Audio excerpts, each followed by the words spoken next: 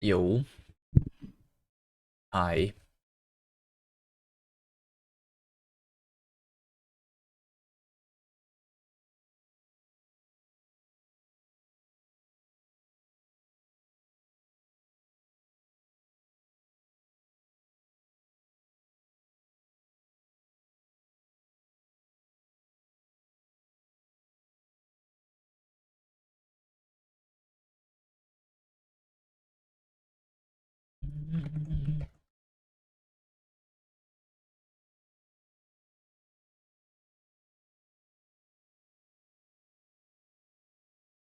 Okay, let's merge Davy's branch, even although I think not much has been done there. There is some Hi. UI changes. Yo, bad cop. Hello.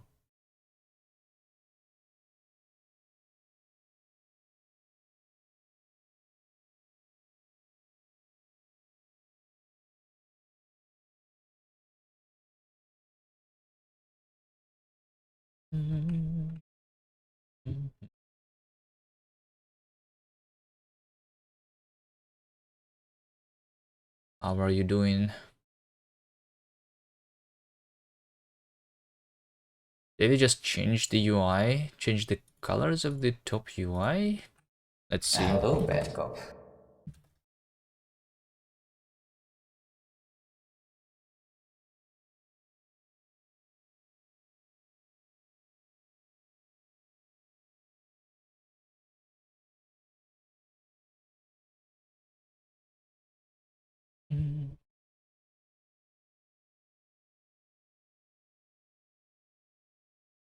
How is that not a command? I'm too lazy to work on my bot.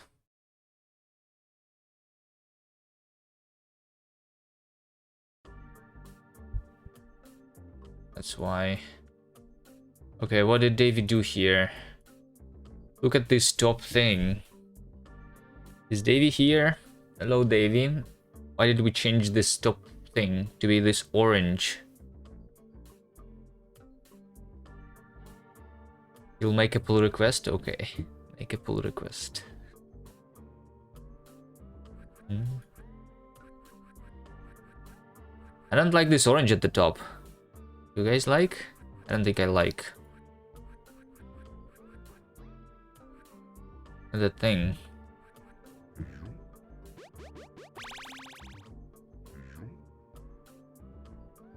Seems out of the palette. You like? I don't like. You don't like it on this screen? On what? Like, there is two screens. The main menu over here. I mean, this level selection. And actually playing the game. You liked on the level selection? I don't know. Still seems like it's too different of a color. What do we have?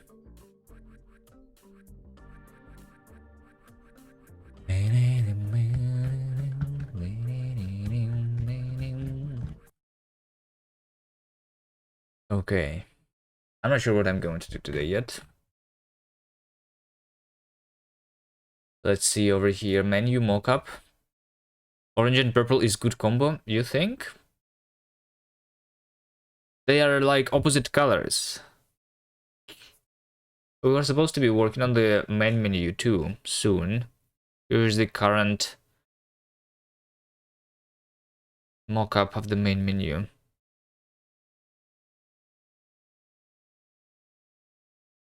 Actually, I'm not seeing the real colors. My phone has blue light filtering on.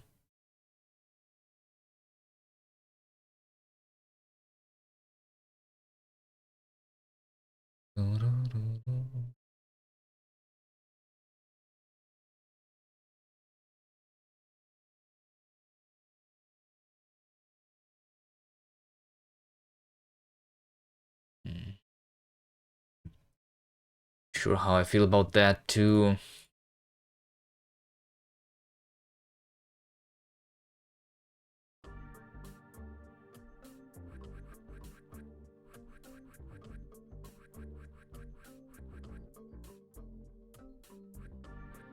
Okay, anyway.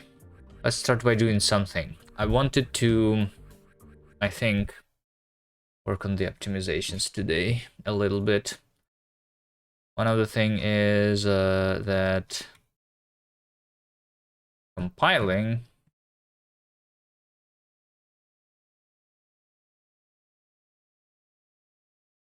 is not very fast.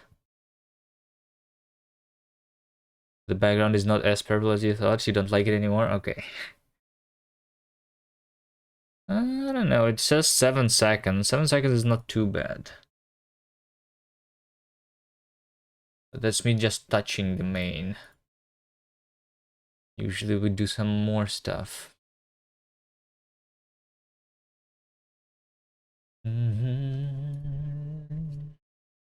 Okay, but what I wanted is the game actually doesn't run very smooth on certain levels. Hello, Davey. We were just talking about how we don't like the new color on this thing, I think. Why did you change the color to orange?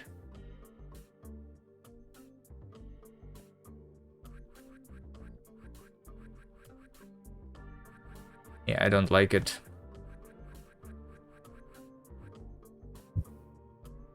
It is very different from the colors on the actual game, which means that like it takes away the focus from the actual game into this thing. I think the old color was better. I think. Also, the color is literally the opposite color of what we have on the background. Like, too much contrast. And it's out of the current palette. We don't have these colors right now anywhere, right?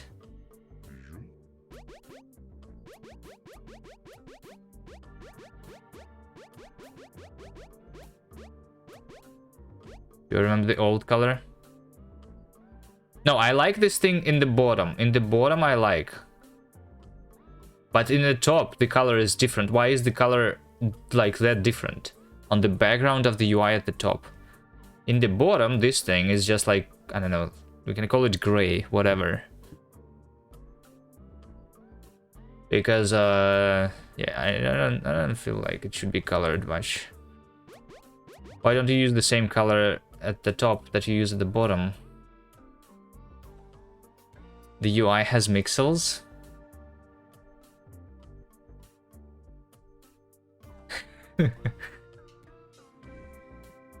Does it?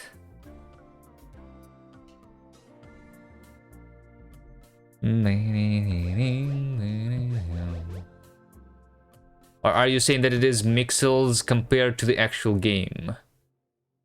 Or is this icon pixels compared to that? Background. The UI is different pixel size than the game. I think it's twice bigger than the game, so it's not actually pixeling, right? If 1 pixel is twice as big as, it's like 4 pixels. It's not really pixels then, right?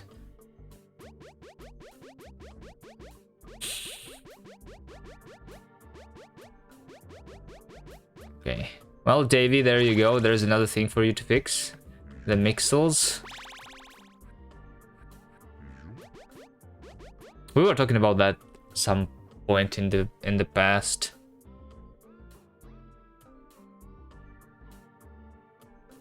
About the pixeling here, yeah. Probably should be fixed.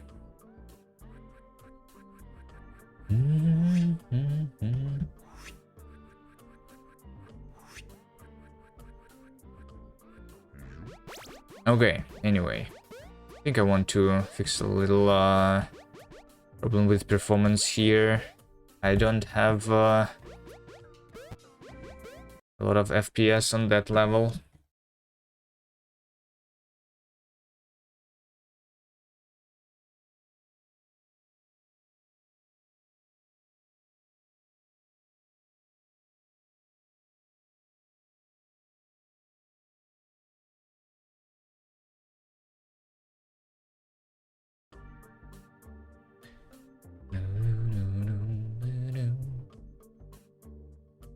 Okay, let's see. Some level that is kind of big, like this one, I think. Yeah, this is literally like 1 FPS for me. That's what I want to fix. Because every time I want to figure out if a tile is blocked or not, I am iterating over all the entities, over every single thing we have in the level, over every wall, instead of just seeing what's in this specific tile. So let's see.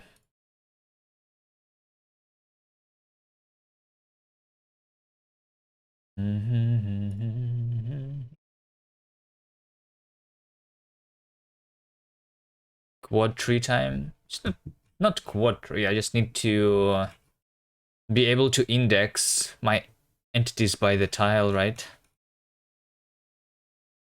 Right now, I can only quickly get the entity by its ID, but that's not very useful because that's not really what I need a lot of the time.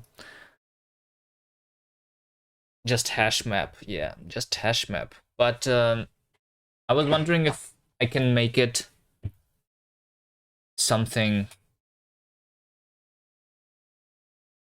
that's like reusable, kind of, you know? Let's call this spatial map. That's what I usually call it.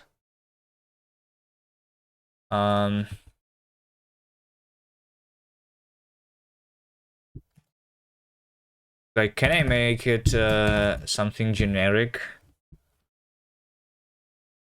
You know what I want? Like, so that it maintains the mapping from the tile into the thing automatically. No?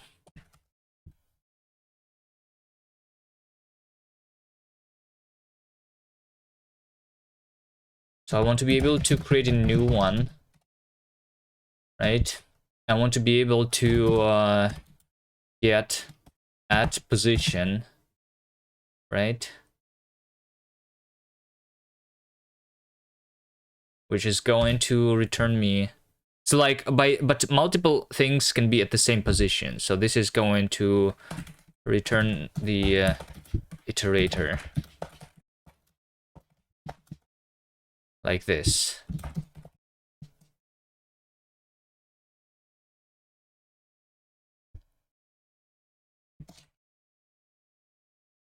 And then I want to be able to mutate, which is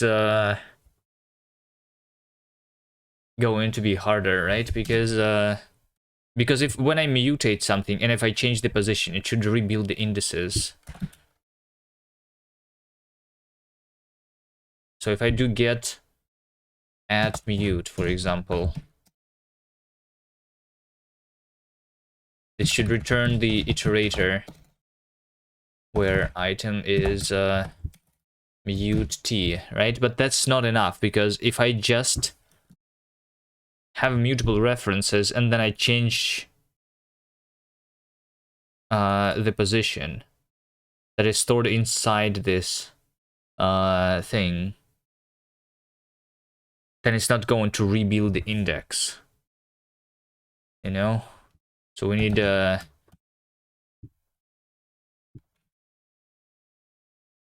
do something like that, where we're going to have our own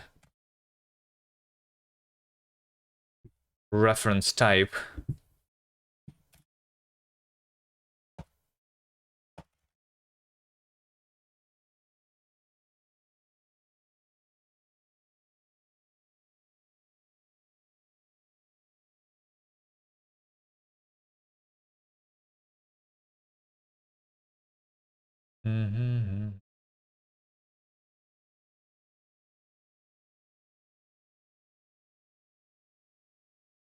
And when I drop this reference, then I want the index to be rebuilt for this thing or something.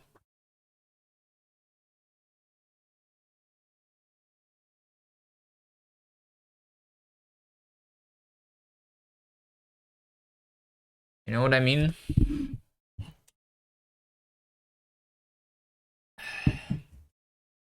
Because otherwise I will have to like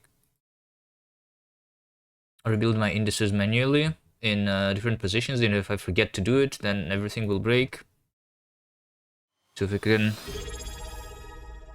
Thank you for the sub, Davey. If I can abstract this away, it would be nicer.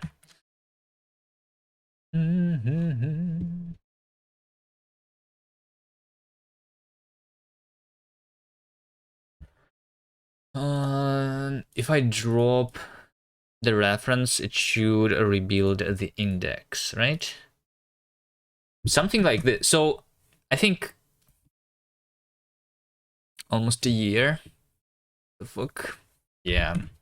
I think I started streaming consistently on the after or like before the previous LD, which is like a year ago. So yeah, that's basically my year of streaming. I think last year the LD was on the 1st of November or in the end of October exactly.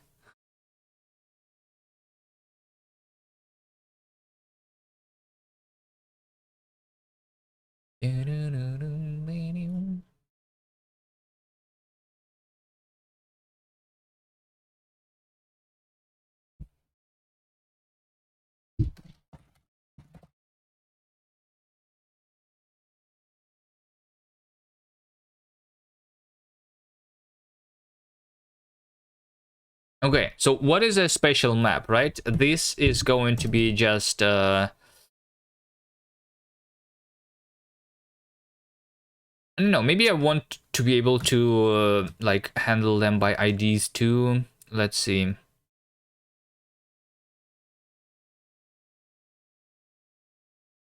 Let's see. Maybe we want to have by ID is going to be a hash map. Like it's like a small database, right? I have a bunch of columns and I have a bunch of indices.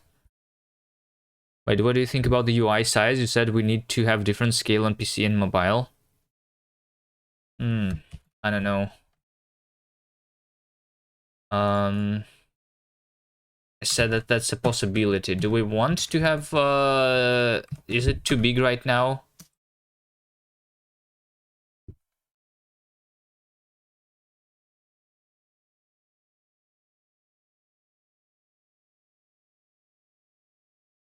Do we want it to be smaller?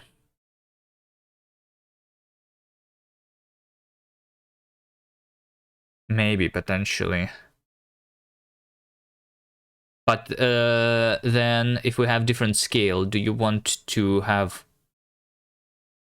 On PC it's too big. Maybe it is. But we never tried the smaller one, right? I don't think we ever tried the smaller one. You want me to try it? Let's do stash.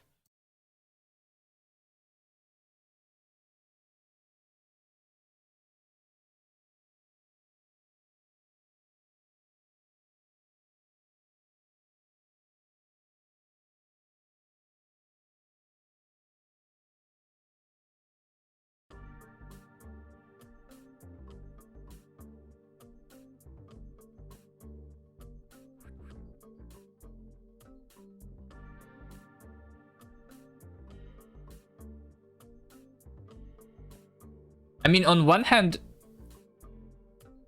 it is too big. On the other hand, I don't know, maybe I'm used to it. Let's try a smaller one. We're just doing the config. UI FOV on the play.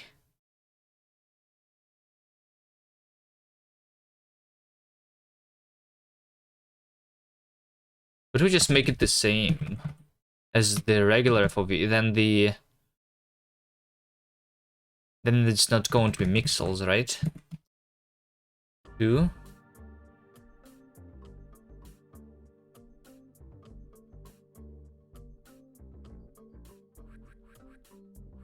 So this is no longer mixels, right?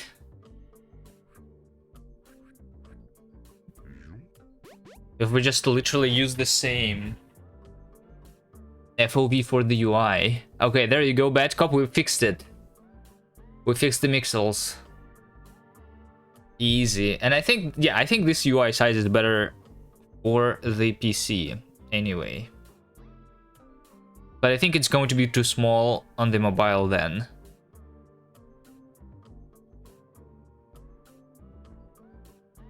Maybe.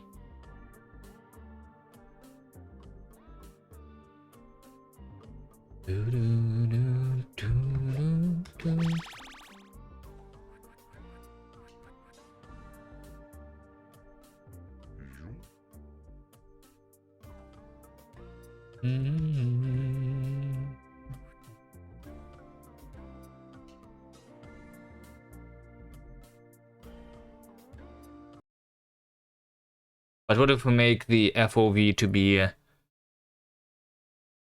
twice as much? So like 6.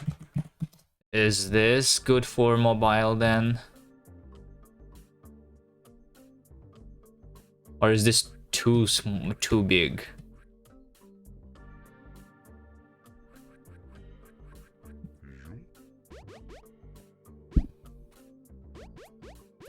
Because that would be easier if we just do double the scaling, right? Because then you just need to redraw this with double the scale. And before it was 1.5, I think.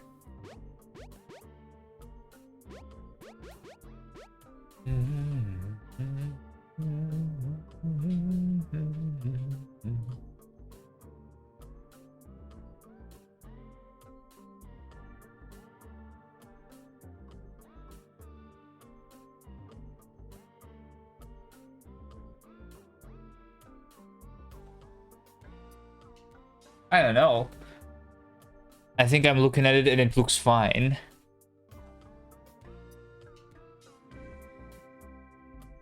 If I saw that on the mobile.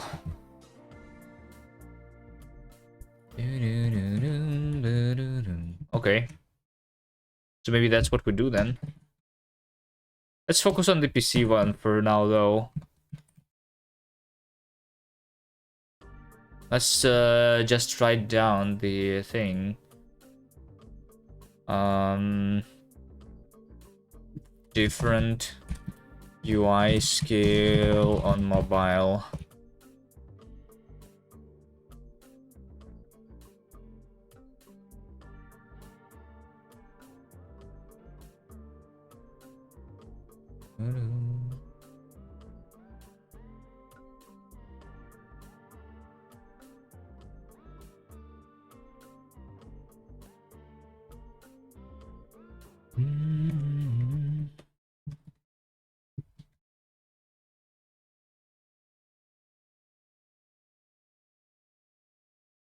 I think everywhere then we just make it literally everywhere, including the editor.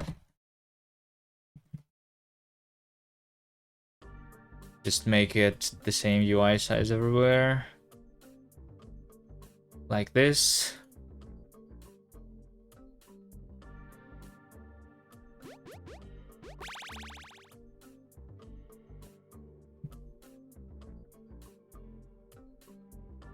Makes the tool wheel a little smaller.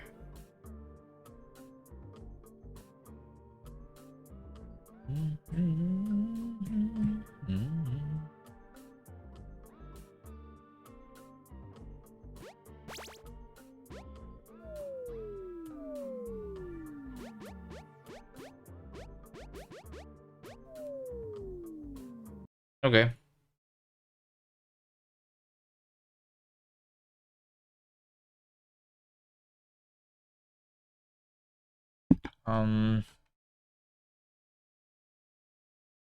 Same UI FOV. This game FOV.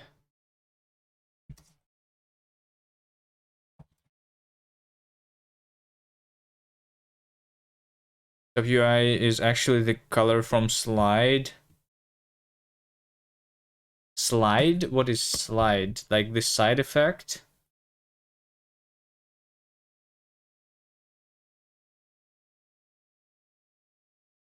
This is yellow.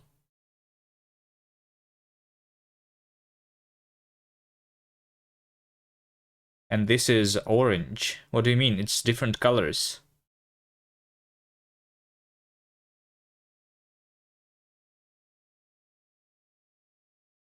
This is yellow and that is orange. Anyway, I still think it was better.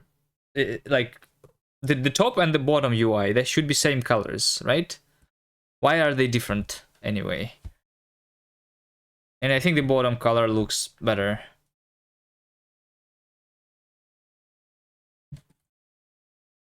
Okay, can I go back to doing my optimizations now?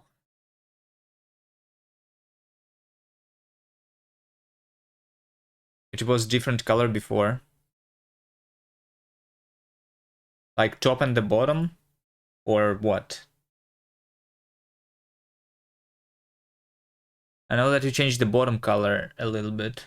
You have the little gradient there now. I don't mind that. I just don't like the orange.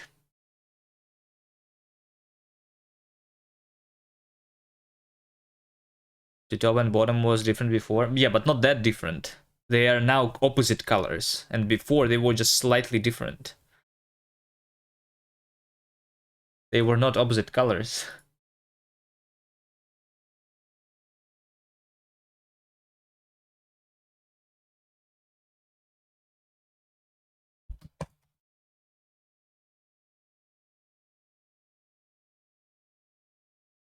Okay, here's the idea, right? I want to have a structure that maintains the indices by ID and by position, you know? Something like this. Right? Mm-hmm. Mm-hmm.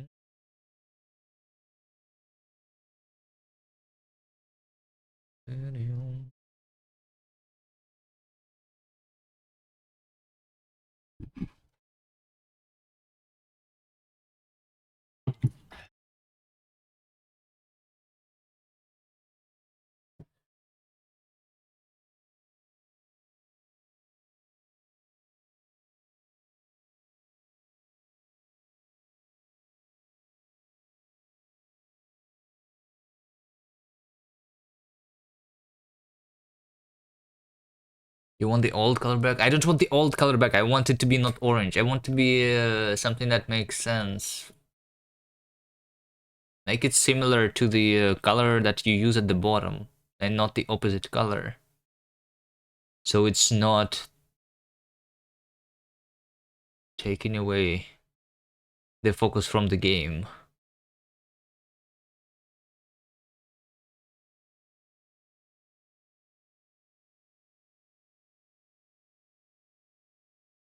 Maybe the old color. I don't remember what the old color was.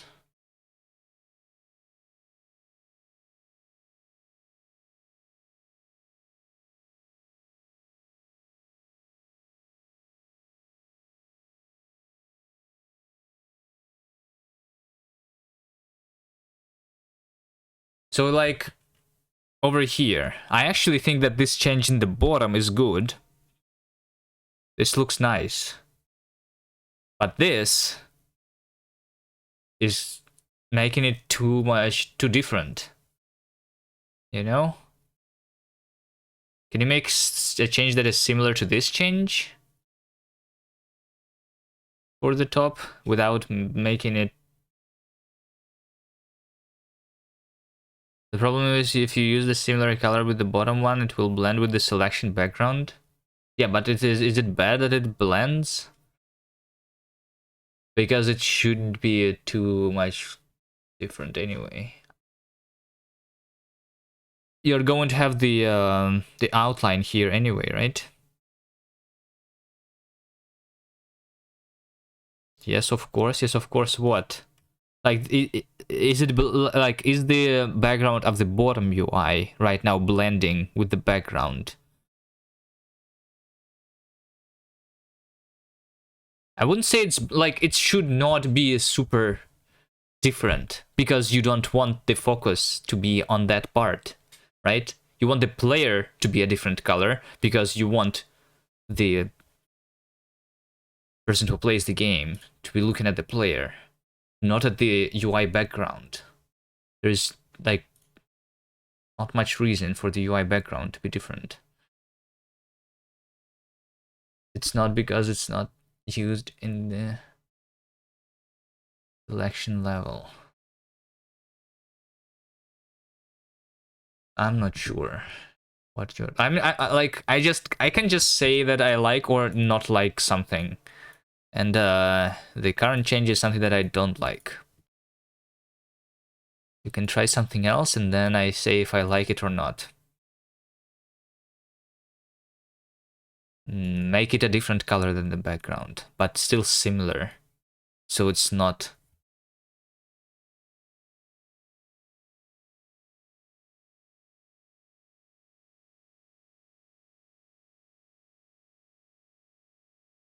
That much different.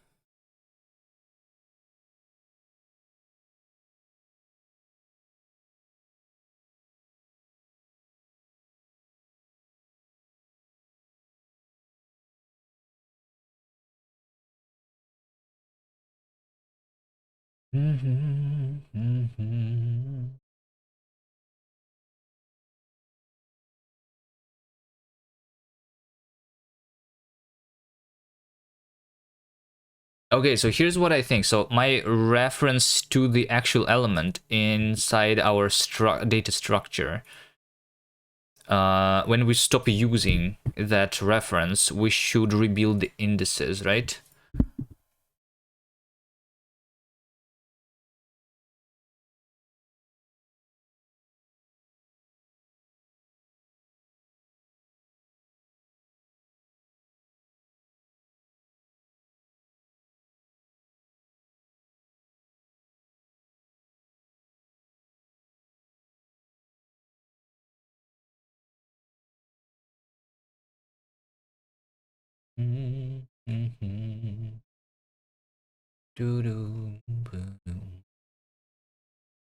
Which means that this reference should also hold the reference to the indices. At the same time, I want to return the iterator over multiple elements here, and I want to be able to change them separately. This should not be vec of IDs, this should be a hash set of IDs, I think. Because I want to be able to remove from there. Yes.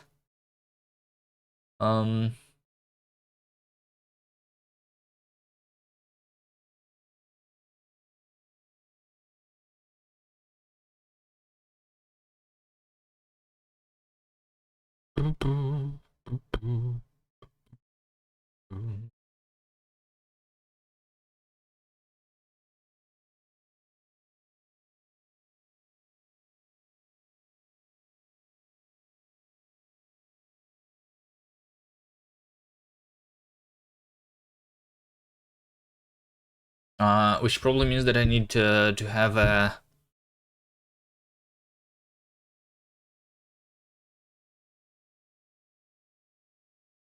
Because multiple references can all reference this index, so it should probably be behind a ref cell or something.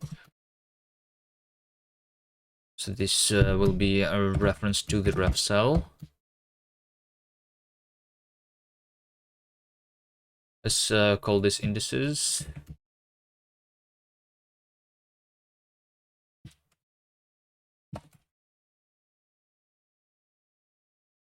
So when I'm dropping this thing, it means that I'm done mutating my stuff, and I will just rebuild the indices, right? Can we do self indices, borrow mute entry for the self inner position or default? We are going to insert self inner ID like this. So this means that I also think that when we are getting mutable reference, I'm going to remove from the indices when I'm getting the mutable reference, and then I'm going to put them back.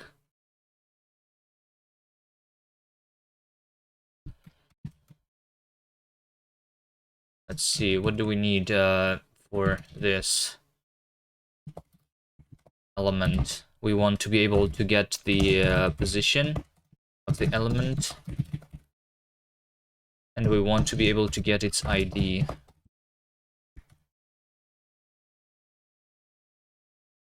Right?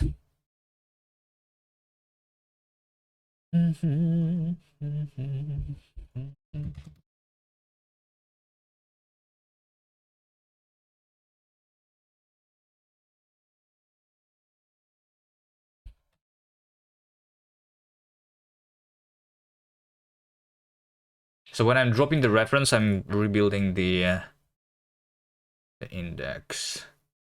The index by ID should never be changing because we're not allowed to mutate my ID. I'm not really enforcing that though. But that's not what we're going to do. So then when I'm getting all the dudes at a specific position, right? We're going to do self by position.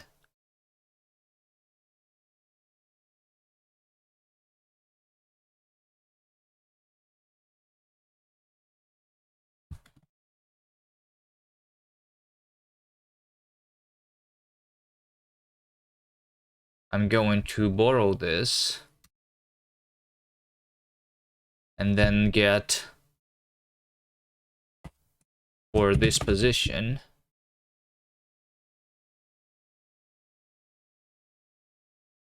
I should not hold this reference though, in order to have the iterator, which means that I need to copy this out or something.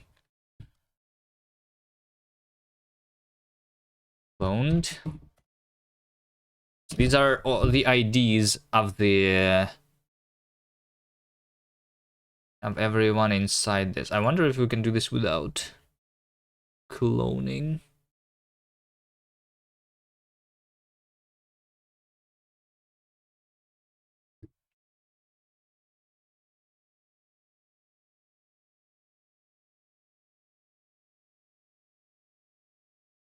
So these are all the IDs at this position, right?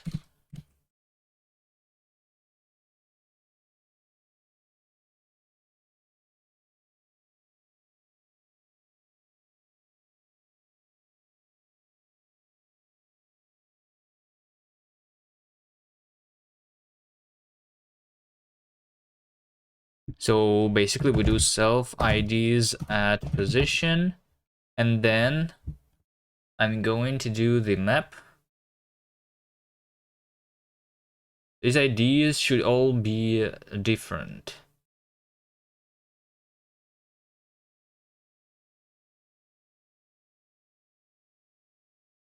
Self by ID. But I cannot do a get mute here.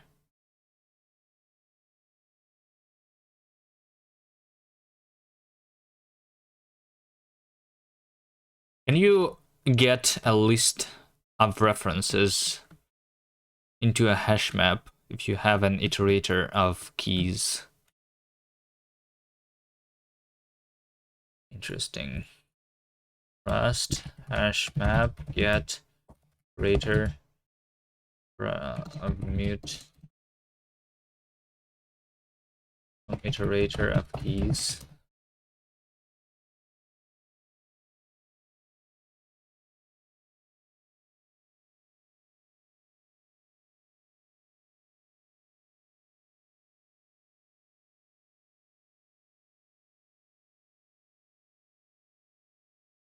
I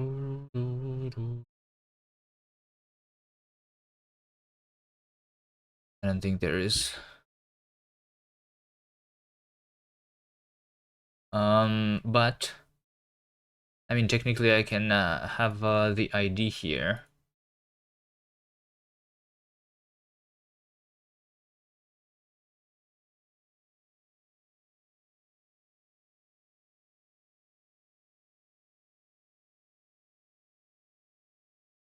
Is there get?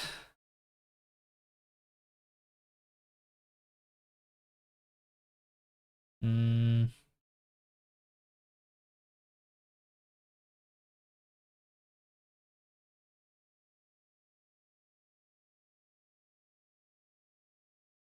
I don't want to write unsafe code, but maybe we need to for this to work.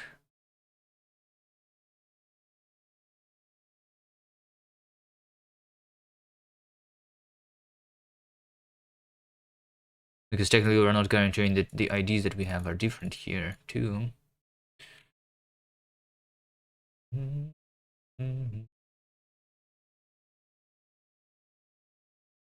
There's no unsafe methods on the hash maps though, right?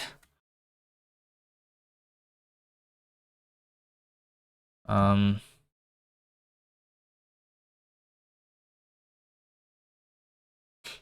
mean, also, one of the things that I can do is when I'm doing a get at,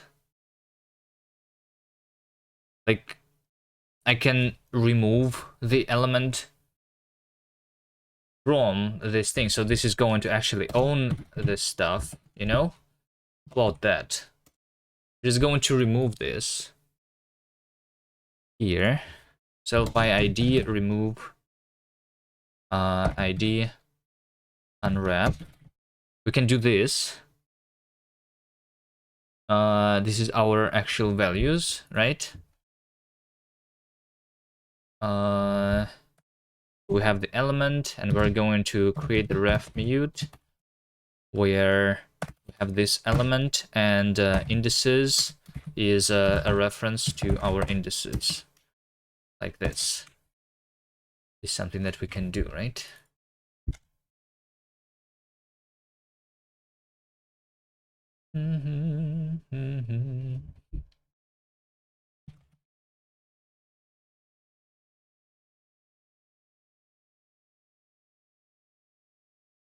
Which means that when we drop the reference, I need to not only bring this back. I mean,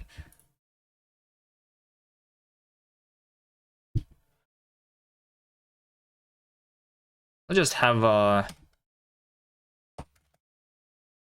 the ref celled spatial map impl, I think here, maybe.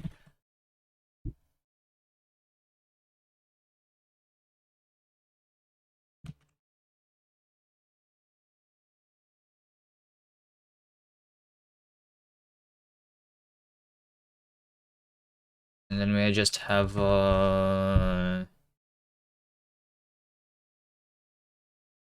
reference to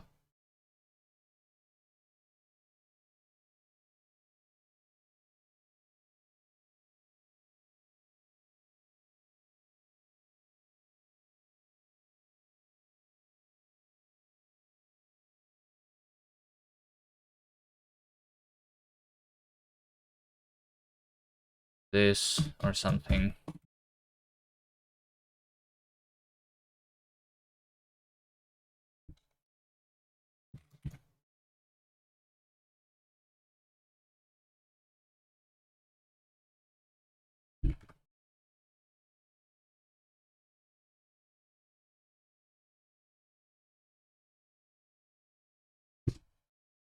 So we're going to have by ID hash map ID t, and by position hash map by position into set of IDs like this.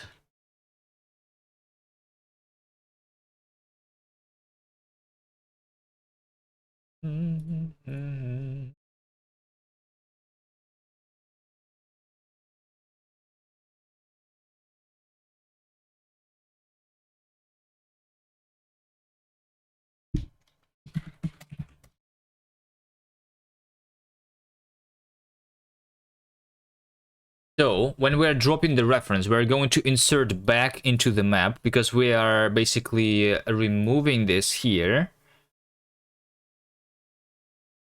right?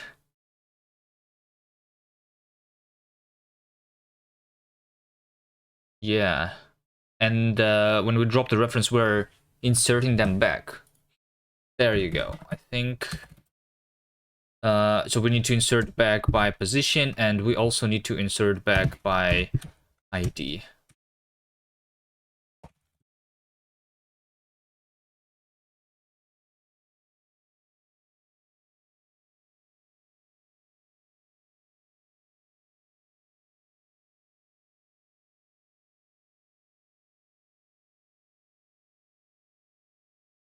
which means that this should be optional because I'm going to take this out and unwrap here. This is the element.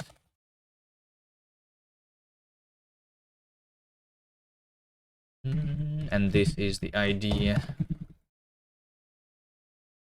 element D.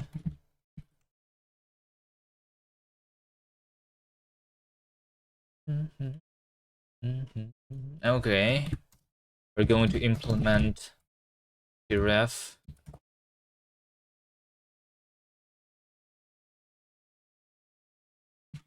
It is T self element as ref unwrap, I think.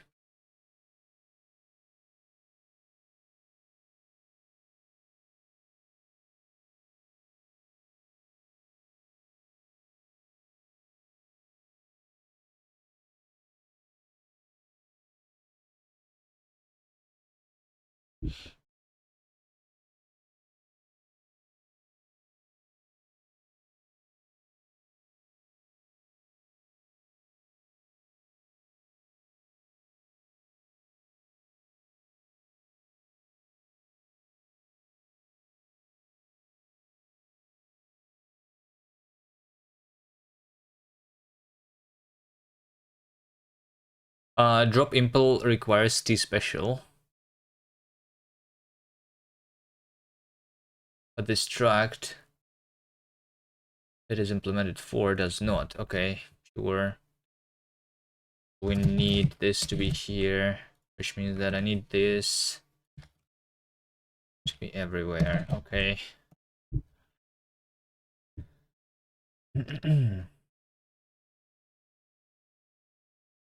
All right. So this means that when I'm getting reference,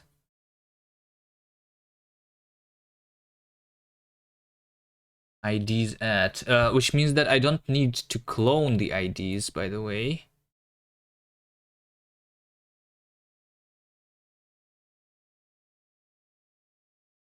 What we need to do is self inner borrow mute. I'm going to take by position. So I'm going to remove from here everything from this position. Then we're going to put them back once we are done modifying those things, right?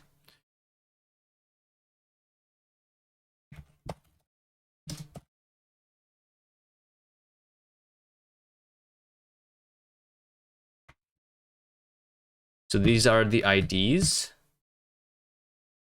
And then we do IDs into iterator flatten. This is the list of IDs, right? And then we do this here, inner by ID remove.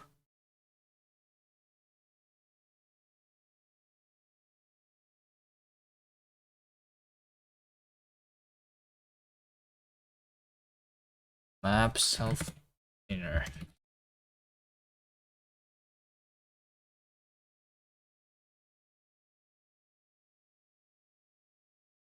So since this is optional, we do this. And now we don't want, so this is this borrow mute should be dropped immediately when we construct this iterator. In that I need to do allocation here anyway, I guess.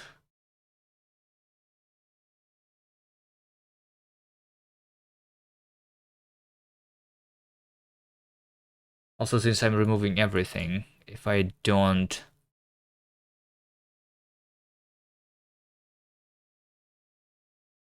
drain the iterator, I should still not break the thing, which means that we are going to basically collect all of that into a vec, and then we're going to convert that into the iterator.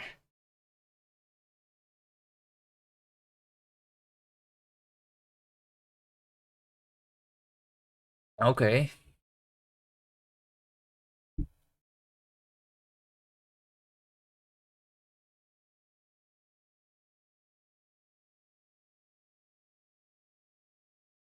Since I'm behind the ref cell here now, I don't think I can.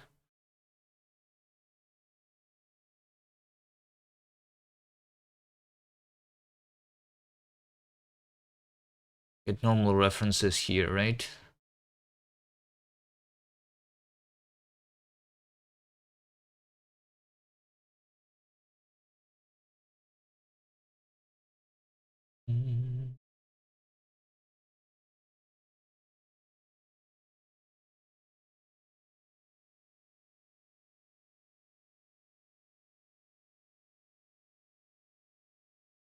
I can only do this.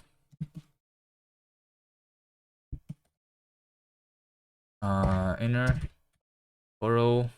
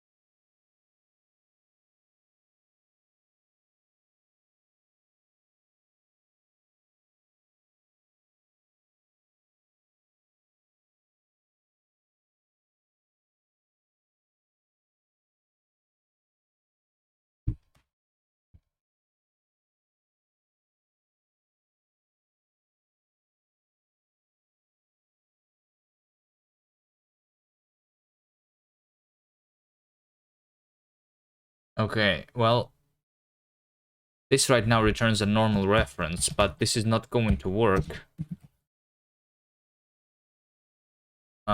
Because we want to take ownership of the inner here.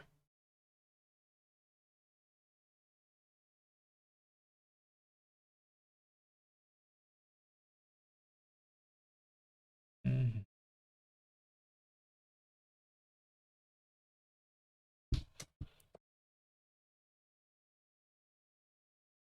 We have a map.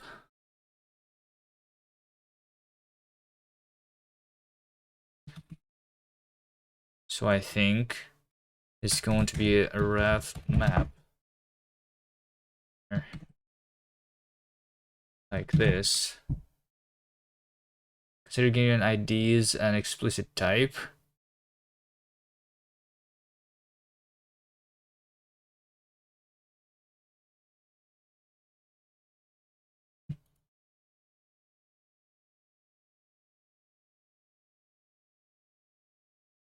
Um,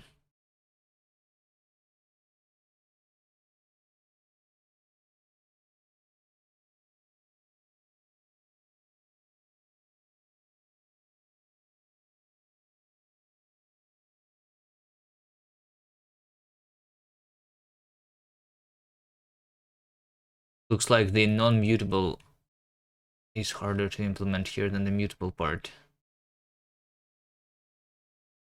I mean, I can just do the collect into the vec here. You know, let's just do collect into a vec the IDs, right? Oh, this is a list of reference to IDs, by the way. IDs can be copied. That's alright. Can I just do the move here? Can. Not.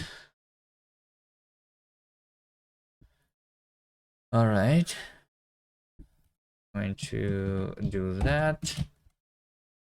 And then we...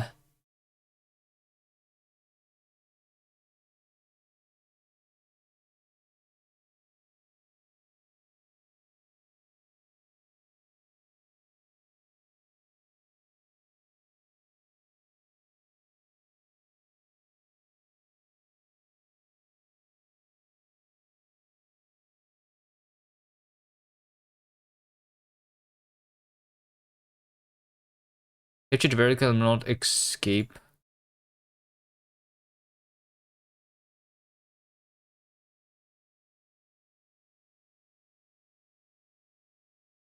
True. So over here, I think we need to do a ref map. We have original reference. Can you copy the ref types?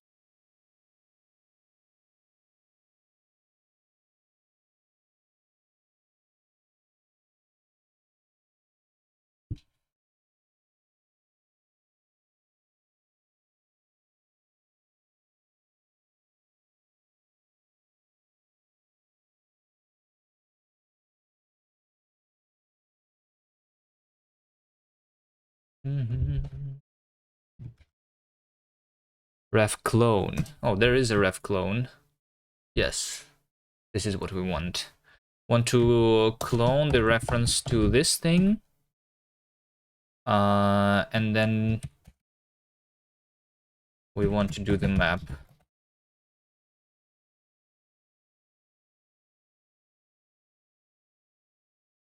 Right? And this is return not regular references, but these kind of references. Which is a little annoying, but it works.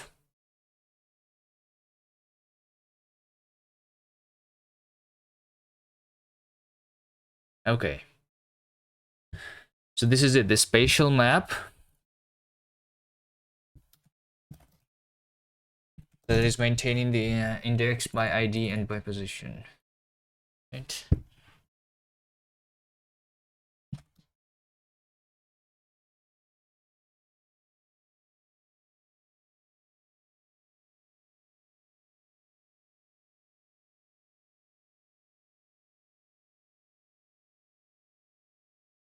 Like this. All I can is to get at,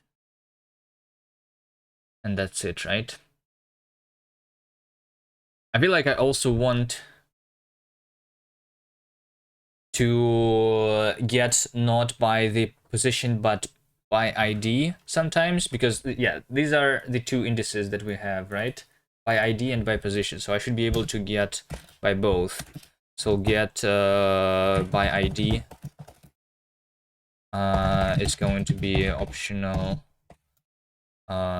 reference to key self inner borrow f map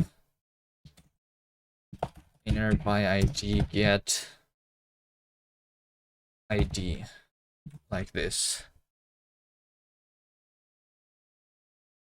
Expect option ref found a ref option.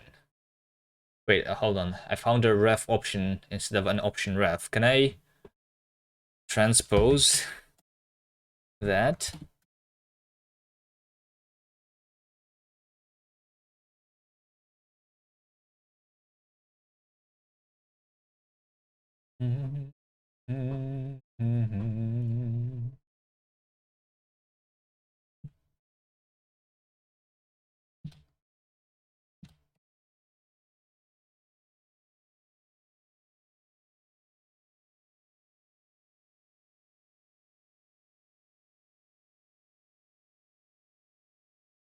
Is there other methods that we can use, like map? There's a filter map. Maybe we need to do a filter map.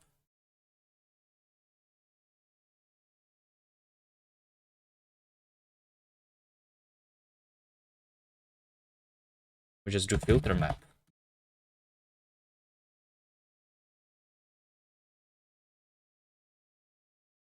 Filter map returns a result. Makes a new ref for an optional component of, oh yeah, okay. And then we don't need, okay, we just do okay here, right? There you go. All right.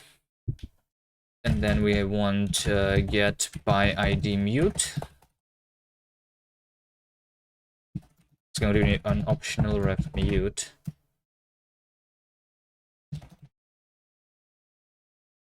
This should be easier, I think.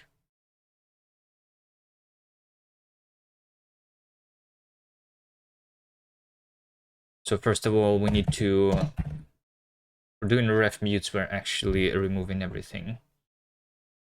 By ID, we're going to remove here using this ID.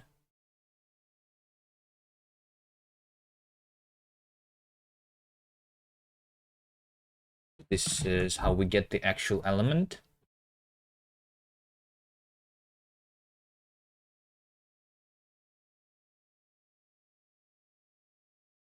Then we return some ref mute. Element is some element.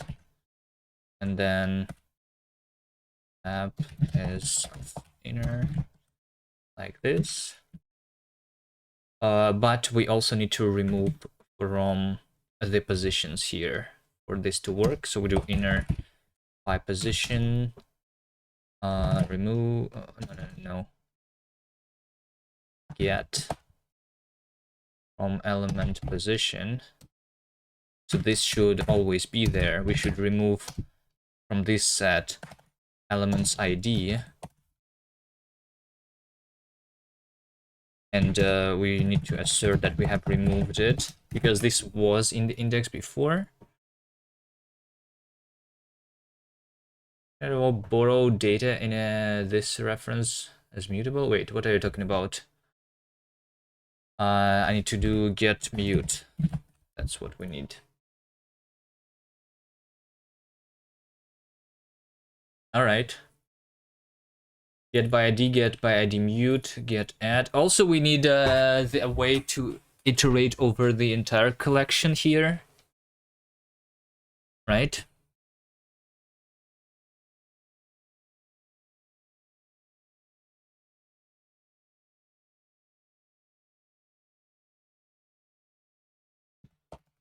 Iterate is going to be implementing iterator where item is this.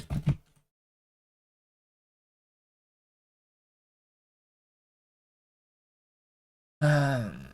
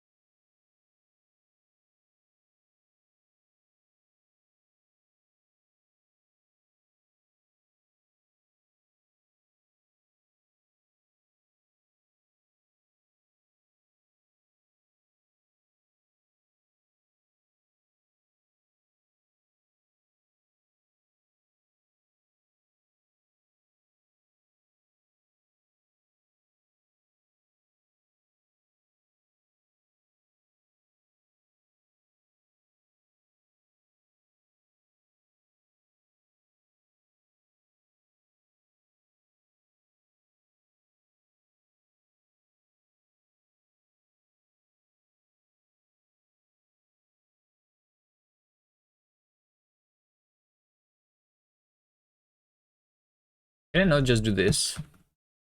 I don't think I can.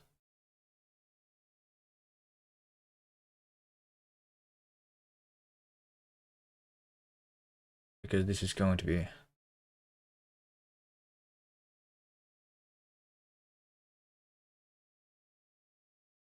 dropped.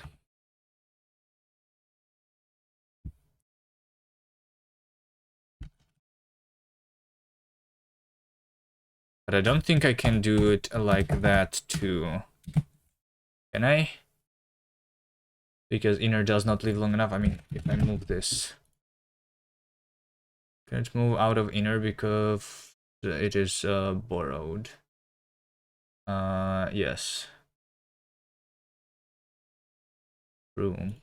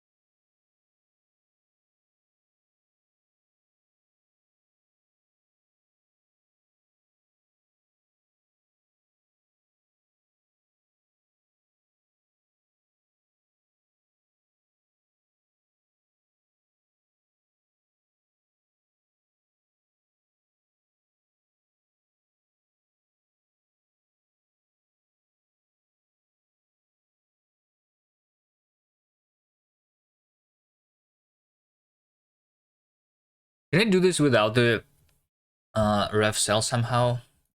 That would be easier then. Can I, for example, over here have directly the spatial map impl t, right? But in order to rebuild it when I'm dropping the reference here, I still need the reference here, which is why I'm using the ref cells. But can I do something like this?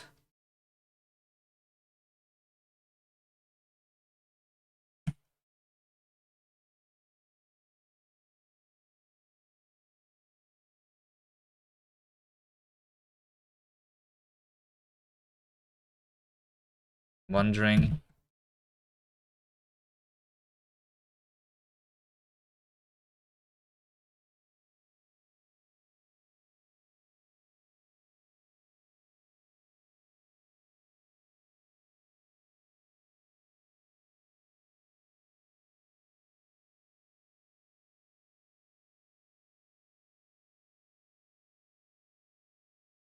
Let's try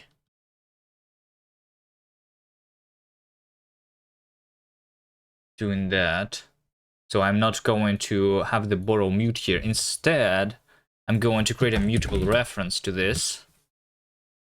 And construct the ref cell out of that, out of the mutable reference itself, and have that ref cell inside the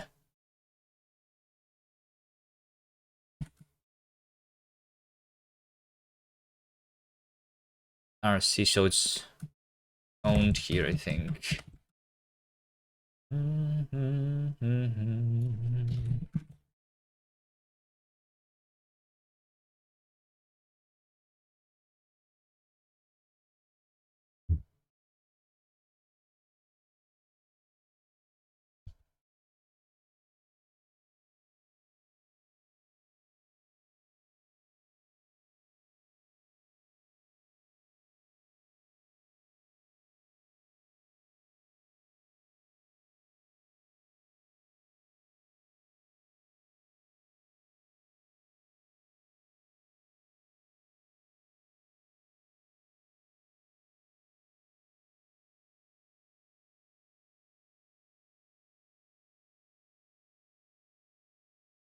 Like, I will need to collect into the back earlier here.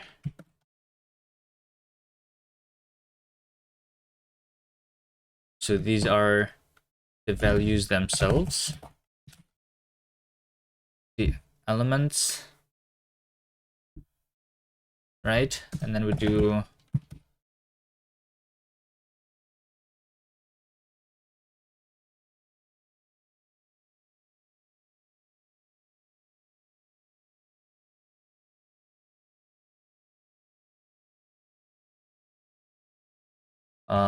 this is not going to be a reference to the RC, obviously. The reason I'm using RC is because I cannot get a reference here. We're doing cloning of the and reference counting instead, like that.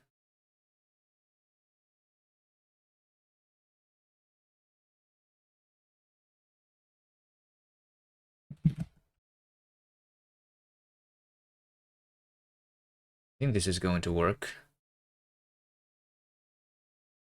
Looks like it compiles.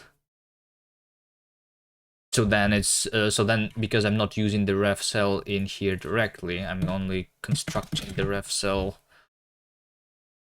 when I need the mutable references. It's going to simplify this thing a lot, and I can just return normal references here now. Just literally do self inner I position get at the position.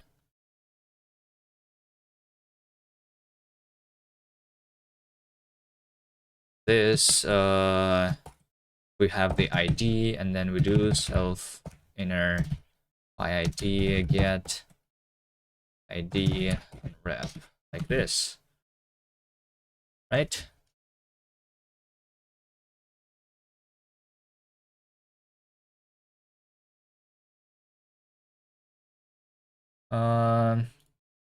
No, not flat map.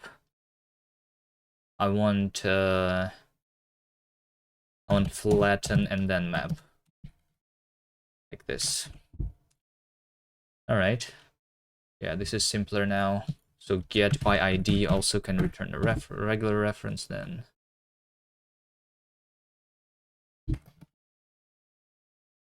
Literally just self by ID, get at the ID, and then regular iteration is just regular iteration, like by ID values.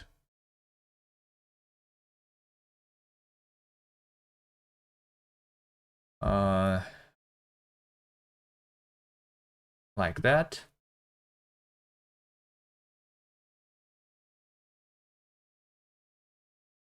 By ID mute.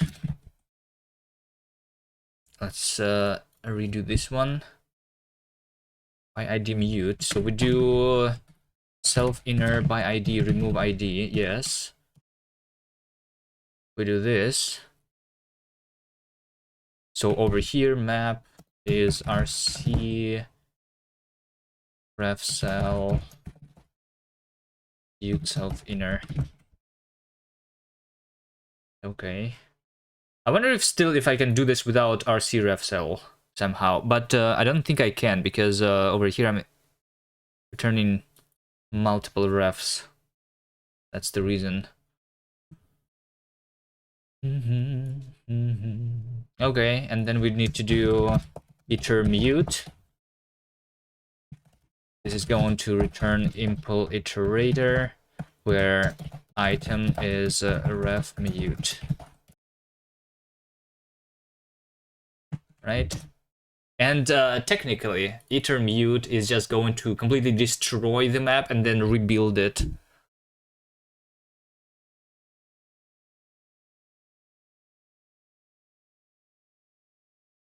So we're going to literally just do self inner by position is going to be cleared completely, and then we do self inner by ID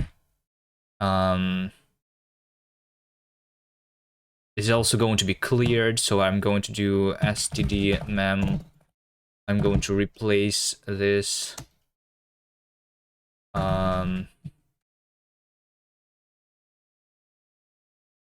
by an empty map, and then I'm going to do into values here. So these are my values.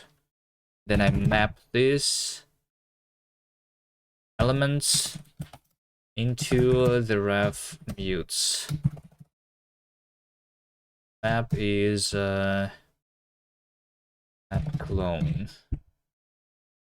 I'm going to create the map here.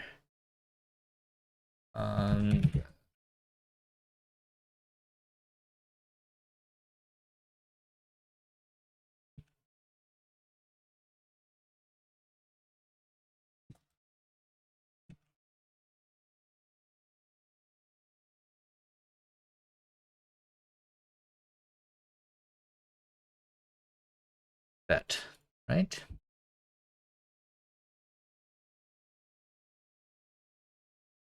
Any other methods that I need? So I can get by position, I can get by ID, both mutable and not mutable. I can iterate. I don't know, maybe we can do the clear if we need to. But yeah.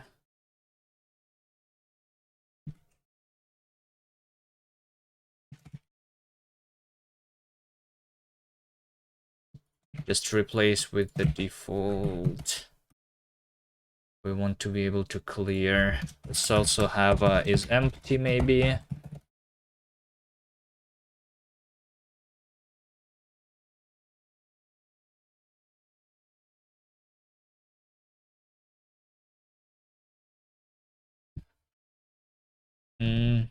That's probably not good. We just need to by ID clear, by position clear.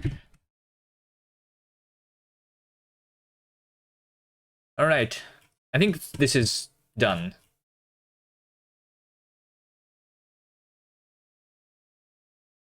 I think the biggest problem here is that I'm allocating in this position, but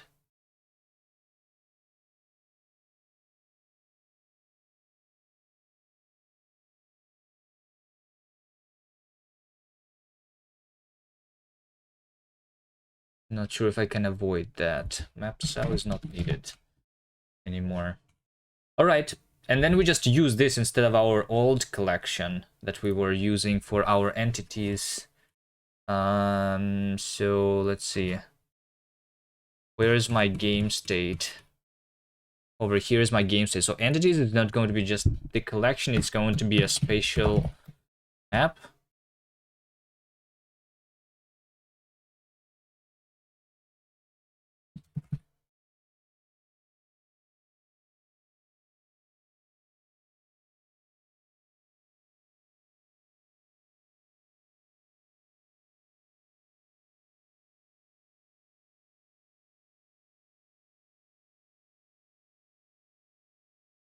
Of entities, so I need to implement spatial for the entities here, right? Position is entity position, so entity position is including the rotation, but we just need the cell here, and then the ID is literally just self ID. Okay. Bitbound spatial map clone is not satisfied. Okay. Alright, fine. Let's implement the cloning here. Can I just do derive clone? I think I should be able to.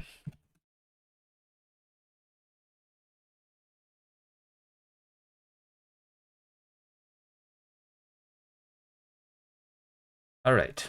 Need to implement the default for this too. Implement default for spatial map.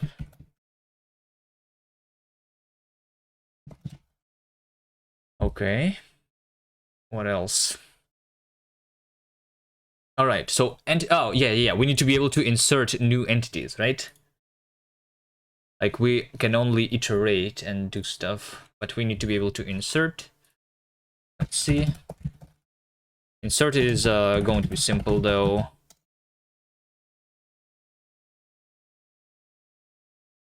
So I'm going to say ID is element ID, and then we do self inner by position entry for element position or default insert ID, and then self inner by ID insert ID element. All right, like that.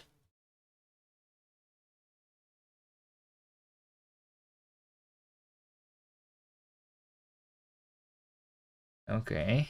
Then we just need to, so previously we were using the get method. Get method was us getting by ID directly. Maybe it's easier, you know, if we do instead.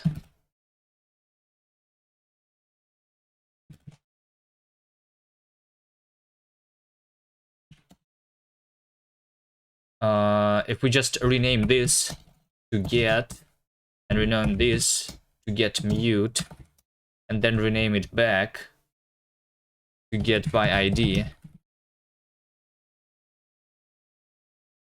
Renaming back didn't work.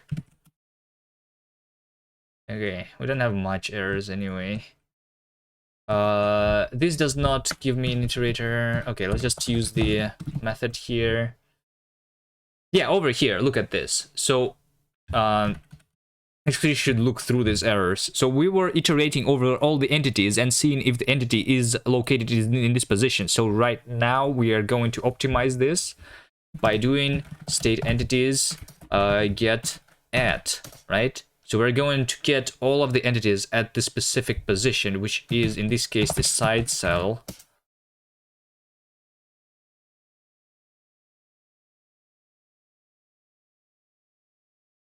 Right?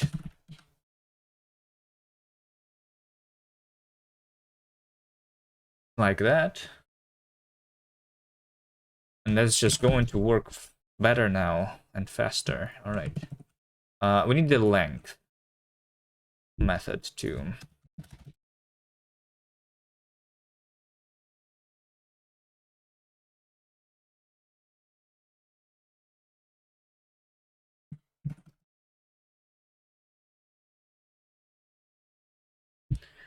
A retain. What about a retain method? Retain. Okay, I guess we need a retain.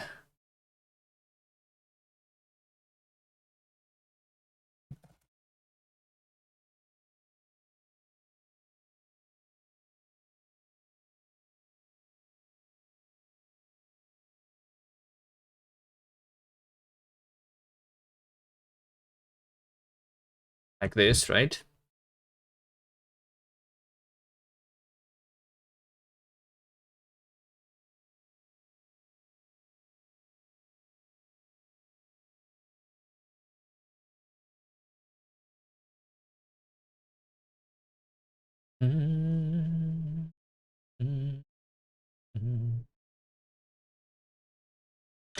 So retain usually, if we do a self by ID,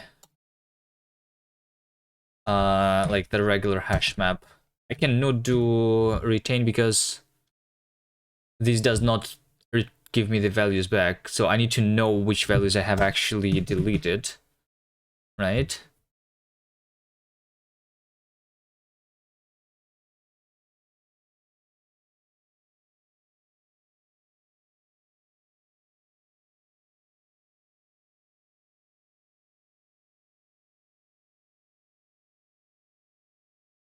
Okay.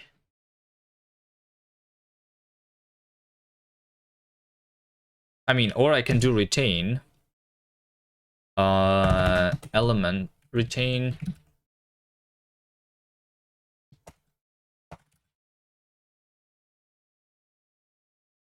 The element, right?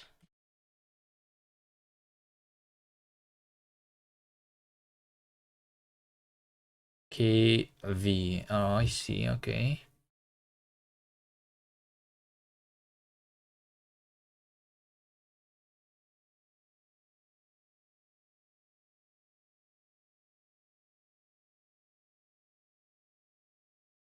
This is not going to be tuple, just like that. All right. So we're going to say if predicate element, then we're going to keep it. Otherwise, we're not going to keep it. And if we are going to delete it, then it means that by position, get mute element position unwrap, we want to remove from this thing the ID, right?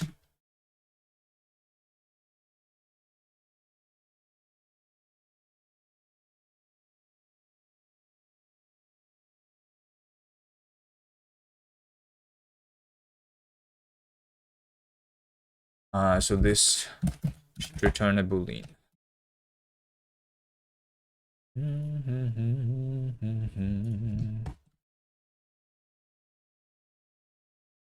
So predicate, since this is impl fn mute, needs to be mutable itself. And there you go. This is how it is going to work. So now retain is still going to be there.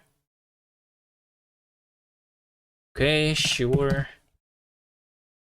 Let's see this.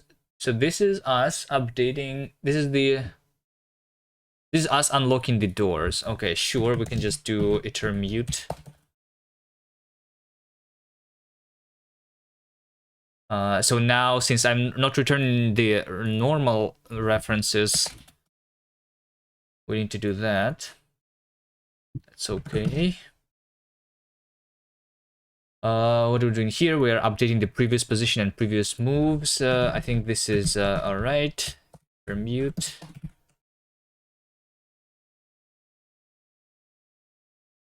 Then let's see. Oh, remove by ID should be there. Yes. So over here, I have figured out who has collected the power up. All right.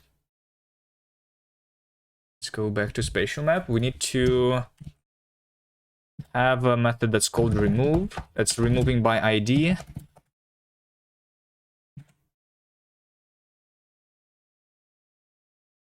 And that returns optional key. Right?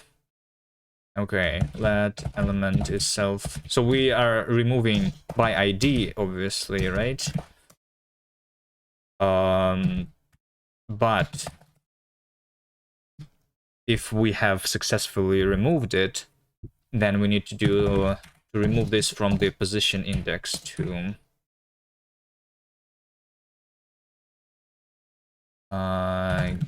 get mute element position remove element remove the ID.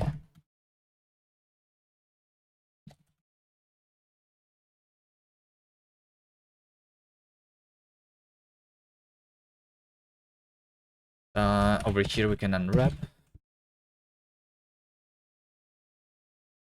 Okay.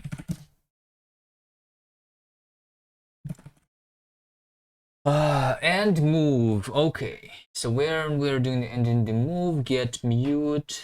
Cannot borrow self as mutable more than once at a time.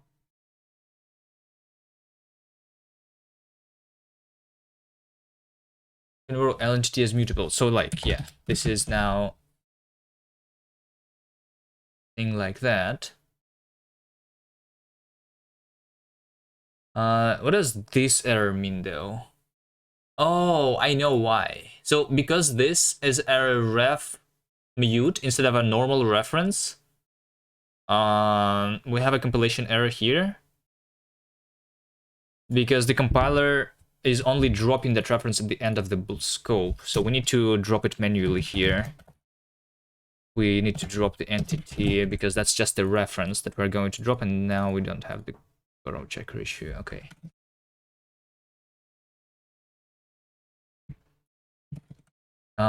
IDs. Yeah, sure, we can have the IDs.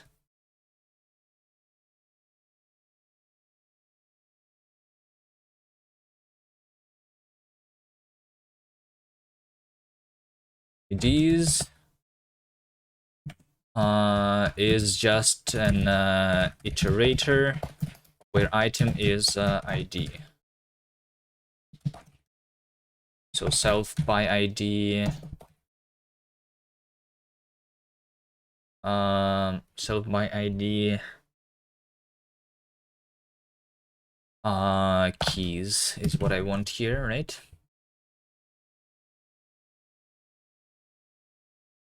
Okay, we just have 3 more errors and it should be really easy. Now, next ZZZ for entity, if player. What is that?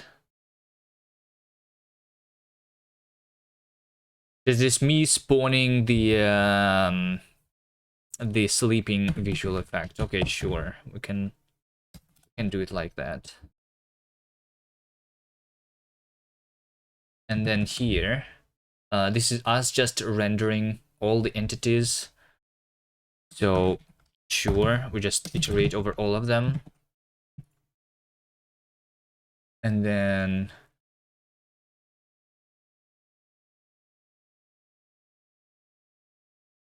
this is us figuring out the static entities. That's all right. I feel like I have missed a point somewhere. Specifically, is block function or something is blocked. This thing.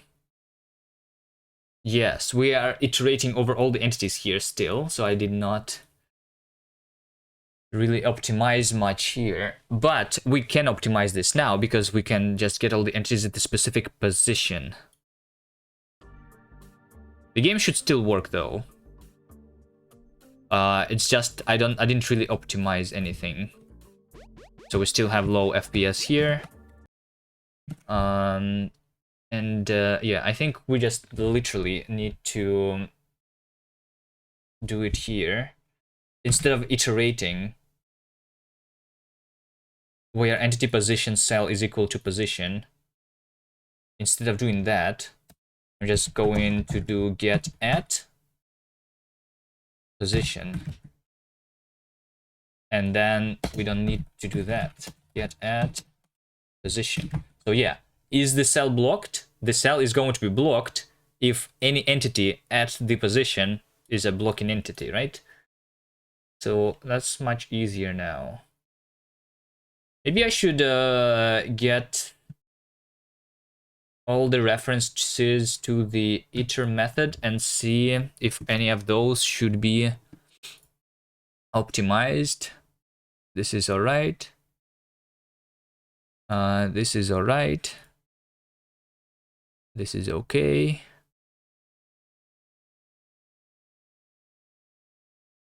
Over here, yeah, is the block is triggering. I'm also, so like anytime when I'm iterating over all the entities and like filtering by the position, this should instead be using get at position, and then I should not be checking over the position here.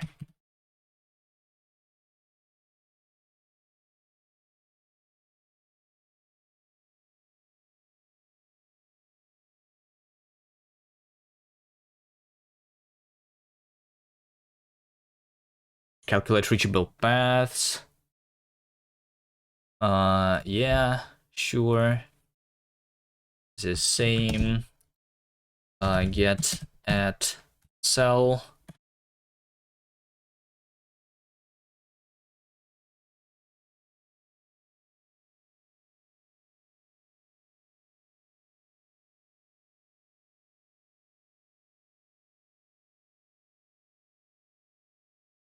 Same here.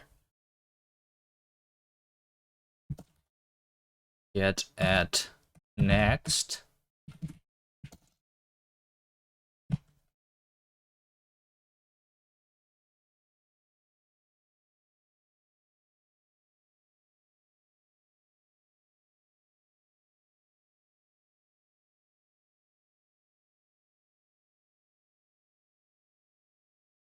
Staying on inner level. Current entity position cell. So yeah, we're literally doing iterate and then filter. So instead we do get at this position.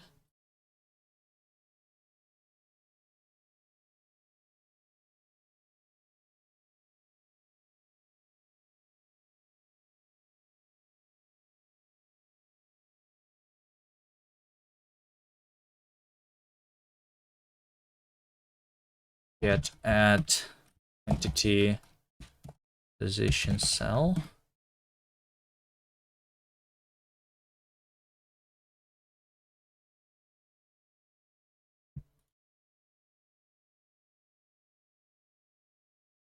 Hopefully this fixes. I think it should fix. I think we should have infinite FPS in the debug builds again.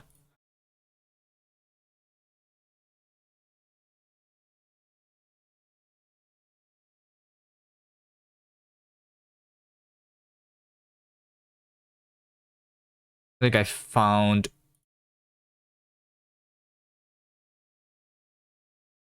all the optimizable locations. All right, let's see. Consider using memtake.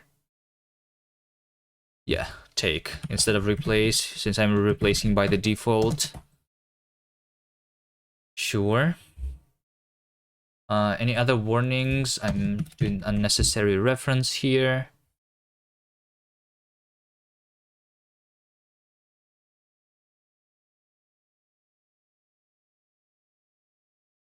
Right. We only have the unused ball, which is something that I'm going to fix some other time. Okay, let's see if we are going to have infinite FPS in the game.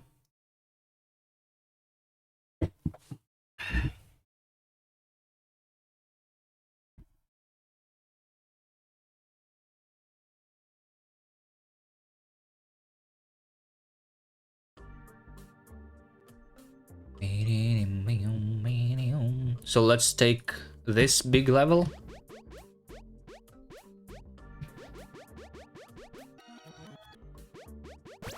I mean, I'm pretty sure it's better than it was before. It's not too many FPSs though. I expected to see more, but maybe that's because of some other problem now. Maybe I'm just rendering. Not good.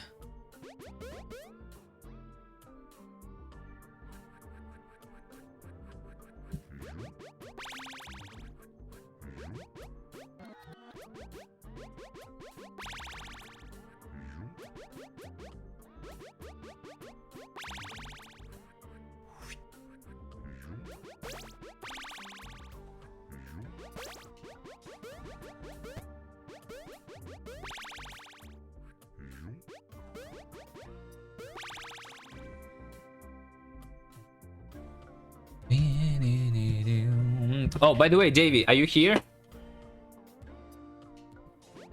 Are you here, Davey?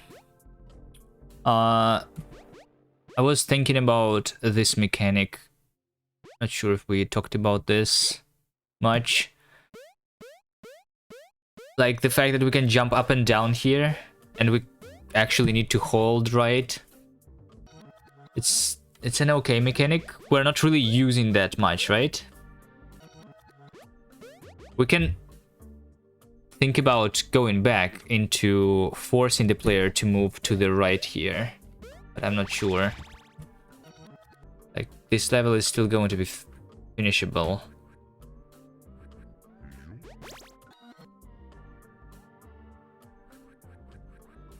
Why? No? Okay. Yeah, I don't know. I was just thinking because it is a little like time based on timing here. I mean, we can. Maybe not. Maybe not. I don't know. I was just thinking that it might be an annoying feature, but I don't know. Maybe it's alright. Maybe it's alright.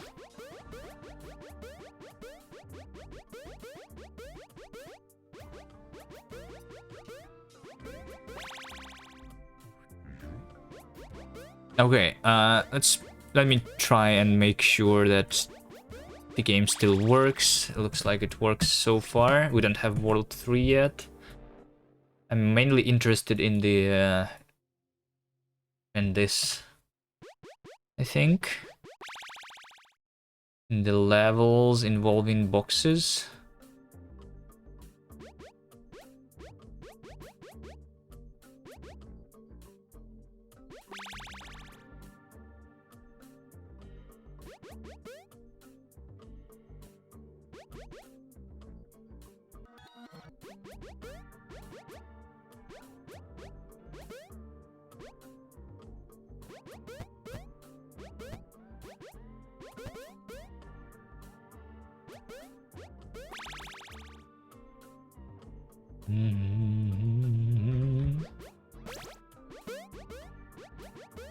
I don't think I broke anything. Like, there is no reason for me to break anything, but just in case, let me try and test this. It's also not so easy to teach a player that mechanic. Which mechanic? Like, if we change it, then it would be not so easy to teach it, right?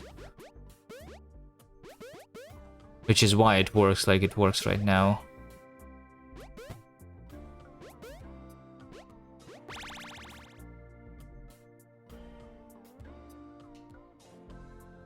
If we change right now, it's not easy.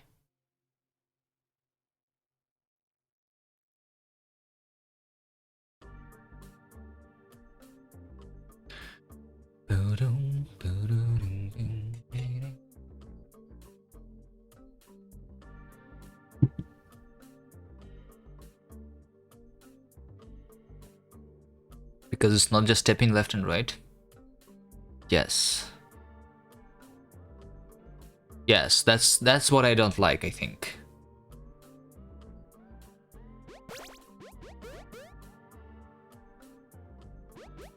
But I'm not sure.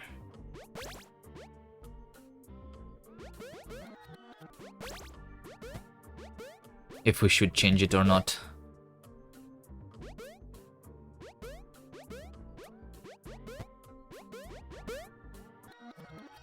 Do we make a config?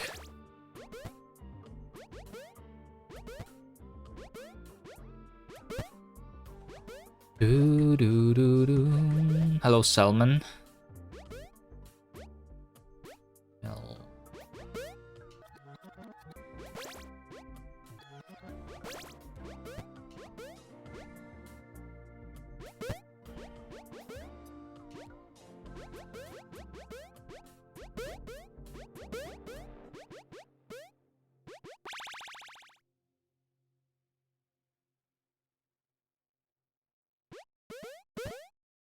This level doesn't work anymore. Nice rewind effect. Who did you steal that from? Not from you. I'm pretty sure our rewind effect works differently from your rewind effect. I just implemented it from scratch. I didn't steal it from anything. We just made it ourselves.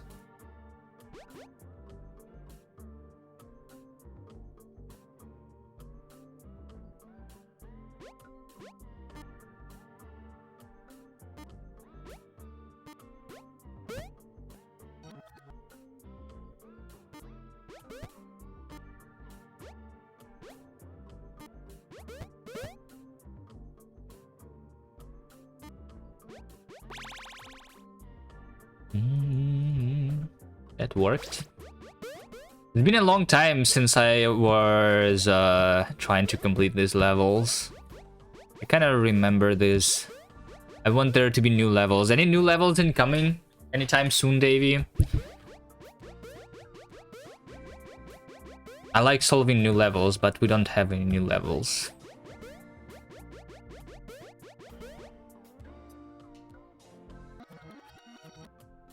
No? Alright. That's fine.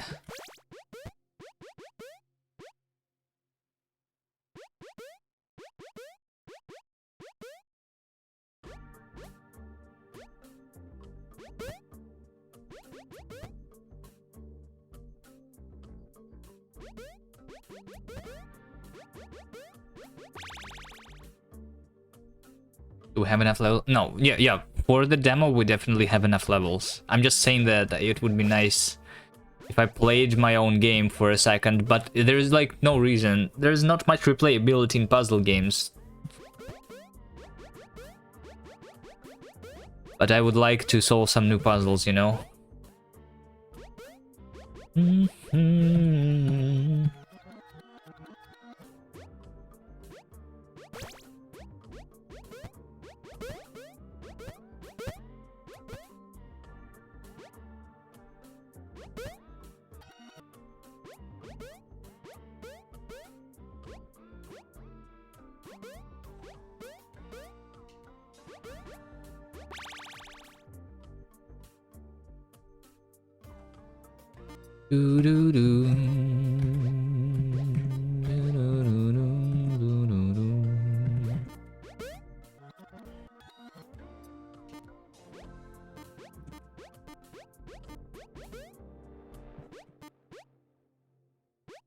Okay. But the only replayability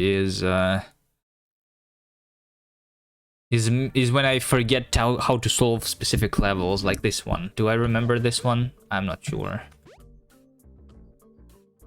What am I supposed to do in this level? To put this box down. And then put another player down. So I need to push this box to the right, like that. And then this dude can be here. But then I also need a correct rotation for myself. Which means that like this. All right, yeah, this is still easy because I kind of remember it all.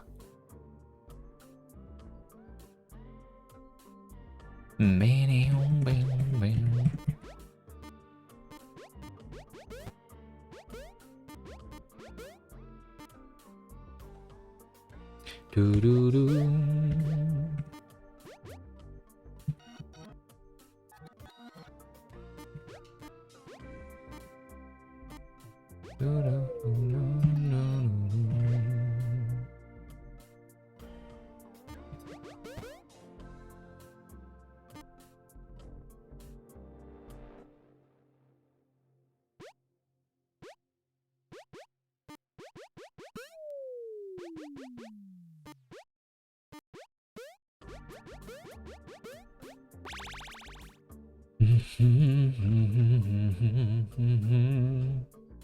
Don't think I remember this one. What is this one about? I need to jump sideways or something.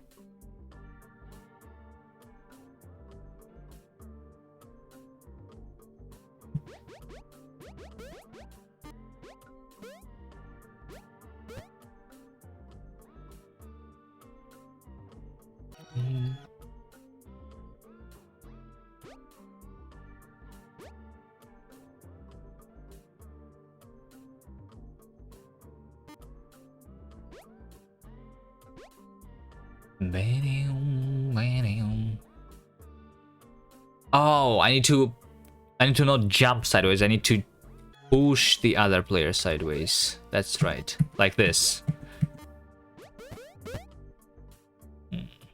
Is this always like, is this consistent though? Hold on.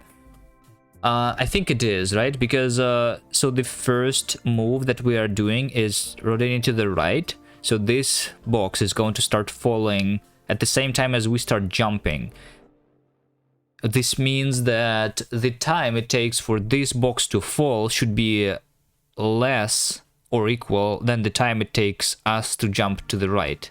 So I don't think we're changing that, and that's how it works right now. So I think that's all right.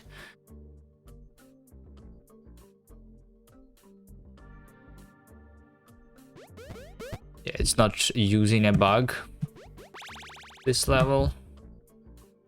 Okay. Well, let's take a look at the things that we have changed. Git, diff, stat. Okay. Not much that I have changed actually, just 38 insertions. This is just is insertions the number of lines that I have changed? Not that much. All right. And this potentially is me actually doing the optimization. So the issue that I have fixed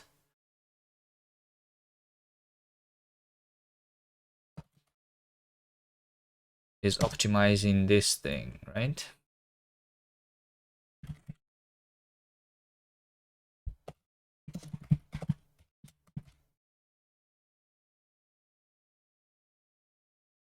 All right. Wait, that doesn't make sense. What doesn't make sense? The red and yellow box should fall at the same time? No. Well, no. You think we should change the game mechanics so that when multiple things are stacked on top of each other, they should fall at the same time? You think? I don't think that's how we want the game to work. It's going to be... That's how physics works?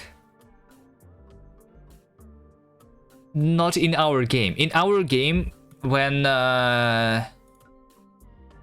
you are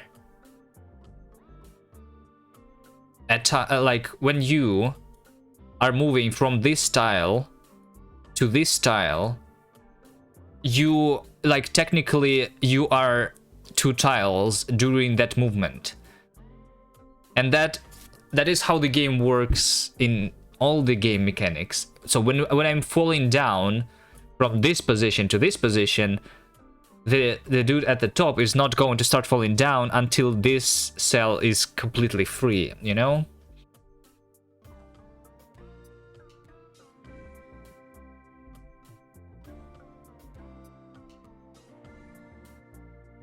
It's Minecraft and physics. Yes, we have Minecraft physics in this game, I guess.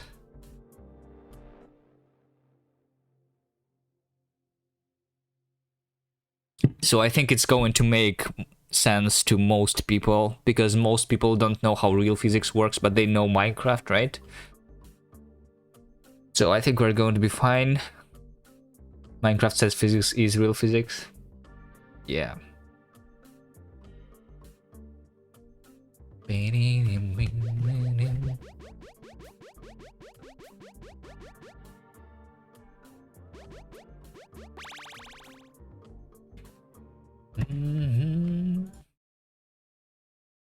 What on earth is that thing?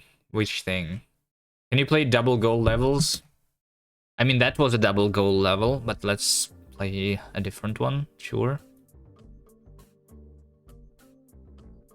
What about this wallpaper? What does this mean? Wallpaper?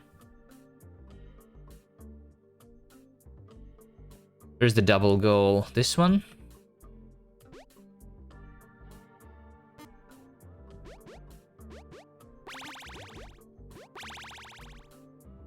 This worked.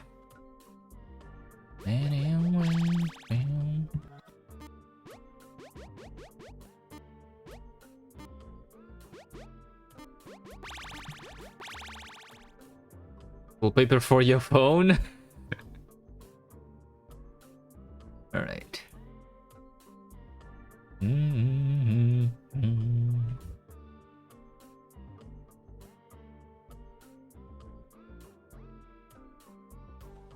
Do, do, do, do.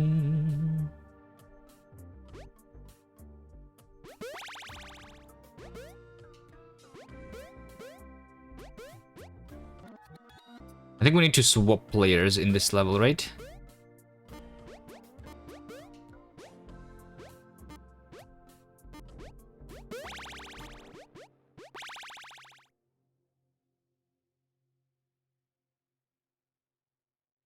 What about this one?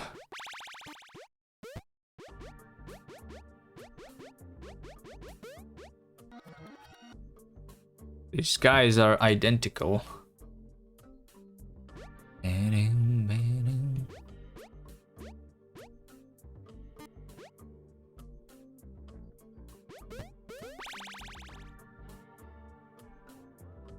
Is this how you are supposed to finish this level?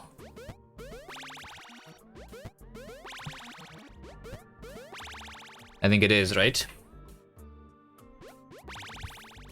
Check Discord. Oh wait, I didn't even open Discord today.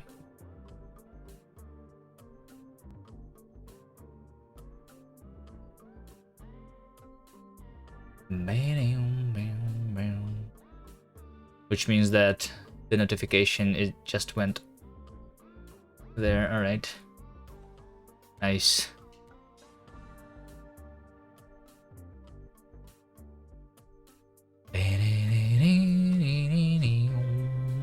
Nice wallpaper.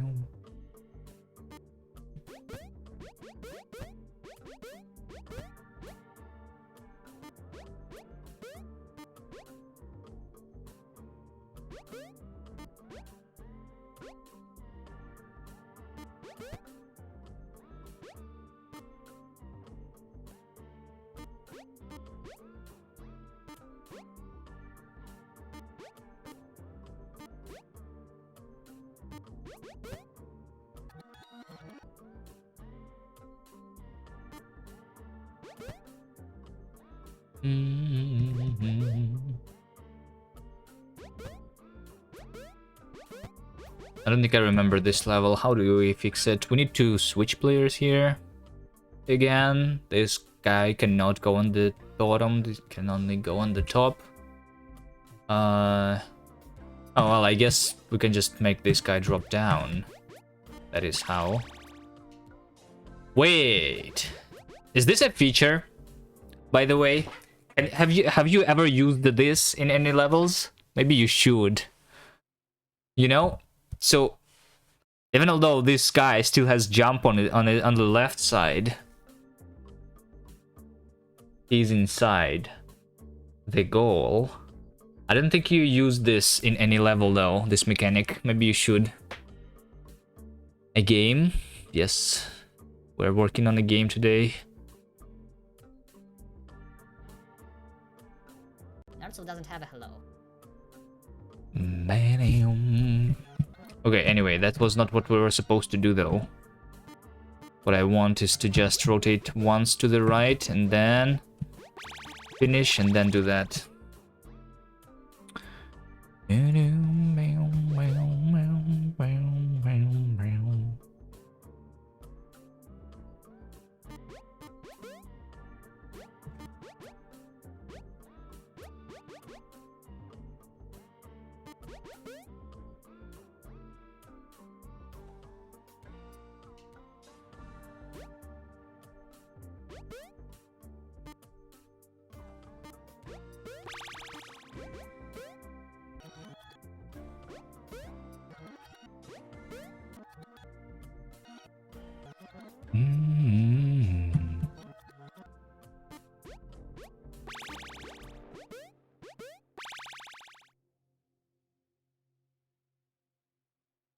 What do you think about the top UI background?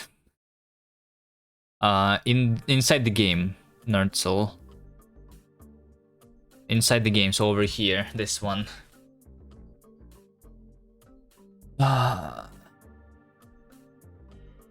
This one. I say that I told Davey that this is ugly. What do you think? Because this is orange. And I don't think this orange color fits into the is good for the background here of the UI. Man. Yeah, see, Nerdsoul agrees with me.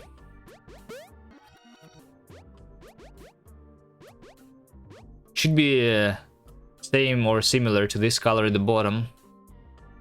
It should be dark color. Yeah, it should be colored just like this background of the buttons in the bottom, right?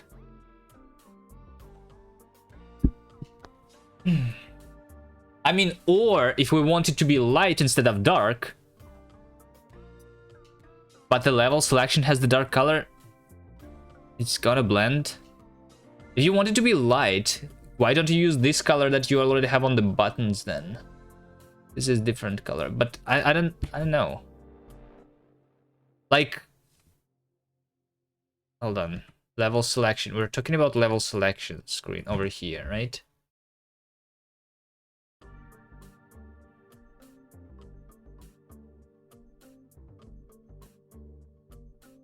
It's going to blend with the buttons.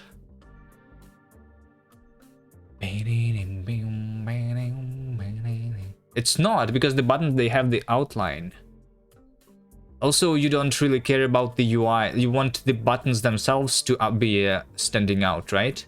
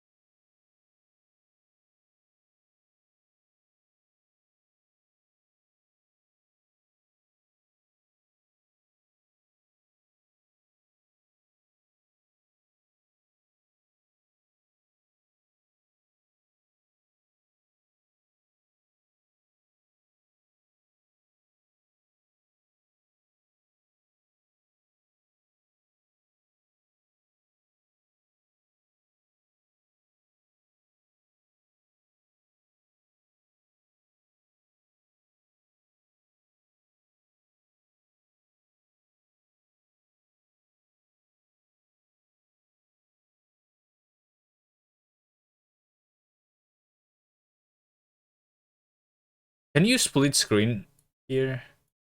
I don't think you can.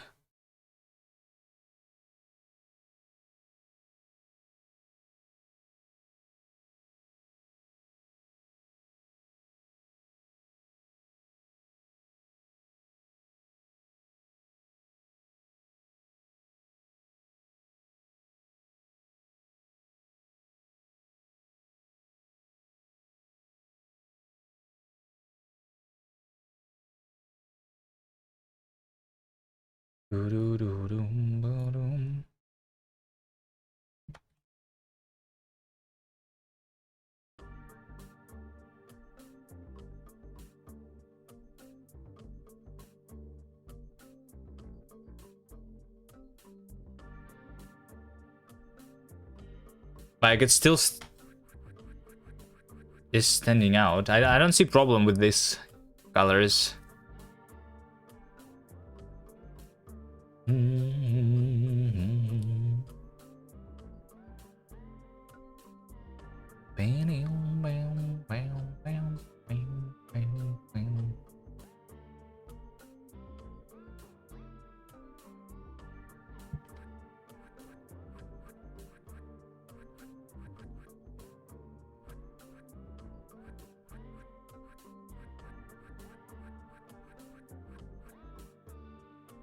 Pretty cool if the top right orange color.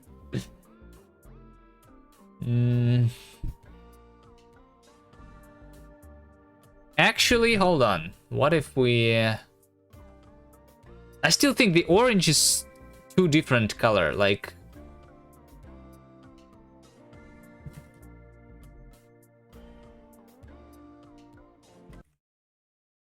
I think it's actually good, with the top right being different color.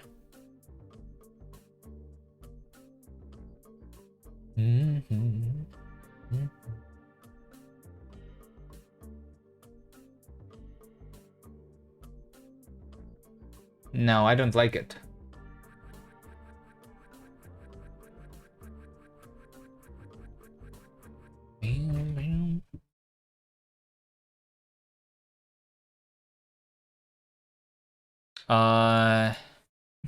Why don't you just change the background on the level selection, by the way?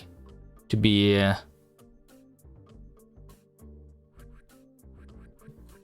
different. One of the things that I don't like, I already told you about this, right?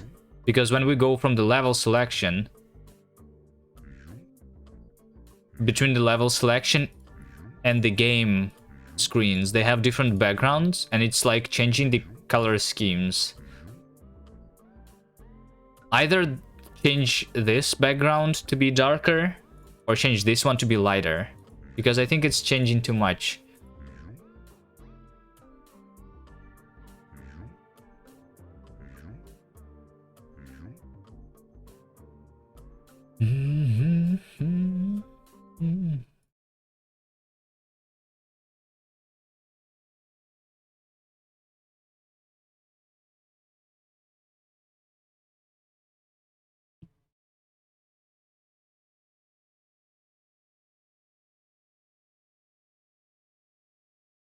Okay.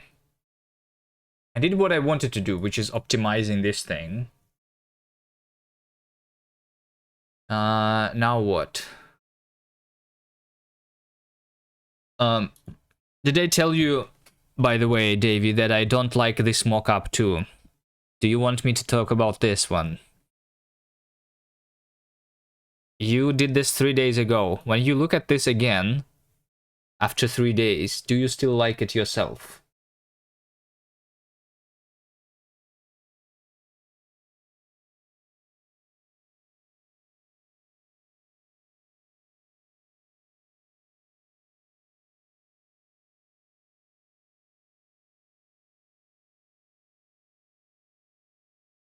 You designed it, of course you liked it. Okay. Well, alright. Let's see. Let's see.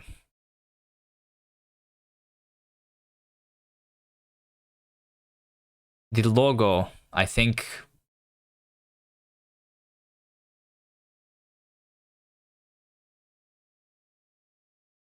Something is wrong with it. I'm not sure what, but it looks wrong. The buttons themselves, these icons I like. I don't like the fact that in the background here it's just all plain color. Doing checkerboard pattern here, I think 2 would make more sense. Not sure if there is much reason for us to split the screen into 2 different things. We have 3 buttons here, the settings, the exit button, the play button. What is this thing? This is supposed to be the thing that we're currently like hovering, or the one that we have currently selected if we do it with arrow keys. But this looks like another button, which it shouldn't.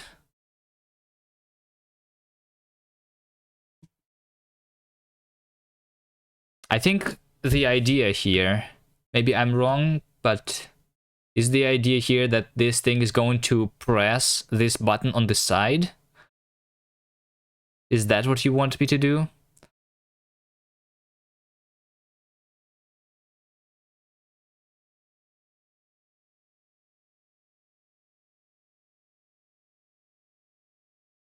I don't know. Why though? When, like, at least when playing with a mouse or with touch controls on the phone, you're going to be pressing these buttons with your finger. So it's a button. This thing is a button. Why is there a button on a button? I don't know. It looks wrong.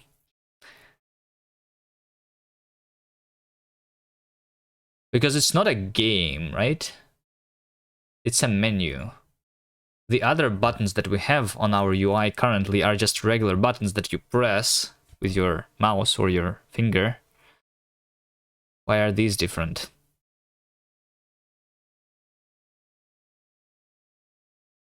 Like, this also is different. I don't know. I don't like it too much.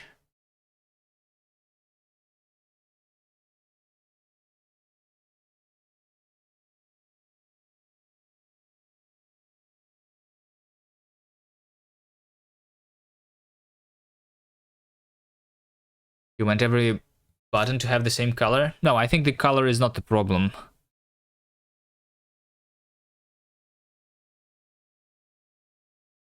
The color is okay to be different. But the way these buttons are supposed to work is you are going to be moving your mouse cursor, right? Like this. You want the arrow to be removed? Yeah, I don't think this is a good idea. This arrow that is going to be pressing this button. I mean, the idea is cool, but I don't think it's very cool. Because you are going to be pressing the button with your finger over here, right? That you see on the screen right now, not with this thing. Like, what am I supposed to be hovering on when I'm playing with my mouse? This arrow or this button? And then I press this button, and this button presses that button that is attached to that button. Is that how it is supposed to work? I don't know. And then also, like, let's say that this idea of us having different sides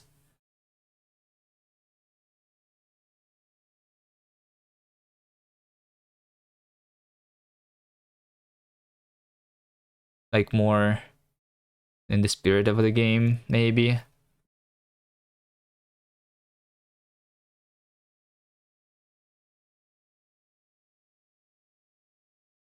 But still, because because on the menu we want to just be pressing buttons, right?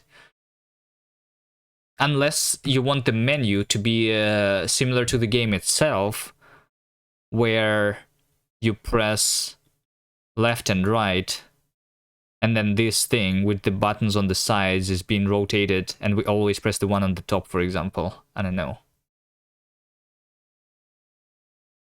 Like, I don't think it...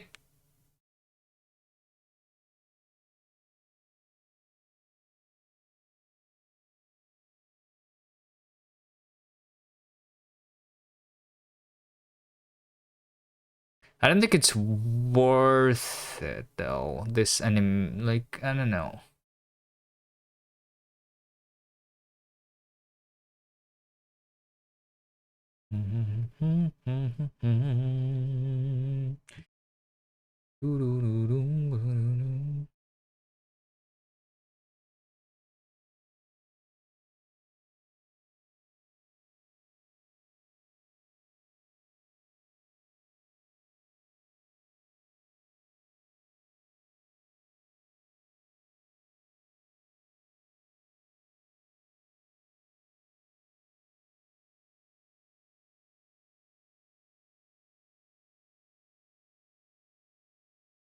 Like, this would make sense if we were playing as this little thing. Why don't you just make it and we can test how it is? Because it's going to take time and I'm lazy. But okay, maybe. It's just weird. Like I can already tell that it's weird. I think.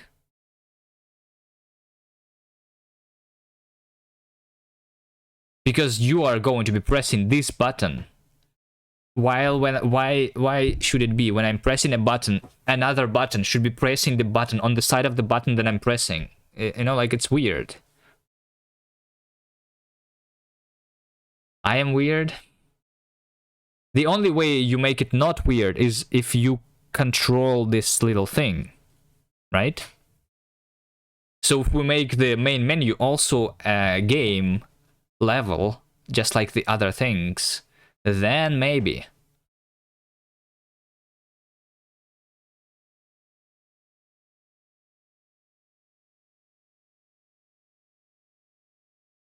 The menu is the game. Yes. Like, if you make the menu to be the level, just like the level selection is the level, then maybe.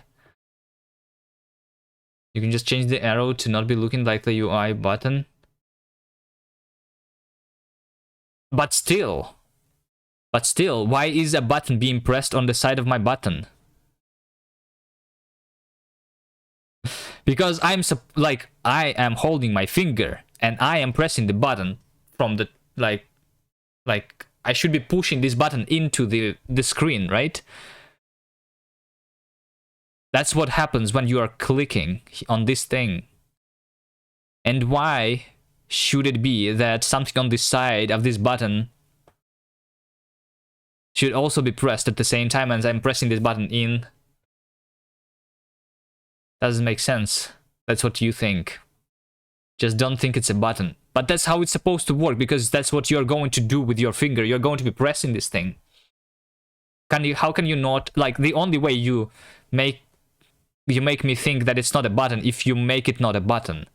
If we only make this side thing a button, then sure. But then I'm not going to pressing this with my finger. I'm going to be moving left and right, up and down, and then when pressing space, this thing is going to jump into the side of this to actually activate the play, like, action. Is the knob on the left supposed to be a button? Yes. Fun animation. It is, but then I should not be able to press the button normally, right, Nerdsoul? It is going to be fun animation, but then I should not be able to be pressing this with my mouse or with my finger. Normally. That's what normal means. There's no such thing as normal. I mean, there is. We already have this in our game, right? The buttons. We have other buttons in the game right now. Over here. This button that takes you home, right? So I'm hovering over it, and then I'm pressing it, and you see, like, it is being pressed right now. So is this not supposed to be there for this button in the main menu? Because if you make it, then it doesn't make sense why we have this button on the side. It's not a button, it's a block with a play icon on it. Then I should not be able to hover over that block, and I should not be able to, like, be pressing it like I'm pressing it over here, right? It's just a different animation for pressing it, but it doesn't make sense if it's just a different animation for pressing it, because you are pressing it with your finger into the phone when you are pressing the button. If it's different, then it's going to feel weird. Cool better than consistency? I don't agree. Things should make sense and be logical first and then look cool. Looking cool is less important, I think. It is important, but like should not be prioritized.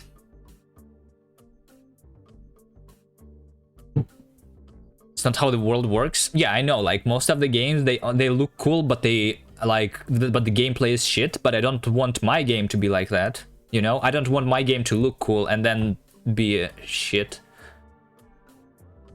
You know.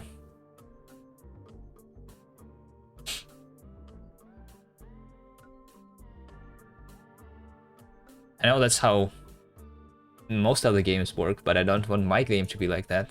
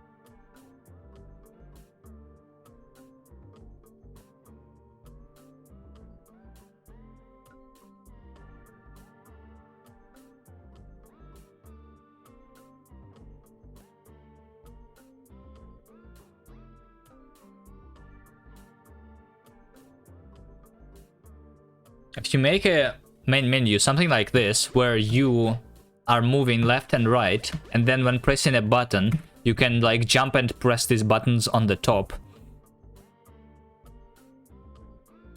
Or like you make it sideways because you made it sideways in your little thing. Right? I guess, hold on. We'll literally do it with a kind of a level selector then.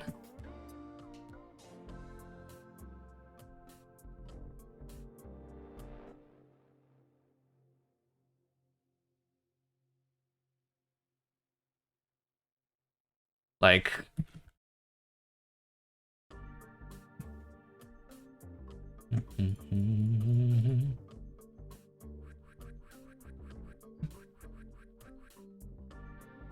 Are you going to make settings menu?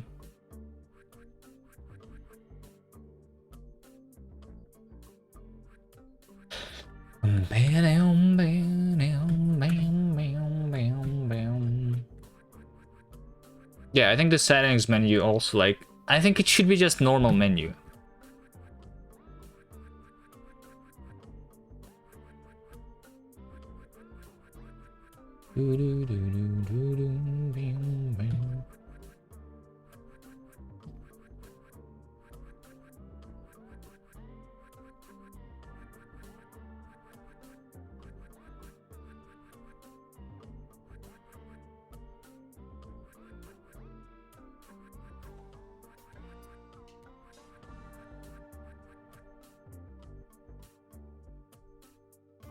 Okay, fine. Fine. I mean... Fine. Let's try. Let's try. Do you have these things somewhere? It's also weird that this thing is long.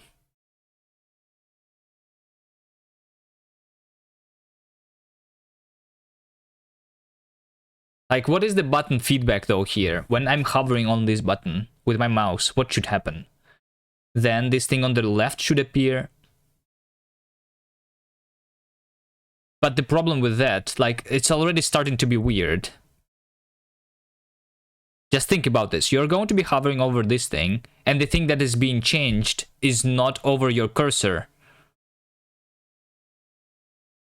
but the feedback should be on like near the cursor. You know, if I'm hovering on the right side of this button, why shoot it? Because that's where you're looking. You're moving your cursor and you are interacting with the thing under the cursor. Why is this thing appearing on the left?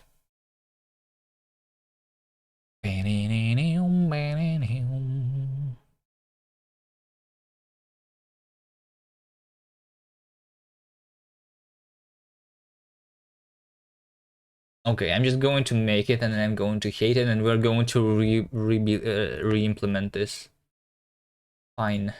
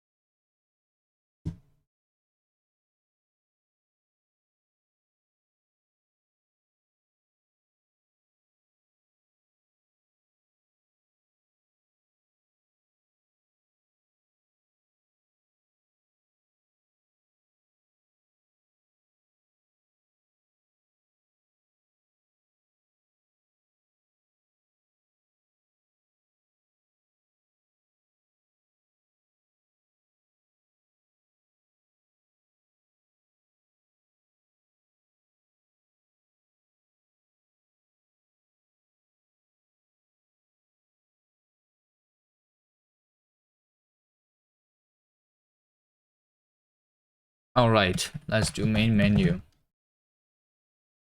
Hello, Sina Mobe Sherry. How are you doing? Now,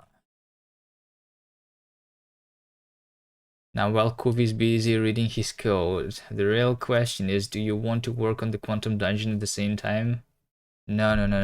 Wait, Nerdcell, are you not working on the Close to Light? I thought you were busy working on that game.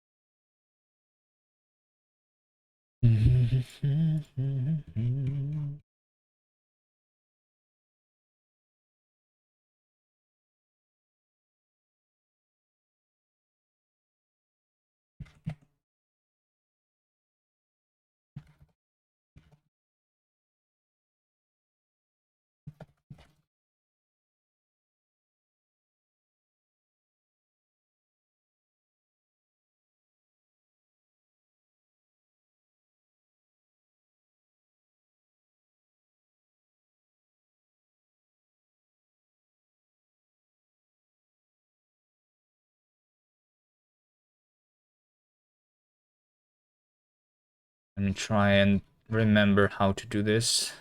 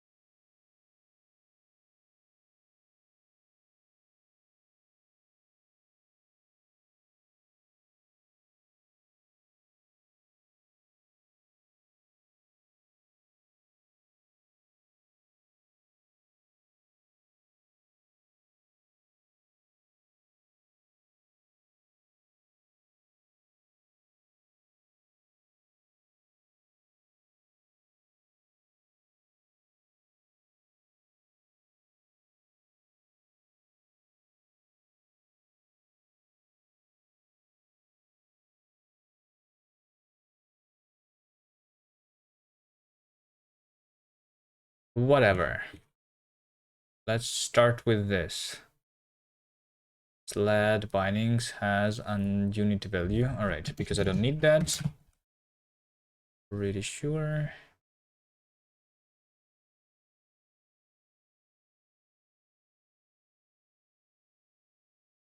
I mean,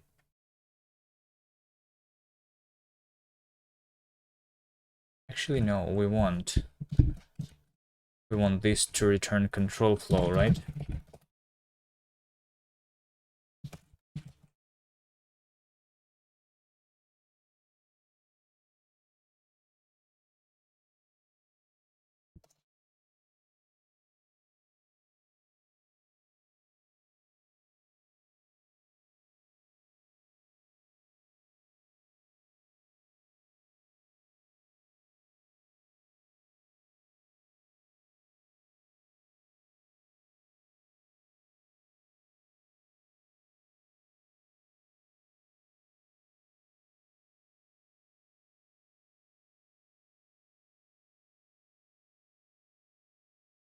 Okay, so inside when we are starting the thing, if we're not going into the editor, then we start with the main menu here, which is just going to be empty for now.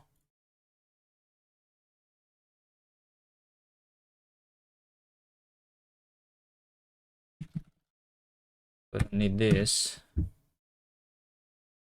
They say state is main menu.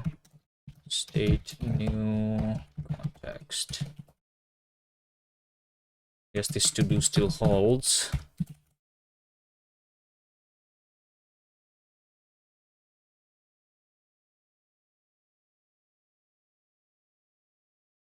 Why is the message not shown on your mobile? I don't know. Twitch works not very good. Sometimes it is not showing the messages from chat. That happens to me too sometimes.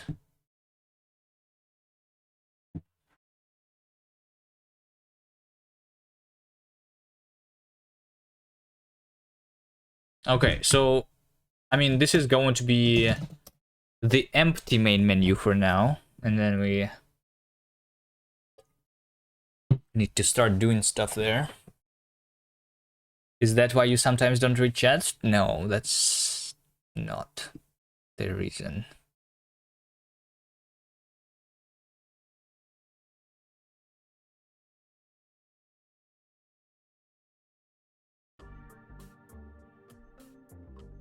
Okay, there you go. This is our main menu. It's completely black currently. So let's start with drawing the background there, right? When we're doing the draw. And background. Background. It looks like the And the camera, something that we need.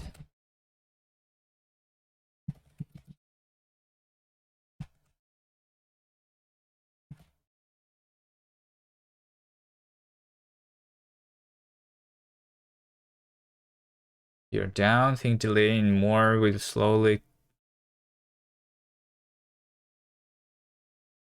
our passion.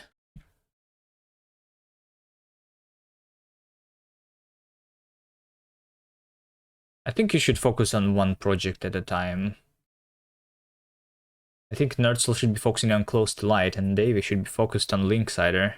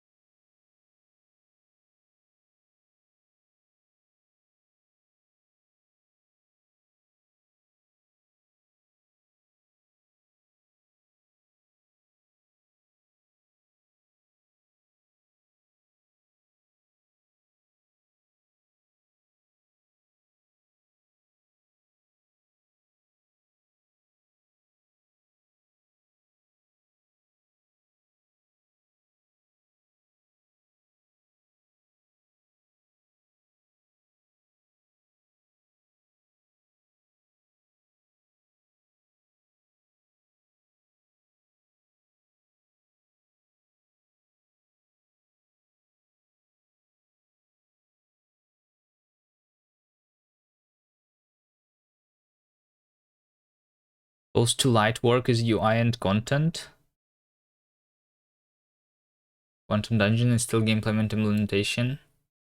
You can't be doing UI all day long, it's too difficult.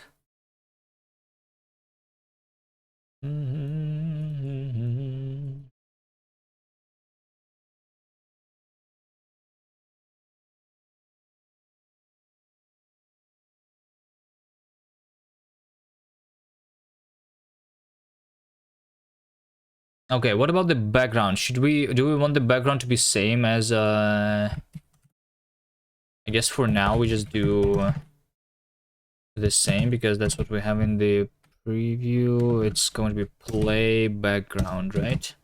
So same as in our play state. I want to have the config though. Somewhere around here. Main menu. Did I call it main menu? I just called it menu.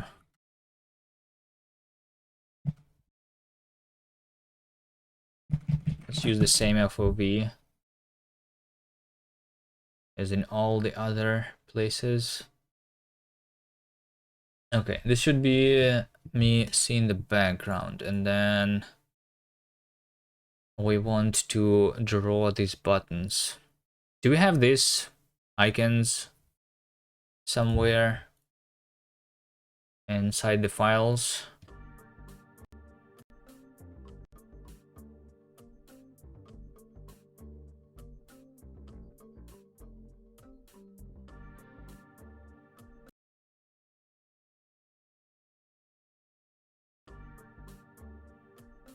There you go. I have the background.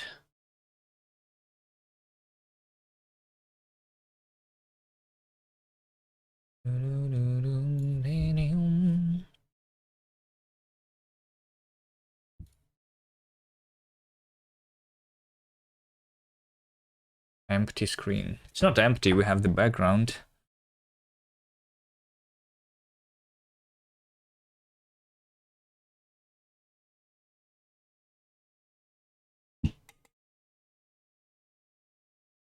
By the way, David, did you think about what we should have in our settings? Also, there is going to be an level editor button, I think, at least eventually. Should it be in the main menu or no? I guess it doesn't matter for the demo. We're not going to have the level editor there yet. Okay, we have these things. Sound and resolution. What do you mean by resolution? Just a full screen windowed, I guess, yeah. Maybe. I think it's mostly just sound. Do we want to be able to rebind controls or something? I'm not sure. I think it's mostly just sound there, right? Maybe reset progress would be a good thing. You know?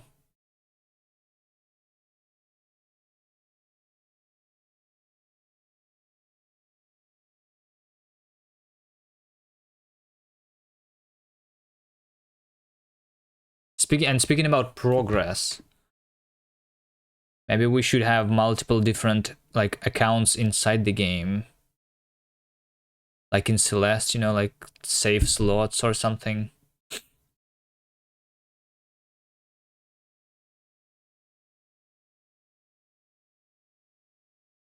Do they have that in other puzzle games? I'm not sure.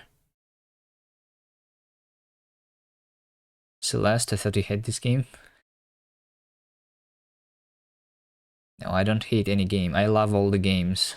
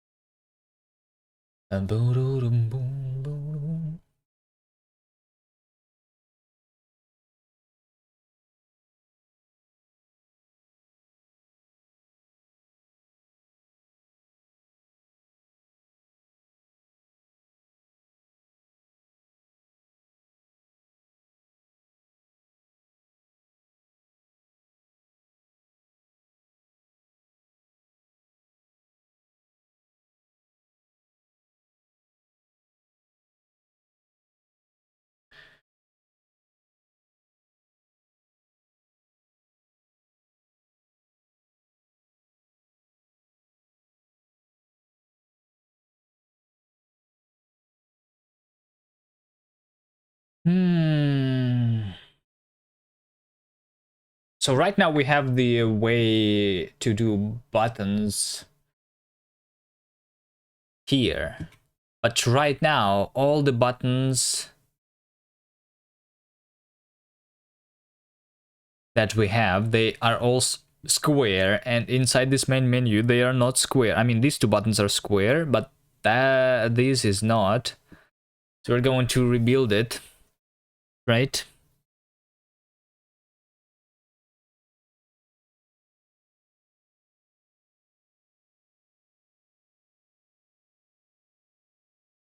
Because they're tiles, not buttons. What am I supposed to hover on? On tiles then? Where am I supposed to hover? My mouse. What am I like? What am I supposed to be clicking? I'm supposed to be clicking tiles then, not buttons.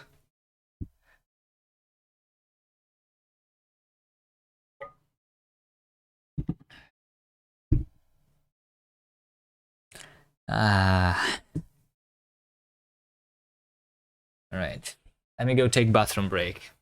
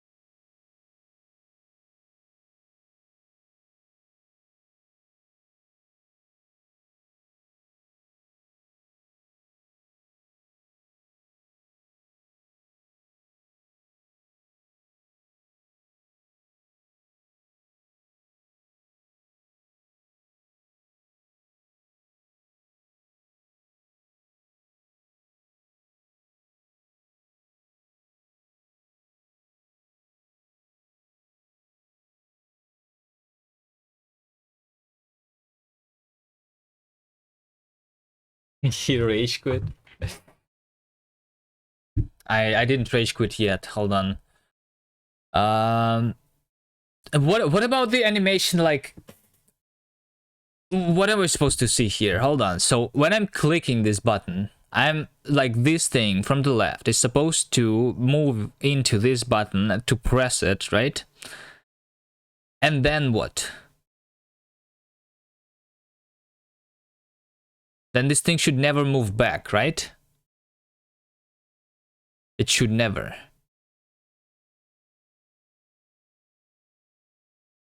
Like, then we just do the transition screen.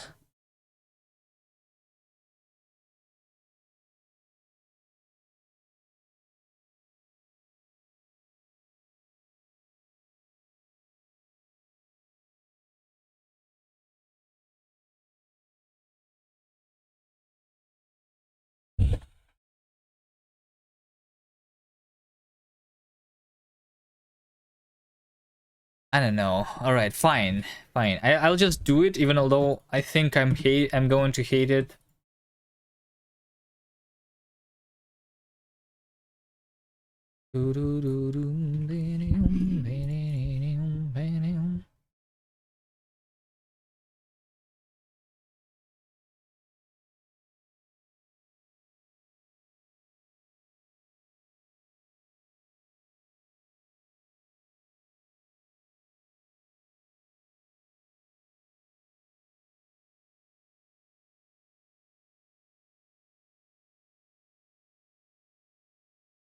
Can I have the icon though still? Like, what am I supposed to do here? How am I supposed to do this? What am I supposed to draw right now? These are tiles.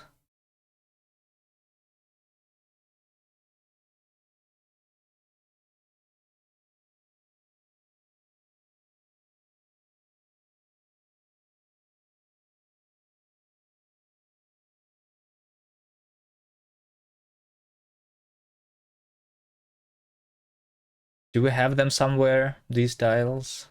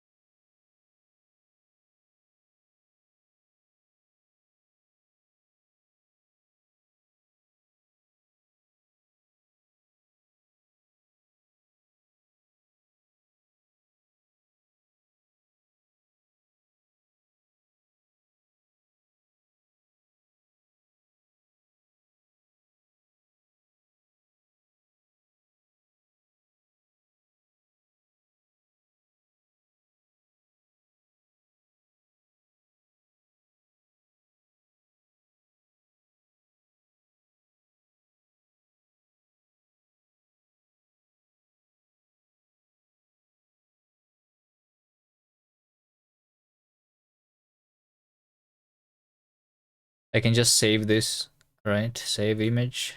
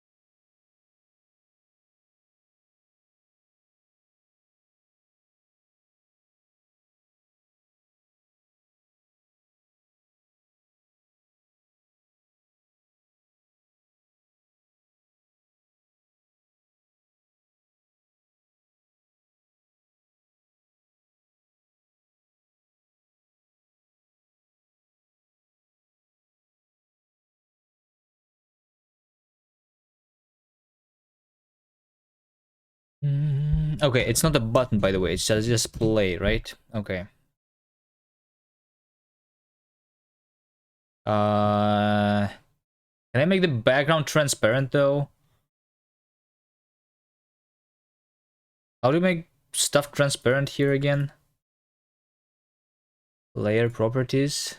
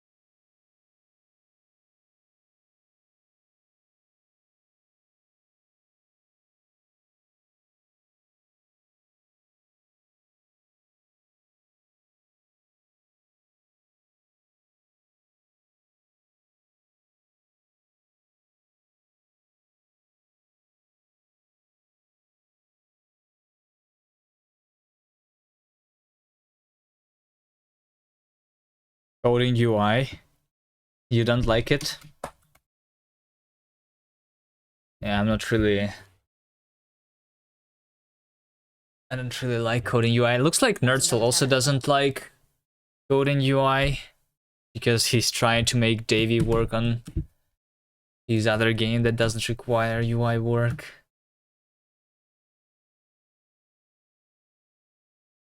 You just don't like UI. Can you make game without UI though? I don't think you can, right?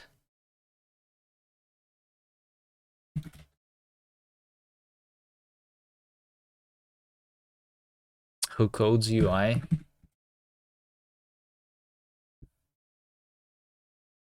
I mean, the way you made me do it, like this is impossible without coding, right? The thing you're trying to make me do here.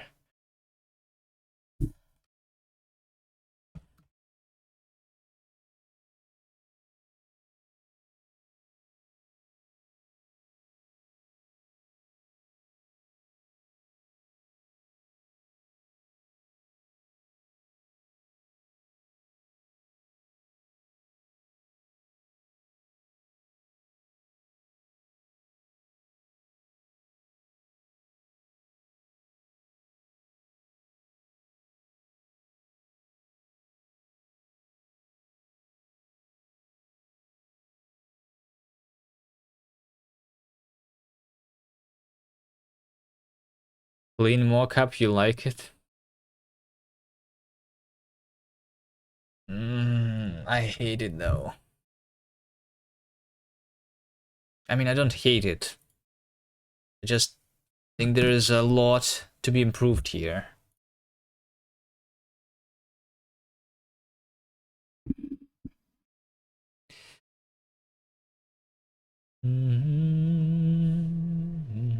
Okay, I'm just going to make one button to start off, right? Like the play button first.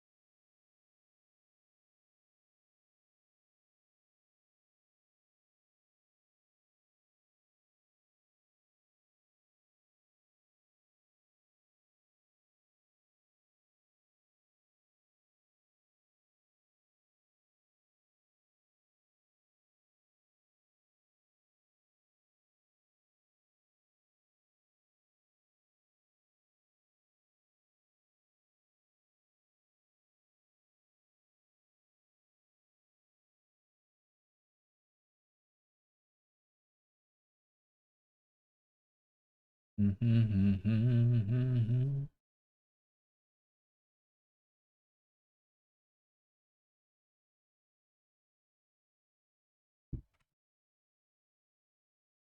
so we want play aisle because not a button, right? Okay, there you go. It's pretty big though. Need to divide it by 2. Um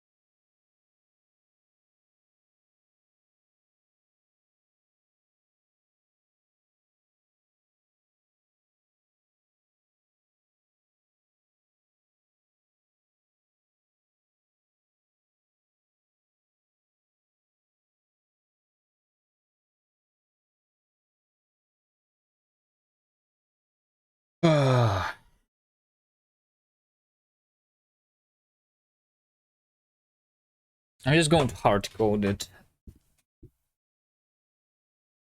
just to see, just so that we can see how it works as soon as possible, you know? So for example, over here, I'm hovering, right? But this should not happen, right?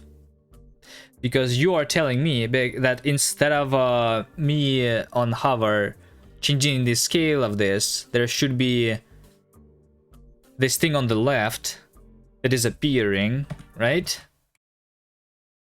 Okay.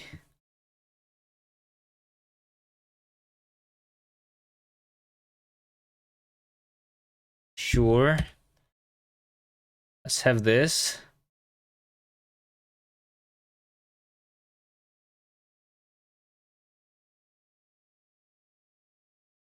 This thing is going to appear on the left.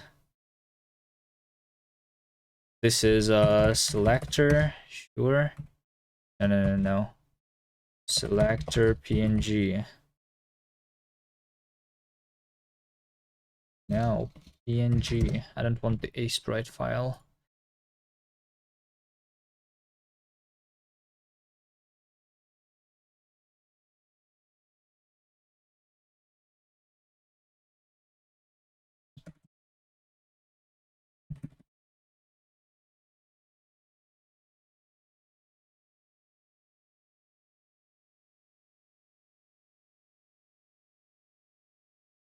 So I'm not going to scale it. Instead,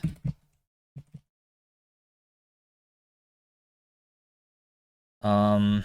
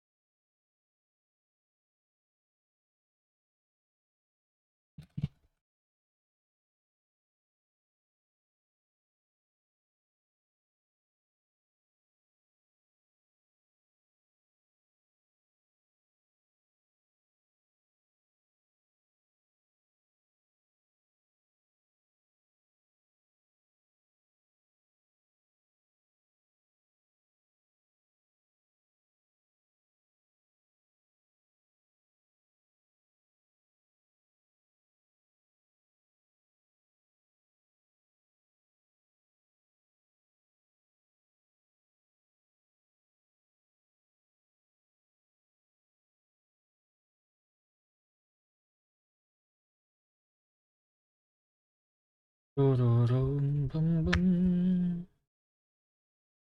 think I drew it a little too close. Uh,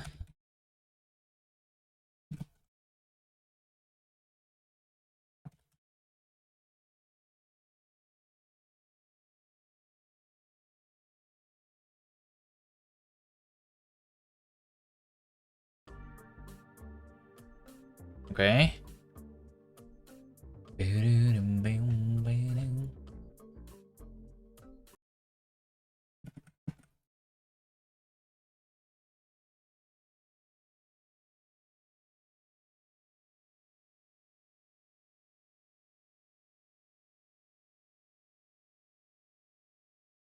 All right, and then let me try doing something like this. So press. It's going to be a number. Why am I using 100% CPU right now? Hello? Who is using my CPU? Davey, are you using my CPU?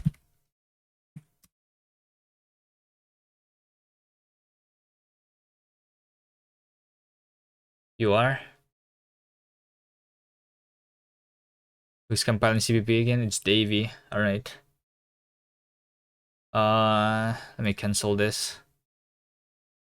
If you merge the latest pushes, I disabled the pipelines on all the branches except for the main branch. So you should not be using my CPU again anymore if you merge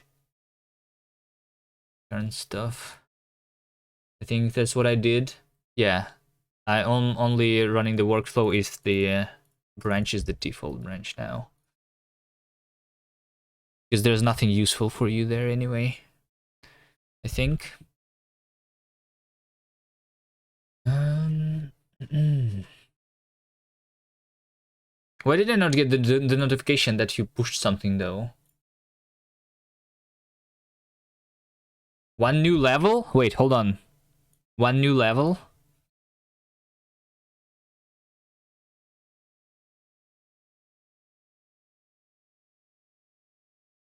Boss champ? Do we check out the new level?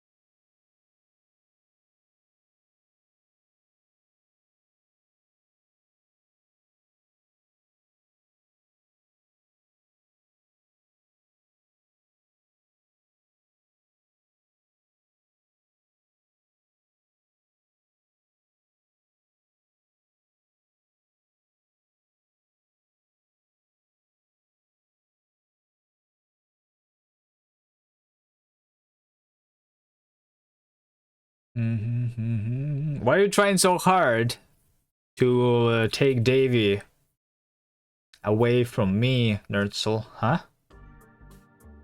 Davy's already busy.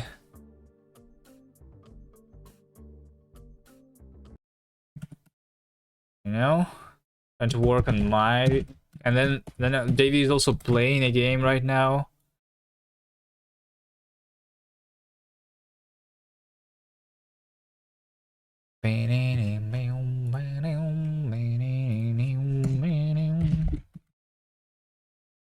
Let's see. Speed should probably be faster from what I have seen. And then we need a button on the side that's going to work.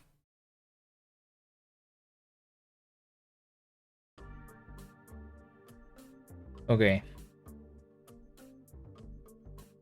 Is this what you want?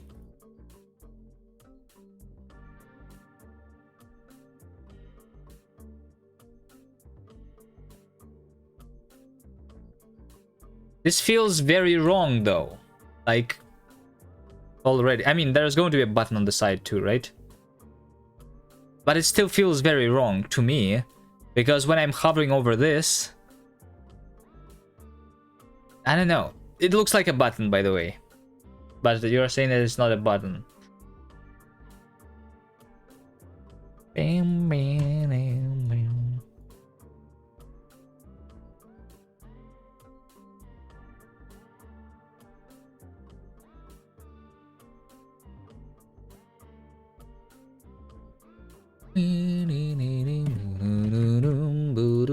Alright. It's not a button, it's a baguette. Alright.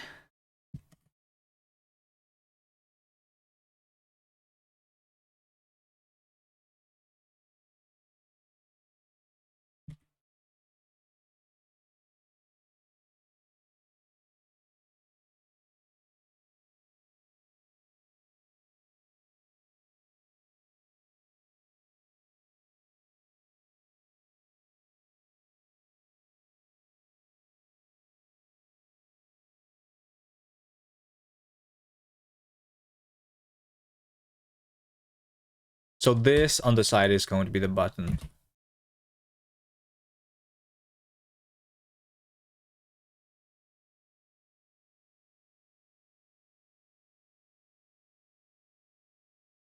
I'm still missing the side button. Okay. I'm doing the side button right now. I can already feel that it feels wrong though.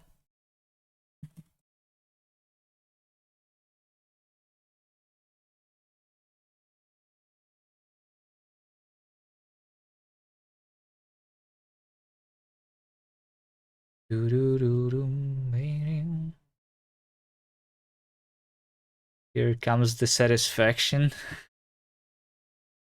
I'm not sure if it's going to come, but sure. Oh.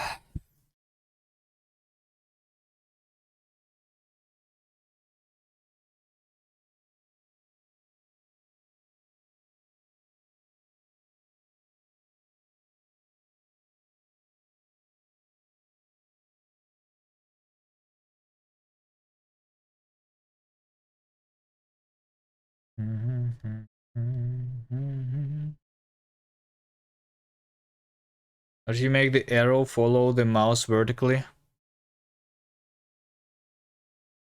What do you mean vertically? Like, you want it to not only appear when I'm hovering over the play thing, but always be there?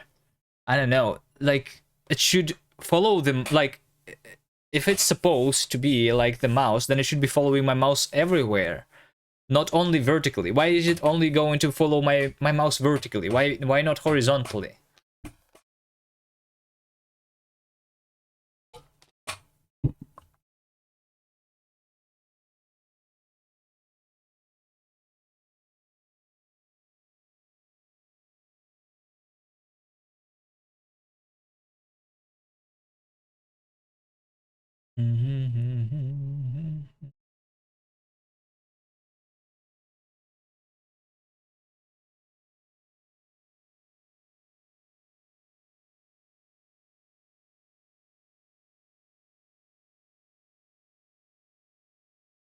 So it can slide in from above on hover. I'm not sure what that means.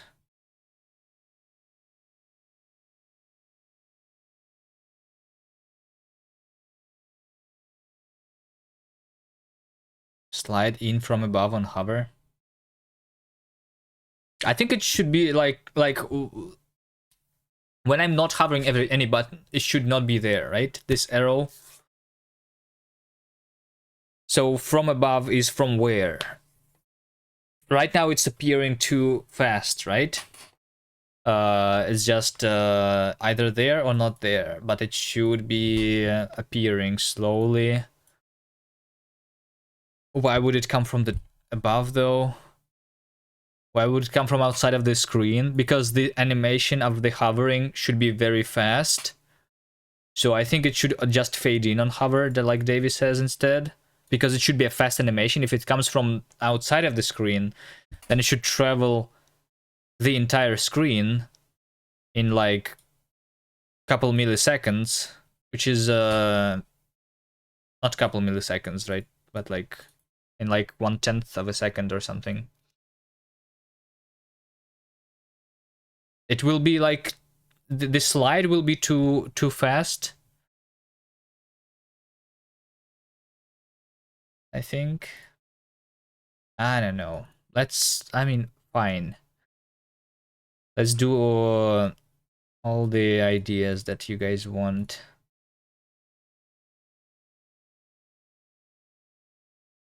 And then I'm just going to delete it and do my own thing. Unless we like it. Unless we all like it.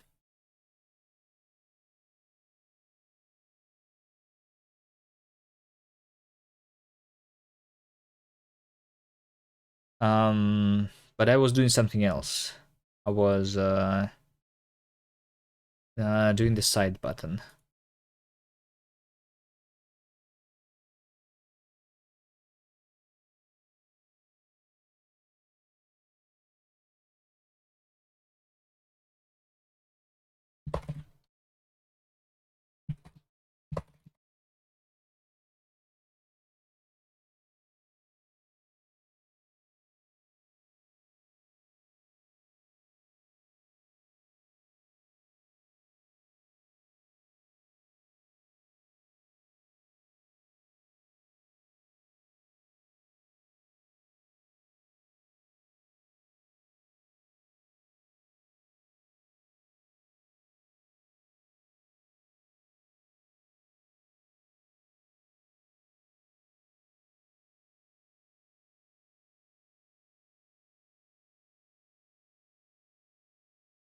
You can't create a new gang project?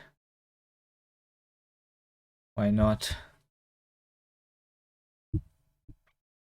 Oh, because of the Winit issue? I didn't look into the Winit issue yet. Is it because they made an update to Winit that is not Semver compatible? Because, like, it's not supposed to be breaking, right? So that's the problem with the Winit authors then. Because our stuff should never stop compiling. We've had it happen before. Well, before we were using just Git dependencies though, I think, right? From the master branch. Which is what we're not using anymore.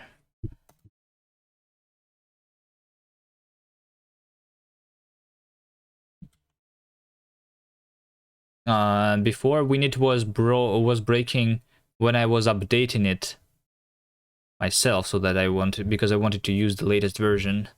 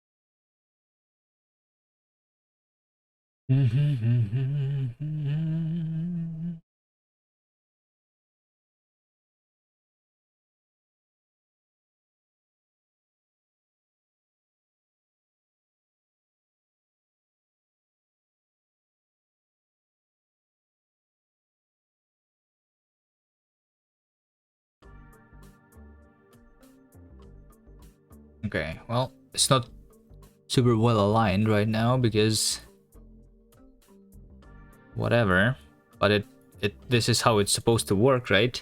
By the way, if this button is inside completely, like, hold on. Then it should change something, just like inside the game, right?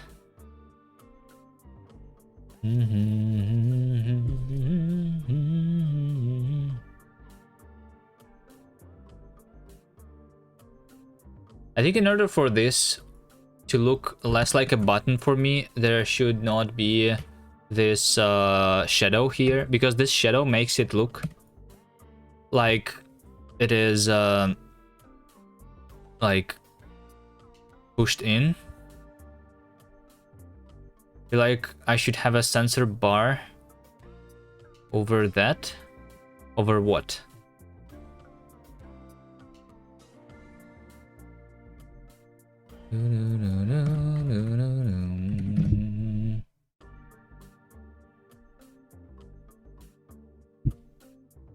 I'm not sure. This also doesn't look really very good. Let's make the button be a little further away, and then it's also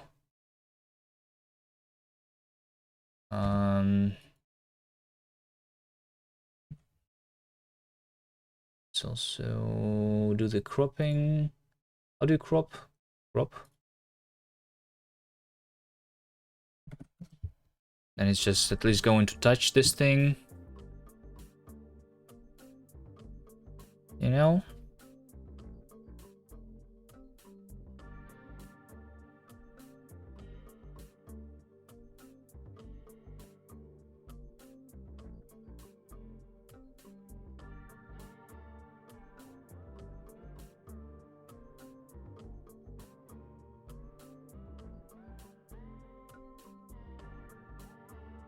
Raygasm. It's 1 pixel off. It's because I was trying to like have the shadow here. I need 1,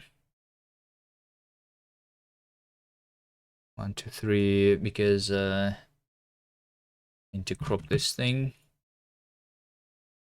And I think it should be okay. Like this.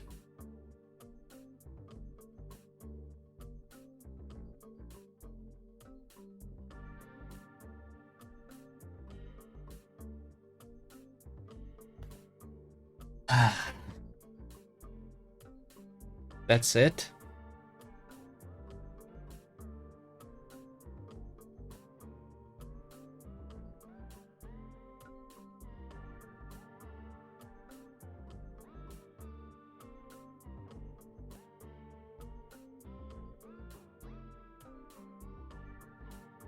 Why I removed the shade? I don't know. I thought it was not looking nice with the shade.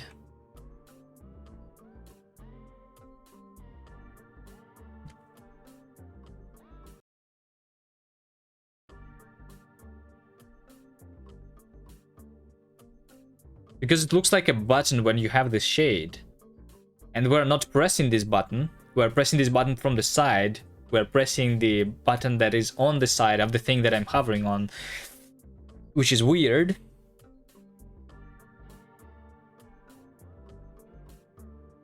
Maybe you should try it instead of just seeing it on the stream, because like the animation looks nice, right? But it feels wrong, is what I'm saying. Because I am hovering with my mouse cursor over this thing, and I'm pressing on the right side. You know, like why am I not pressing it?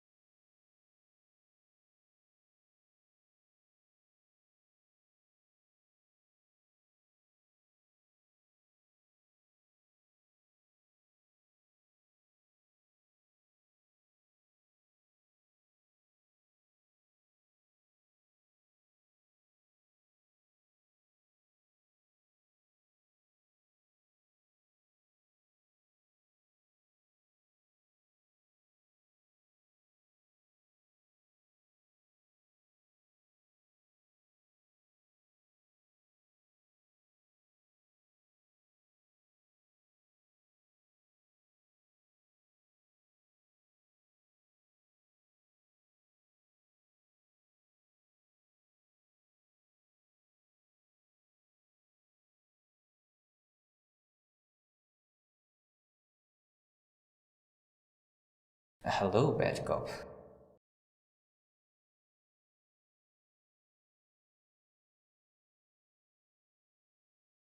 If I didn't play my game now, would you believe that my game is Minecraft? mm.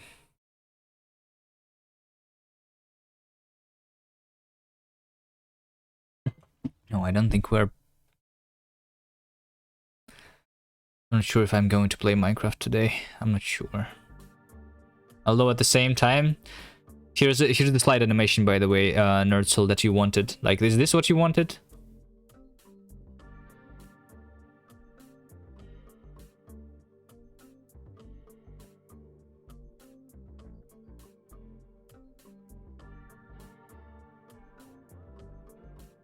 Yes, but smoothed. All right.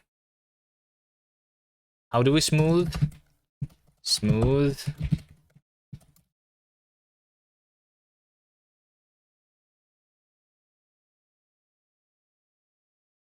Ease out. I mean, I guess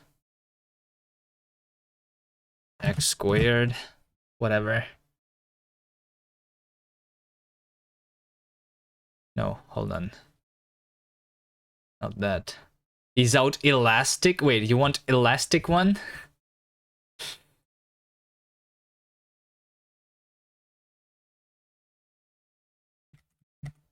Okay. Ease out elastic. I copied it. You want it snappy? Ease out elastic.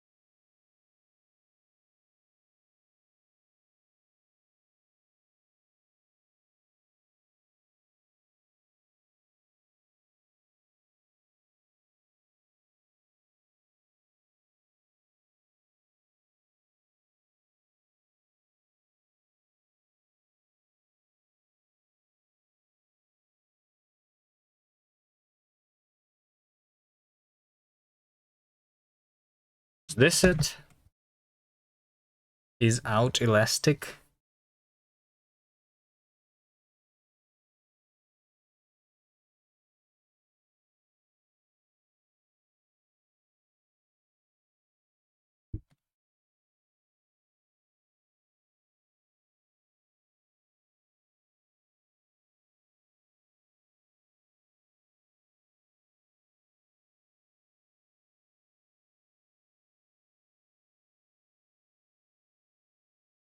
It's wrong, but he's... Wait, what is wrong?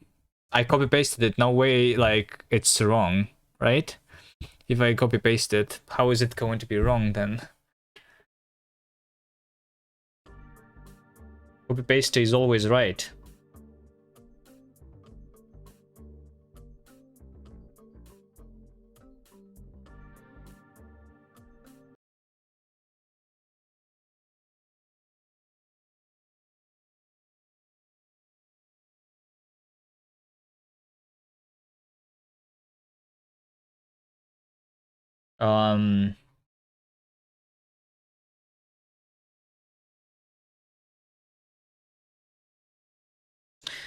Hold on. What is actually written here? 2 to the power of negative 10 times x.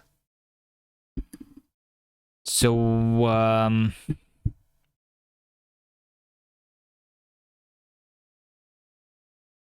when it's 0, it is going to be 1.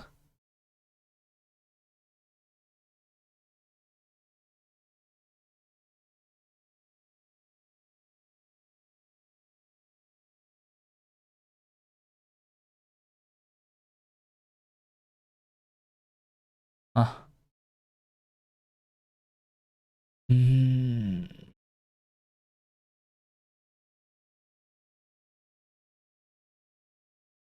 Like, is this too much?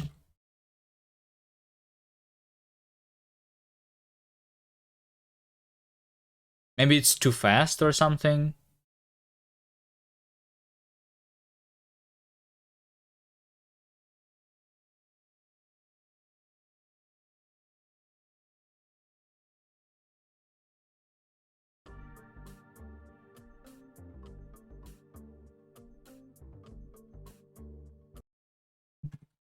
Yeah, maybe it is too fast. Let's do the speed to be 1. 10 times slower. Just see the trajectory.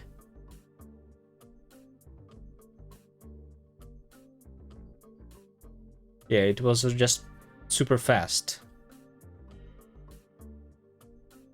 I'm using the same speed for both of these animations though.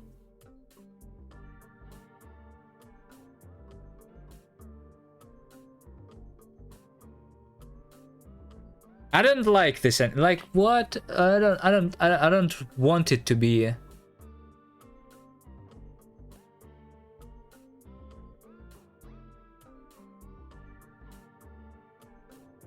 Do I?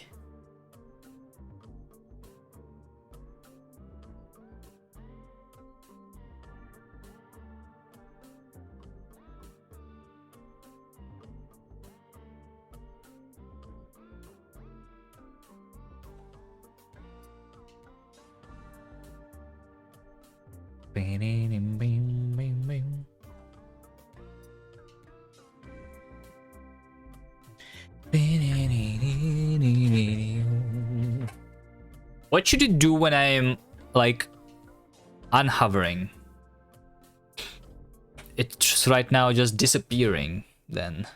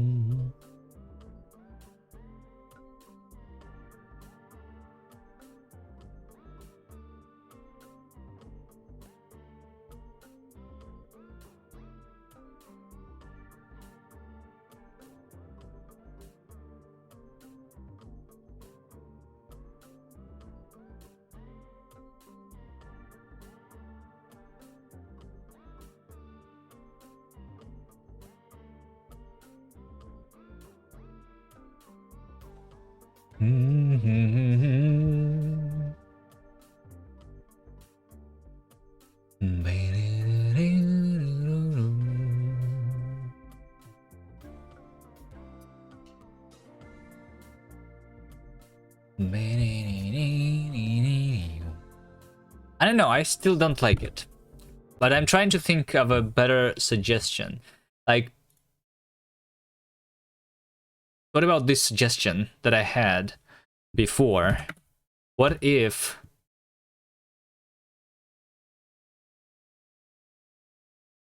What if...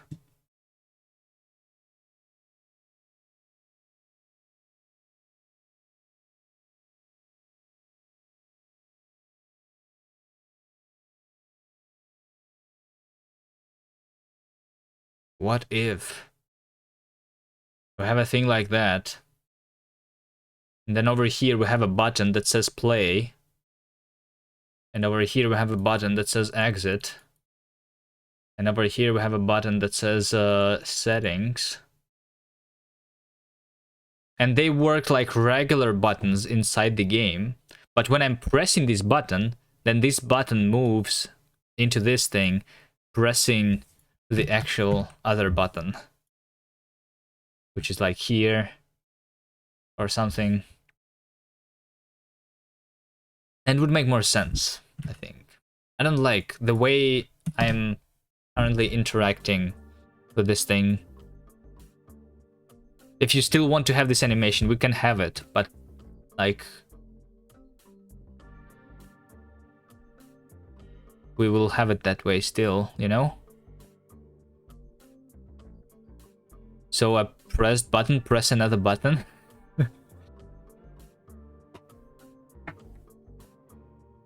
Yeah, I mean, makes so much sense. Well, well, yeah, should probably be something else.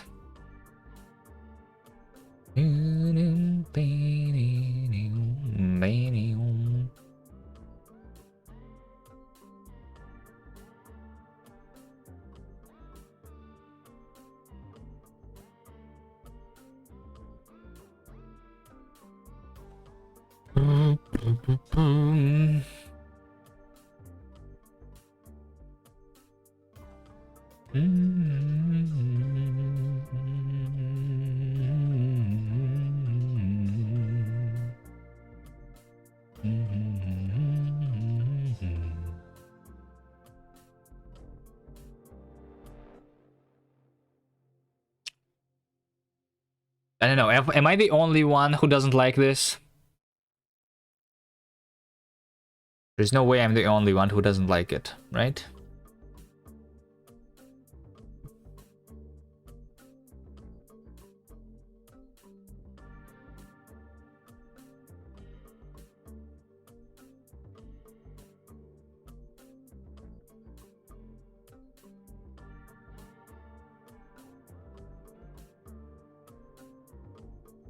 Because when I'm holding my mouse button here, I expect this thing to be pressed instead of pressing this thing from the side.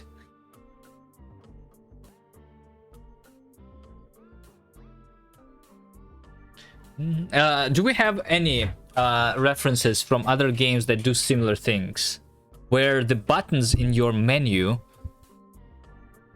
are not being pressed themselves, but like when you press in a button, something else on the side is being pressed. Is there anything else like that anywhere?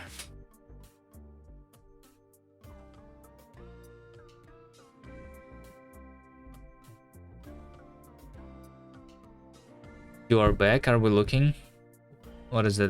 What does that mean? What's the question?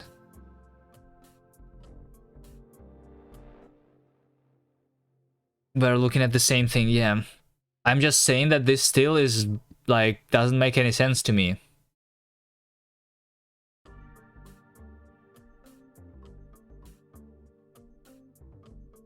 Smooth. I just slowed down the animation, including that animation of pushing this thing in. So it was already smooth, it was just too fast. You think it wiggles too much? Does it matter though? Why don't you just finish the whole thing first and think about it later? No. Well, I mean, this is almost the whole thing, right? The only other thing to do is to make different buttons, right? What is left there to be done? Like, make 2 more buttons like this? Right?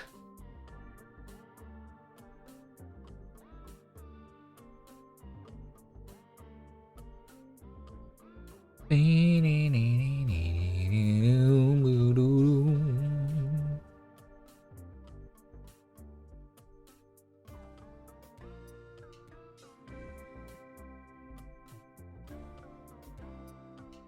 like your other idea more, with you pressing on the button and it moving. See, I'm not the only one.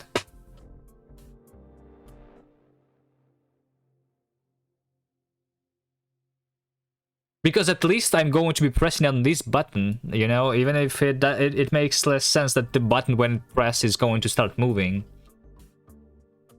I mean, technically we don't even need this button to be moving. Like, maybe when you press this button, like, I don't know, something happens that presses another button. I still don't think it's really needed. Like, why do we not want to just have regular buttons? What's wrong with regular normal buttons?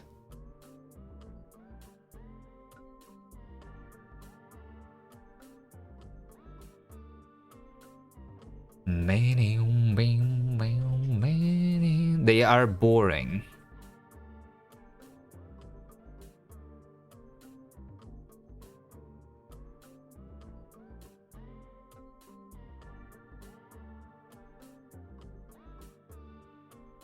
You can change it later if you really want. I mean, we can just think about it, right? At least. Can we at least think about it? I think the main problem that I have right now with this thing is that that I'm pressing the thing. And like I was saying, when I'm pressing, especially on mobile, when you're going to be pressing this button, you're going to be pressing this with your finger, you know, and you're going to be pressing into the screen, but the visualization, like the visuals, is that the button is being pressed from the side instead of being pressed into the screen. It's being pressed from the side, which doesn't make sense, you know. And normal buttons, they're being pressed into the screen.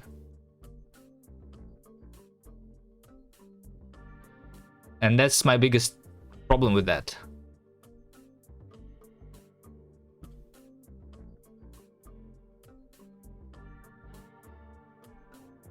True, but can't see behind finger. No, I think you still can see behind finger in those games, like briefly, but you can. And when you have the when you're pressing with the mouse, it still is the same. I'm still like I should, by the way, change my cursor here from being a regular to like a finger when I'm hovering over my buttons, by the way, in the UI. I think it's missing instant feedback.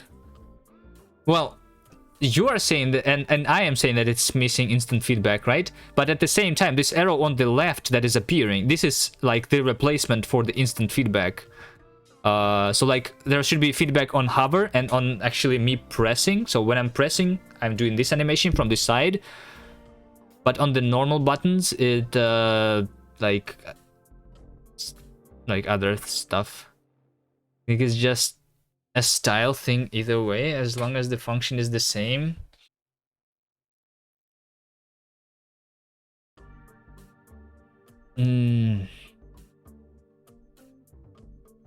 No, I don't agree.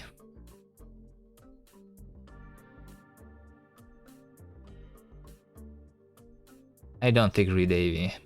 It's like, I don't know.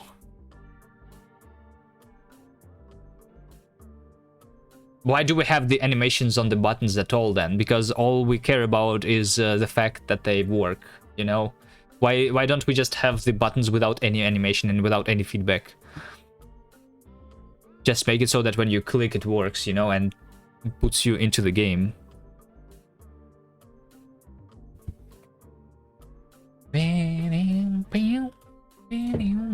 He's gonna think twice and then a couple more times, yes.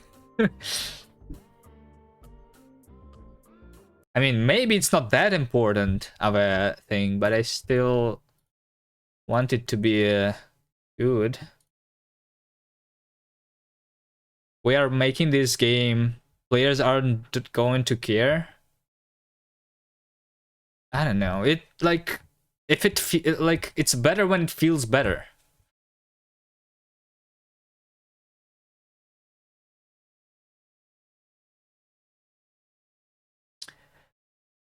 Dun, dun, dun, dun.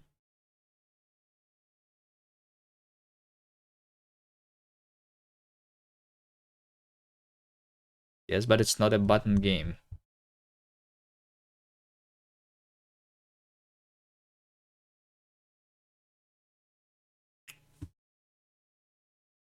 Give me any reference to anything else that works somewhat similarly. All the buttons everywhere are not working like that. Why do we make it like that?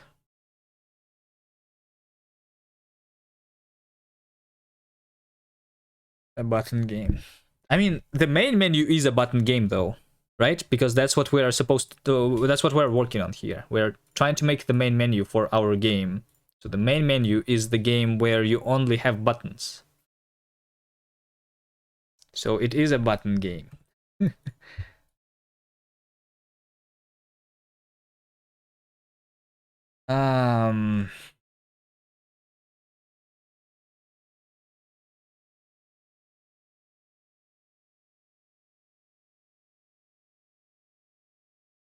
But our game is about press side buttons. Yes, but in the normal game, you are not hovering over those. I mean,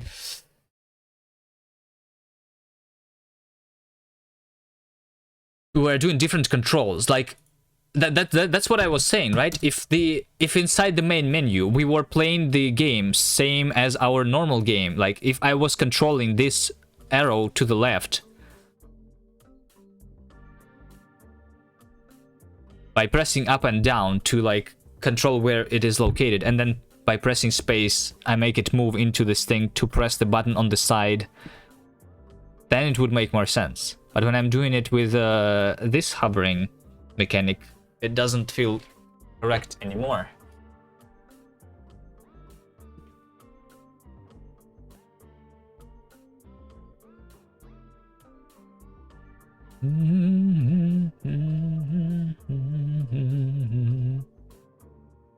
Is there a character that presses buttons in the game? Let me show you the game.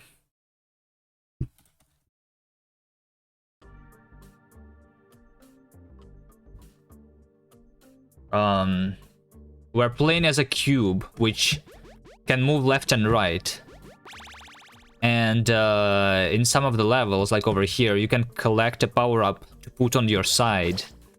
So this power-up, which looks like a button on the side, when you press this button, it makes you jump. And there are other things like that.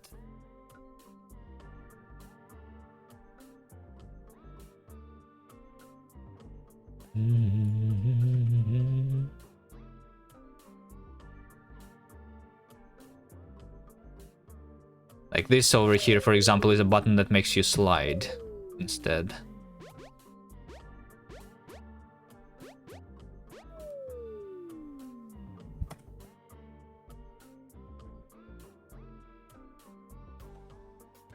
Doo-doo-doo.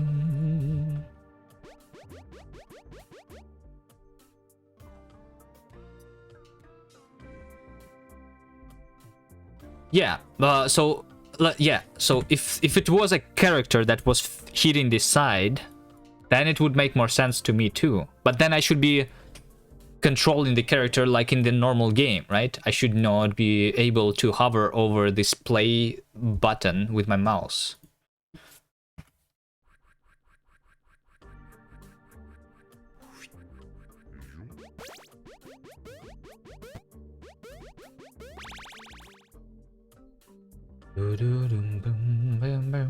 Using the player instead of the arrow.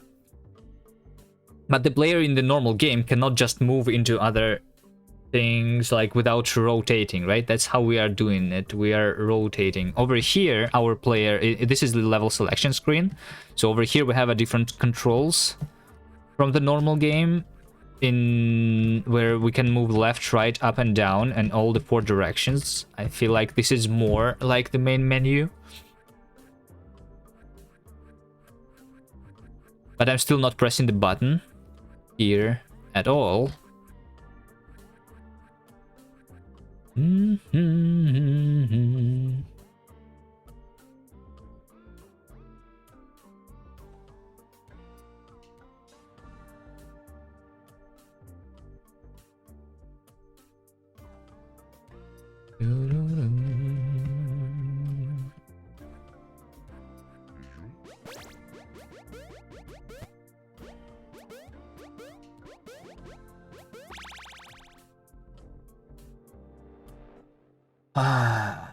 An idea if you use the player.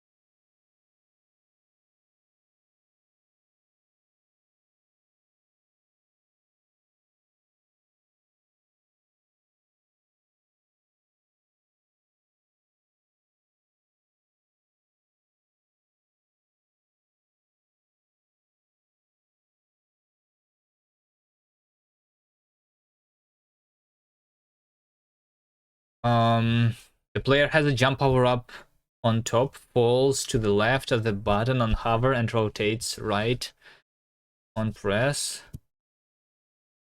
Player has a jump power up on top, falls to the left of button on hover and rotates right on press. Maybe pushes the button with a jump.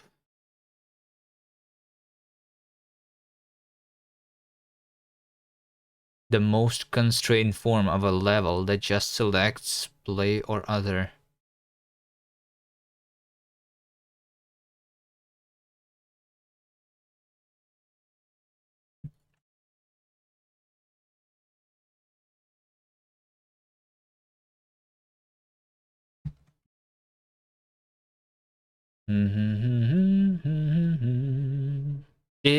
No. We should be thinking about more ideas. Maybe we will like something more. I think the like Nerdzel, the if I am a player,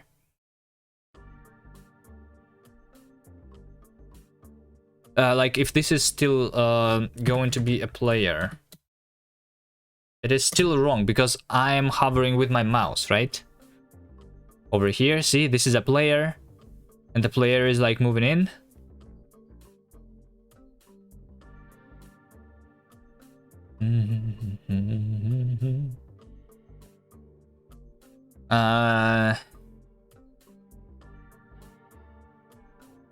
Like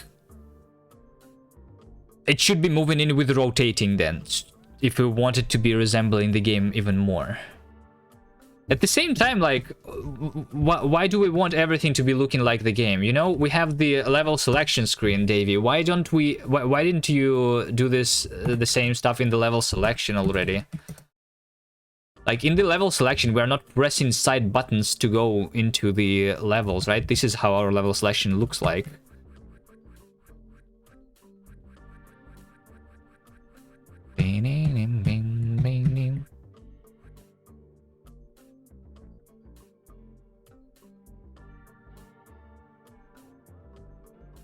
Like it's different. And our main menu should also be different.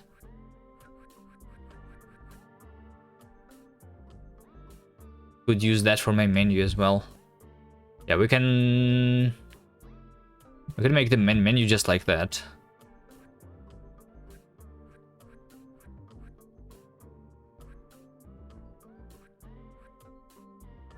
Speaking about this, I wanted to have the like mouse controls here. So right now our mouse is working same as the touch controls on the phone. When we're pressing on the left side, we'll go left. Pressing on the right side, we'll move right. But I think we want to have mouse controls here to hover over the tile that we want to go to, and then it like does the moving. But you said you wanted something simple, like normal menu. Yeah, but what you have is not simple, right? Simple is if we have just normal buttons like this button over here in the top left. That's like normal button, like the buttons everywhere else, like, you know?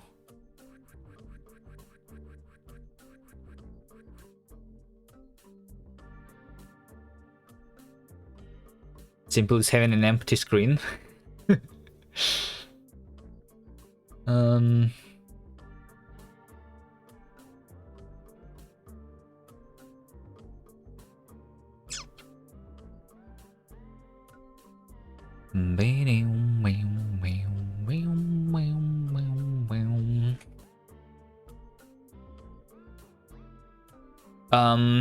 I don't think we should make this like the main menu too, by the way. I don't know. Should we? I mean, so hold on. Like, if I'm using my arrow keys here, then it is okay. And similarly, if I'm using arrow keys in the main menu, and then this arrow is moving on the left side, and then when I hit enter, I am pressing the button from the side, then it's alright. So the problem is the mouse controls or the touch controls here, I think. And technically it's still true for this one, right? a voice lag. I'm not sure why it happens. But I think like over here we still have a problem with mouse controls too. Mouse controls don't work well in this screen, right? But the way we were going to make it is that I want to be hovering over on the thing that like if I want to go to the world 2, I would be hovering over this arrow, clicking on this, and the player would automatically go to this arrow quickly without actually going to the next world, right? It's just moving the player towards the position. But in the main menu it does make sense. When I'm pressing the play button, I should be just be playing, right?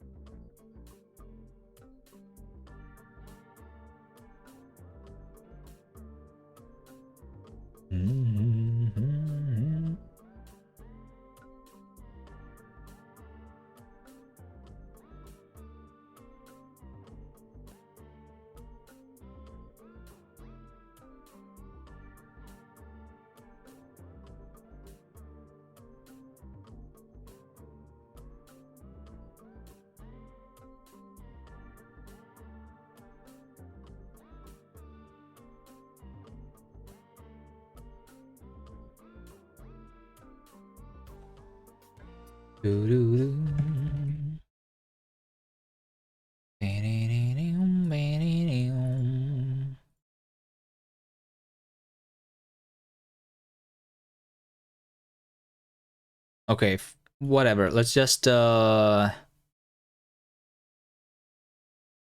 now, just implement the rest of the main menu, make it functional. But I still don't like it, so I think I will be insisting on that we change it later anyway.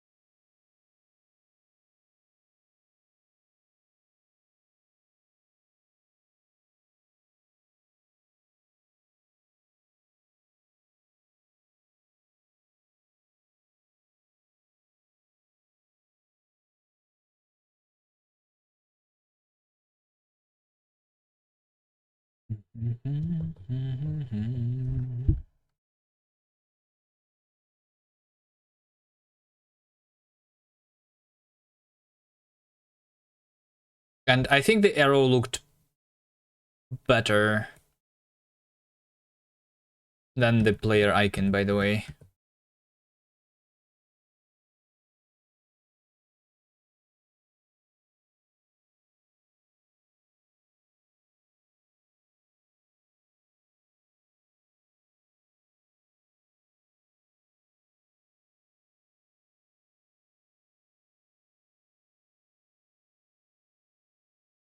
It does look better. What, the player or the arrow? I think the arrow looks better, right?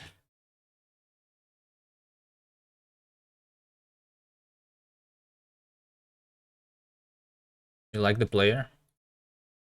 The player doesn't make sense when it just moves horizontally. If we make it the player, then it should be like moving rotatingly like in the actual game.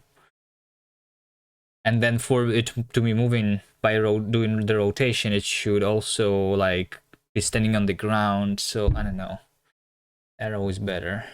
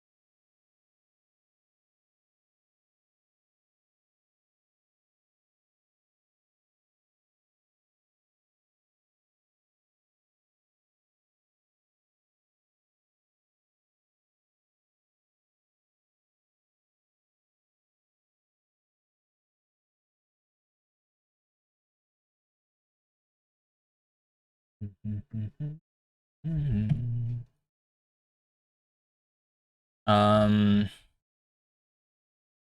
the size of a button is exactly one tile. Looks like the spacing between the buttons is half of a tile. If we make it like in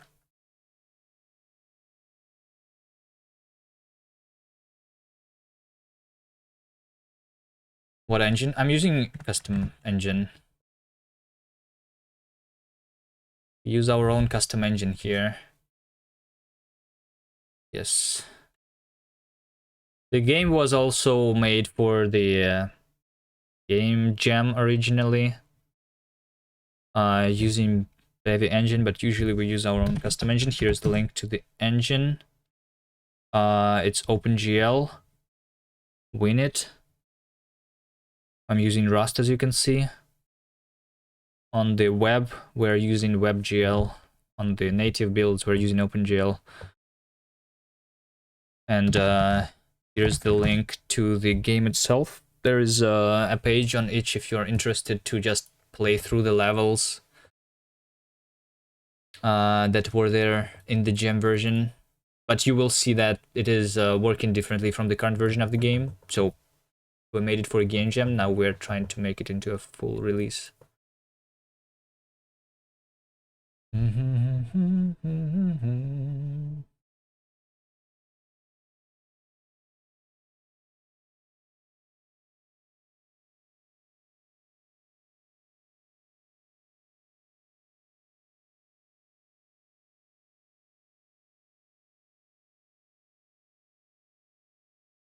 I'm wondering if I should like care about the code quality here because because I'm pretty sure that I'm going to change it to something else. So like why should I care? Uh like it doesn't work with touch controls here right now, for example. I literally just am figuring out the mouse.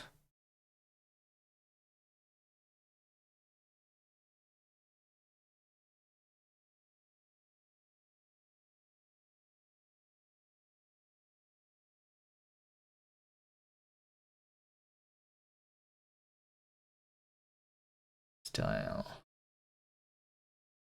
Um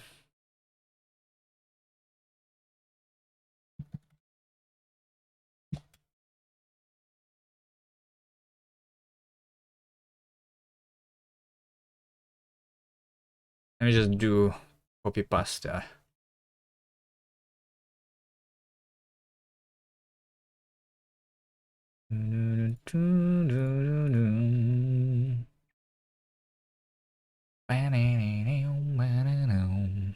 Good code quality. That we were like spaghetti. Yeah, I like spaghetti.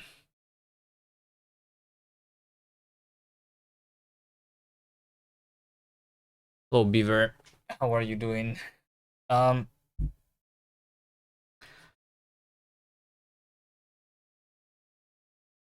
okay, I mean, I think it's good to start with copy pasta actually, but you should not let it be there for a long time. If I am going to copy paste this again, then I should be refactoring it.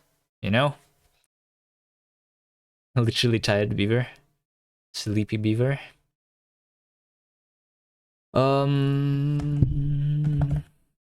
Settings button.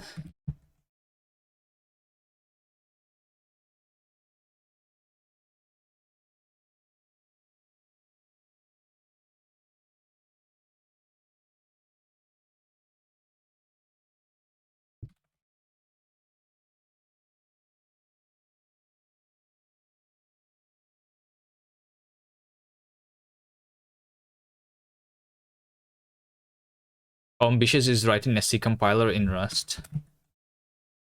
I have no idea. I never wrote a C compiler. Why would you want to write a C compiler? Just as an exercise? I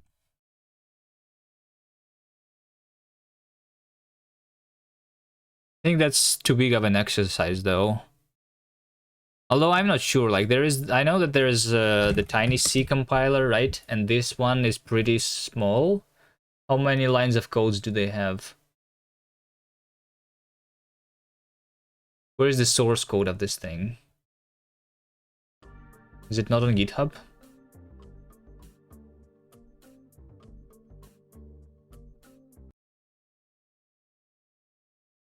You want to see if you can do it?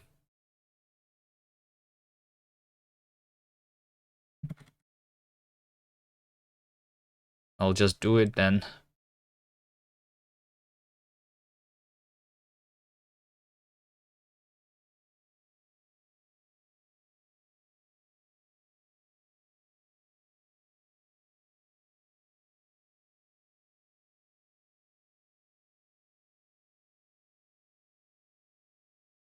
Why did I not see the thing? Setting style. Oh, because I didn't render.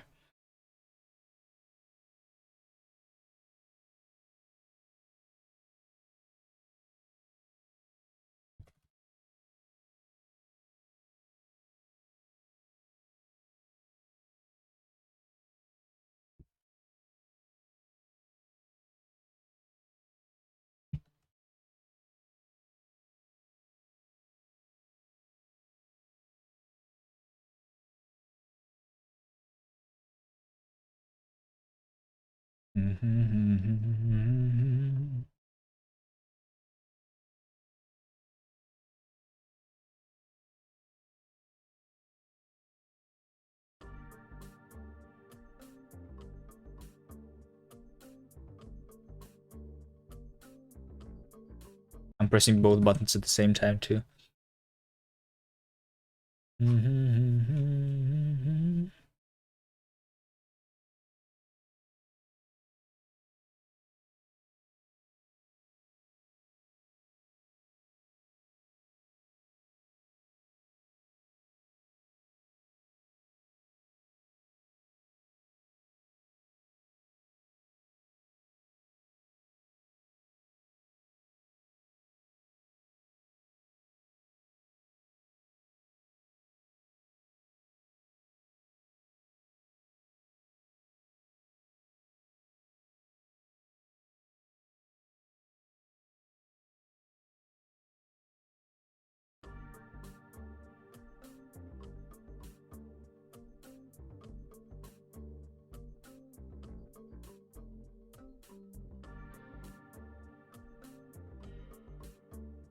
I don't get it. Why is my arrow that high up?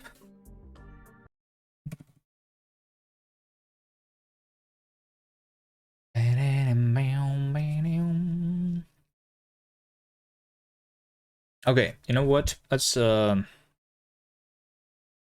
this. Buttons. It's going to be a list of buttons.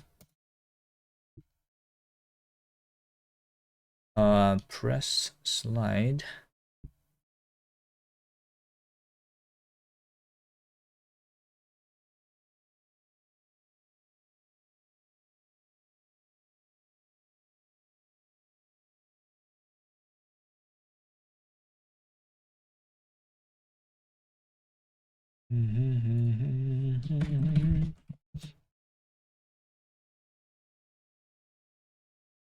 And I'm saying button even though those are tiles, right? Okay, let's see, position. This pressed this.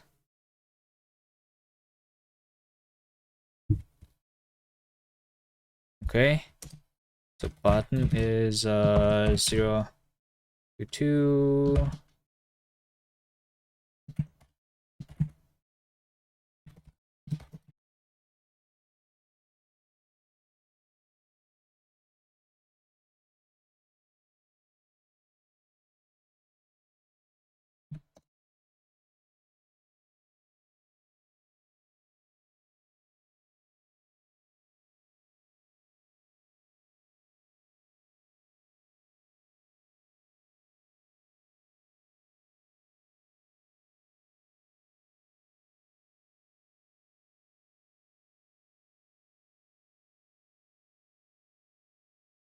I don't know, something.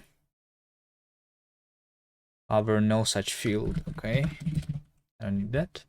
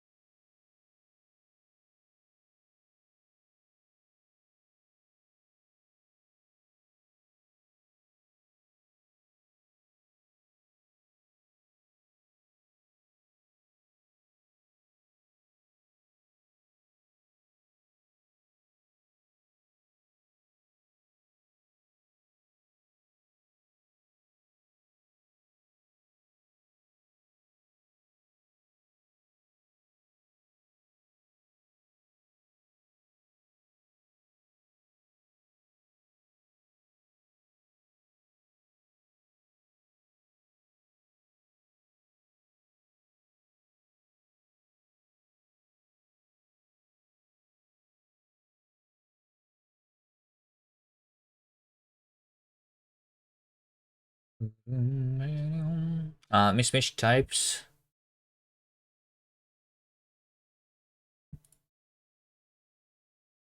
This is a reference to the reference. Sure. I need to do it into iterator here. Okay. So here's what I'm going to do. We just do for button and self buttons. Right. First we calculate the bounding box of this thing. is going to be 0 button position.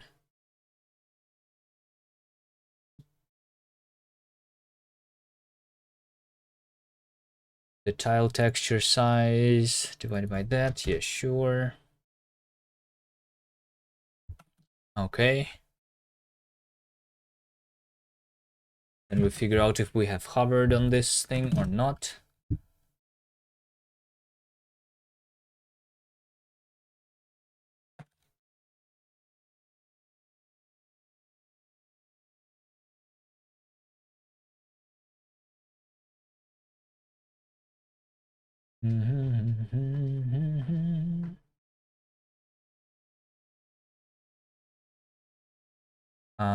Then I want to draw.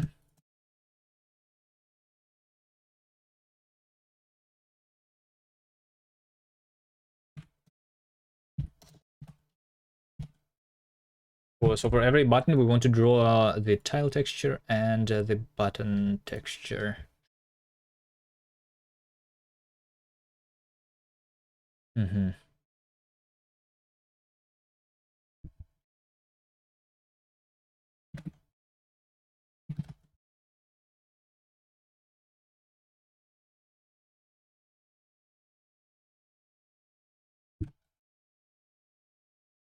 Not sure if I need this boolean.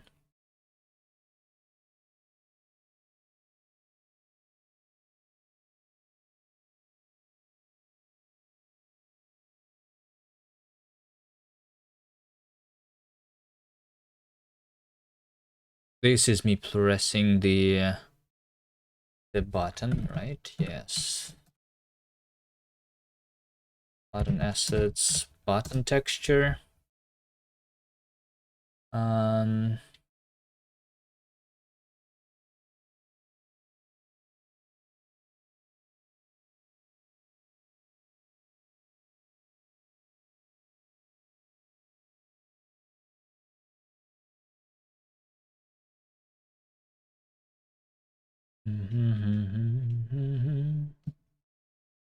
Okay, selector position is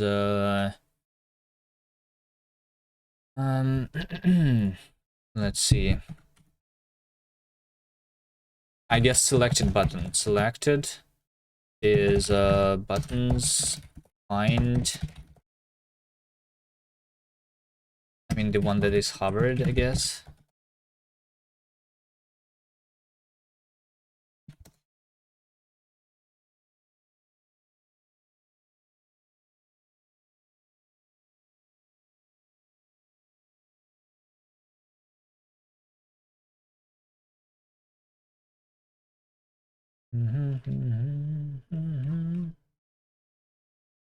Arrow offset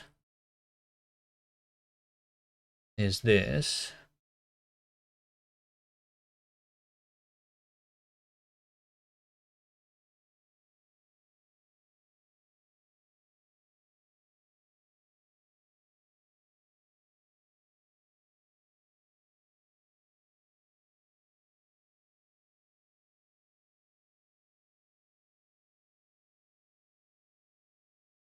Hover is something that we don't have. A hover means that any button is hovered.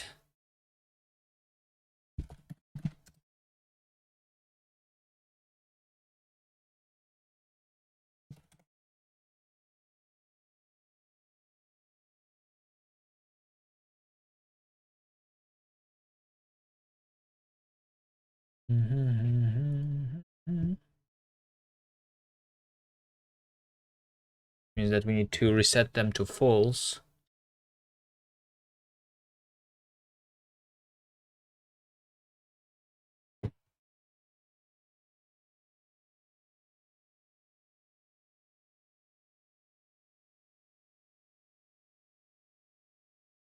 Okay, and then here I also want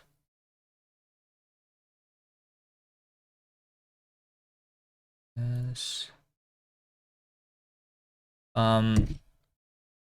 Or button in self buttons. If button word button press. Button press.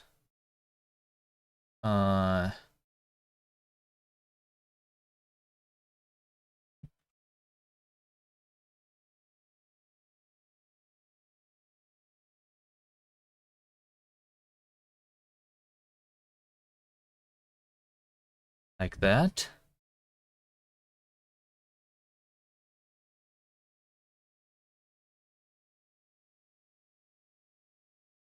Arrow offset.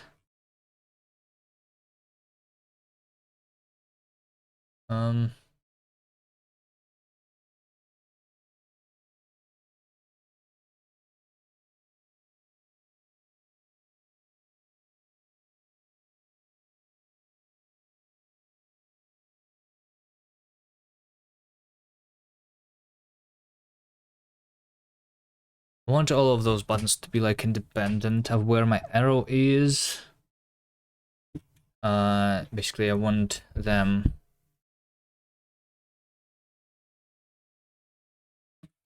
to be here, being unpressed automatically and then pressed by the arrow.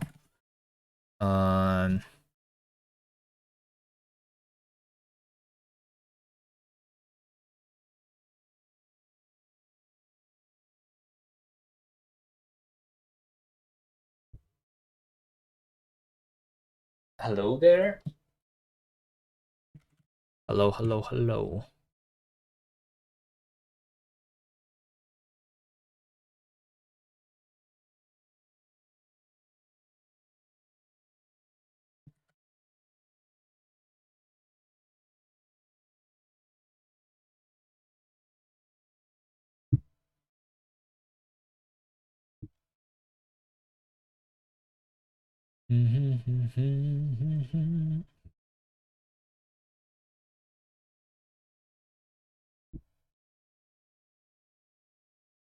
Button press minus config press speed by delta time max 0, like this. Button is going to be pressed by our press here, yes. So instead of the arrow offset here, I'm going to do the same thing, but instead of self press, it's going to be button press. I think.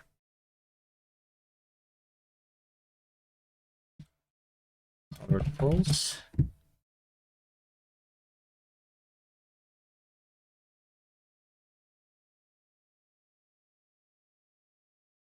This is just drawing the selector.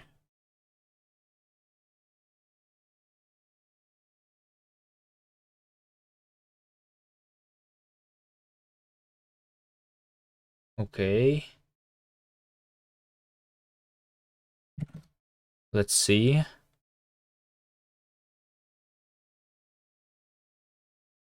If I did it completely wrong or not. My brain is not working well in terms of writing code after thinking about how the main menu should be looking like. Okay, the buttons, they are on top of each other. When I'm clicking, nothing happens. The arrow is higher than needed. Okay. So selector position is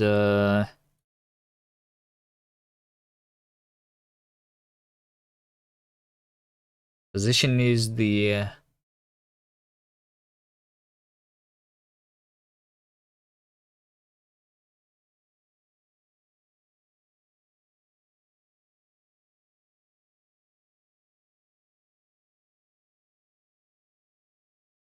I think it's because the slide is no longer.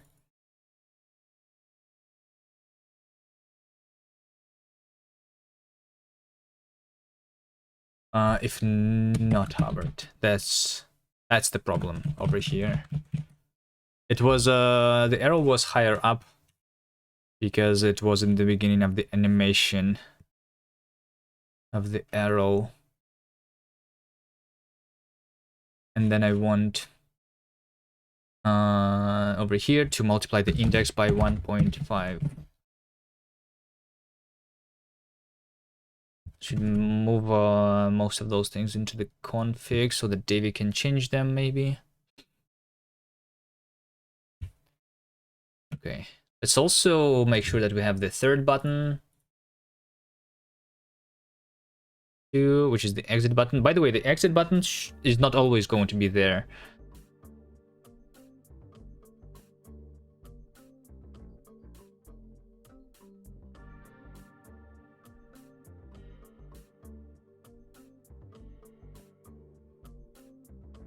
Okay, the press speed and the slide speed should be like different.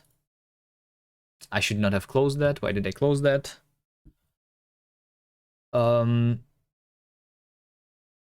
It should be press speed and it should be slide speed. And they should be different.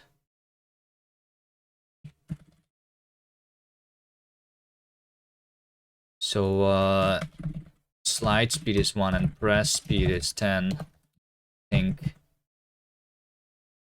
And then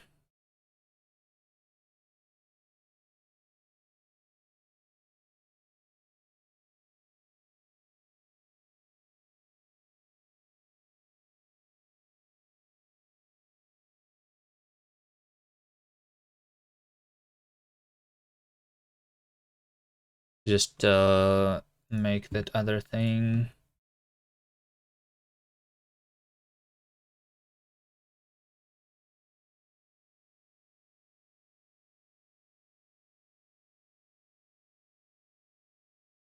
Save. This is a new button which is called exit, and this is the tile for that button, and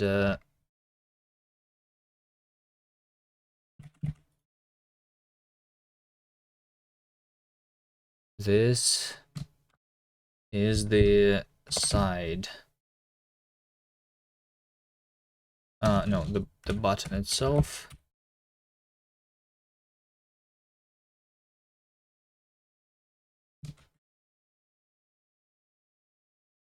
The tile I saved as a sprite file for some reason instead of a PNG.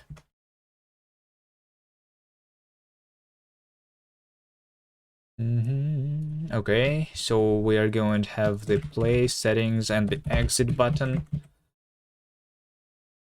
Play settings and the exit. So those all should work now.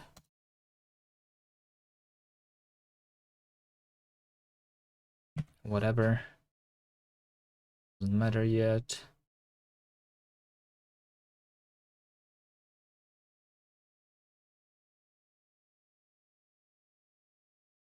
I think all the buttons should be there now, and they should be working visually.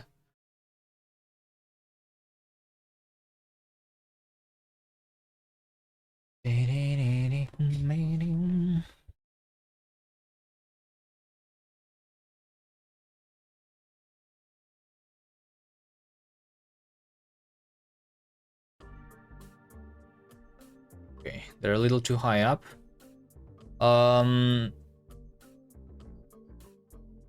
What do you think they like? I don't think I like Nerdsel's bounciness of the button of the arrow, by the way, when it's appearing. I don't think that I like the arrow doing this elastic movement when it's appearing. We don't have anything else in the game like that. We're supposed to be like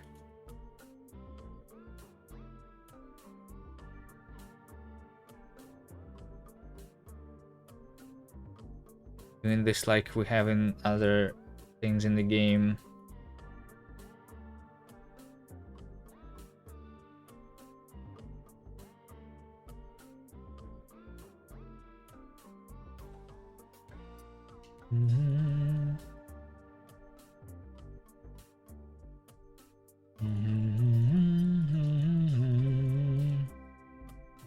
It's too loose right now. Yeah, maybe it's just too loose. I don't know.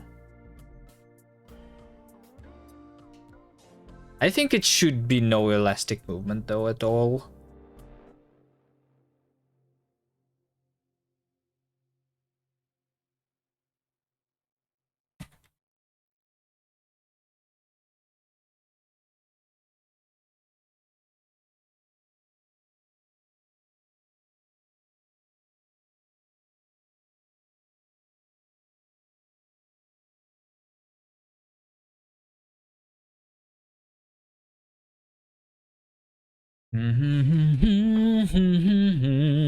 Also, what about the animation of when I am stopping hovering over my button? What should happen then?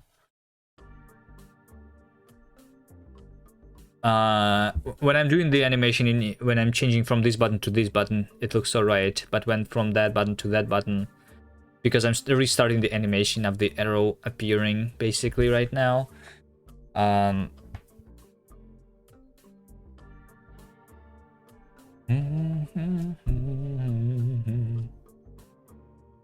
actually thought that the arrow should be appearing from the left side instead of from the top. We can make it slide a little bit, but from the left instead of from the top. What do you think? I think appearing and disappearing should be left and right. But when I'm moving in between hovering over the play button and the settings button, then we can make it slide a little bit vertically, you know? So that it's like not teleporting.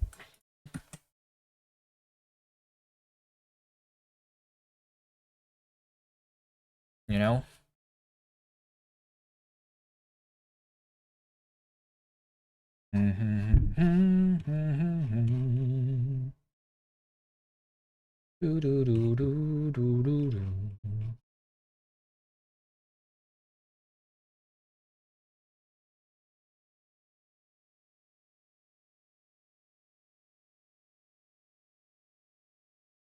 Press.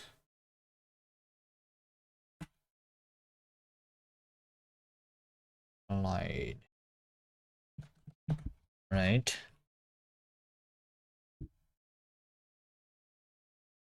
And then I can also fade in at the same time as I'm doing the slide, I think.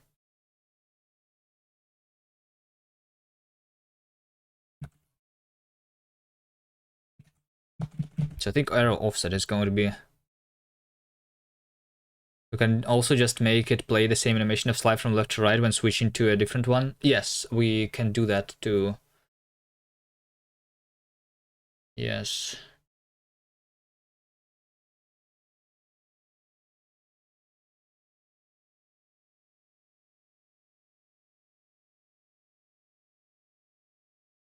Or we can make it move up and down. I'm not sure which one is going to be better.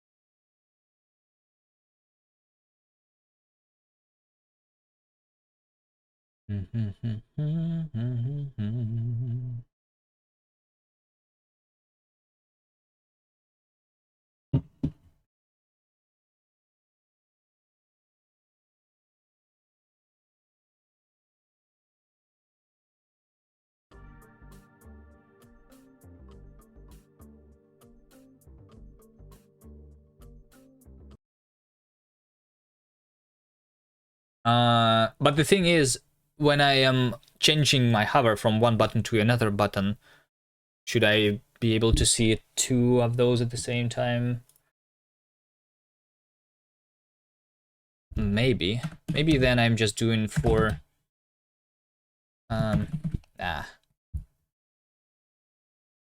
think I would like it more if it was going from left to right.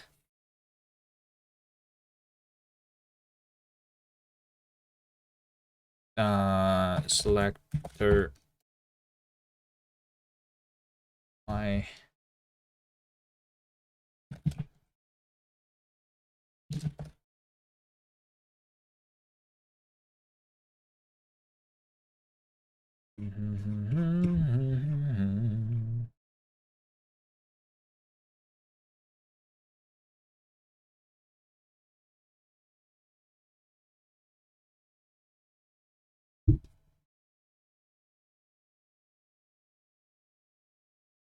I'm going to do the find here.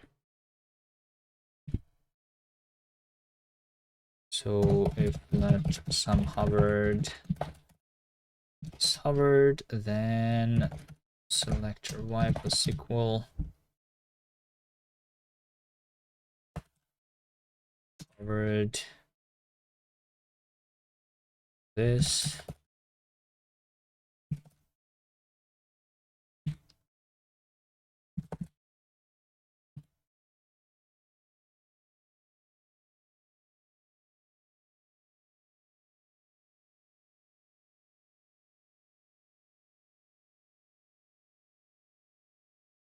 Let's introduce the other speed, the hover speed.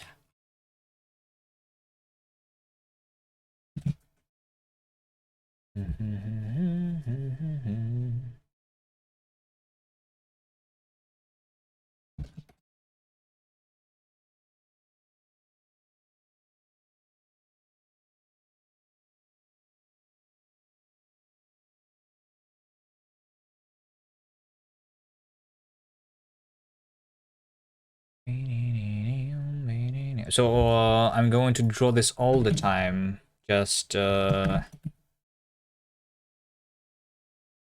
doesn't matter if I'm hovering over a button or not because we're doing the animation.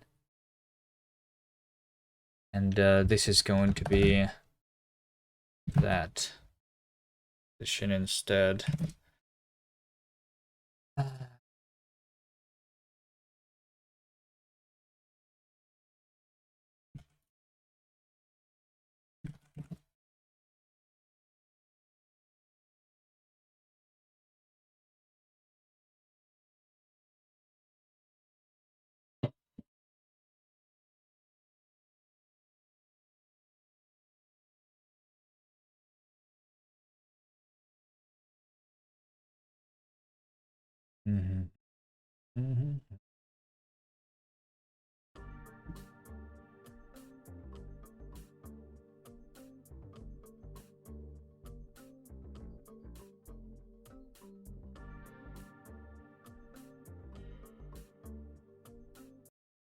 Okay, well, I mean, the speed is now super slow for some reason.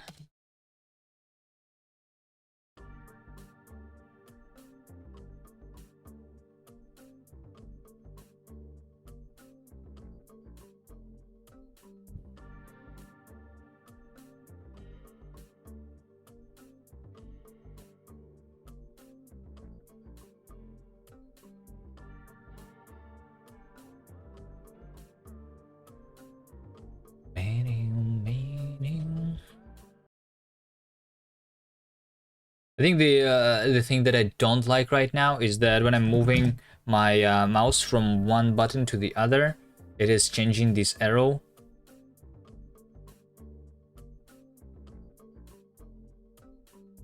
To like, because in the middle of my mouse movement, I do unhover for a second, so I'm moving this arrow to the left and then back to the right.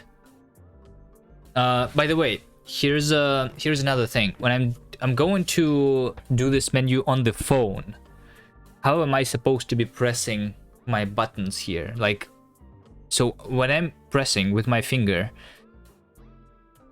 on this thing, the button should just appear and press the side on button from the left, like without this. So like, just do this.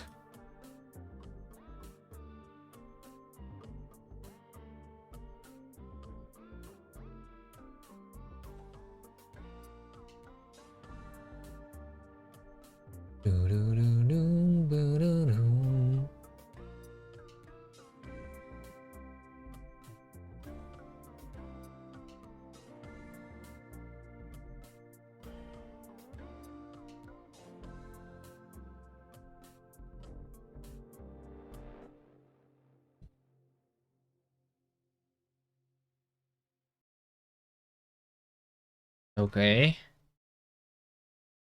Let's do...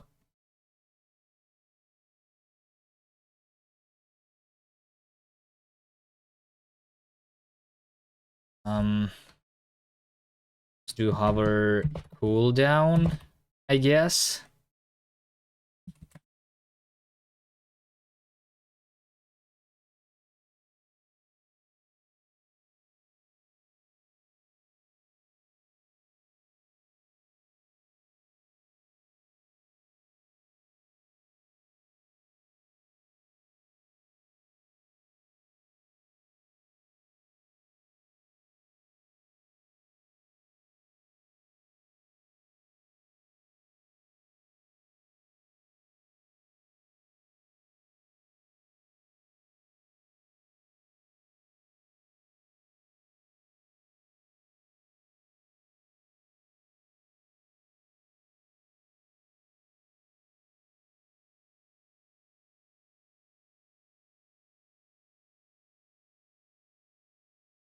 Go to that instead.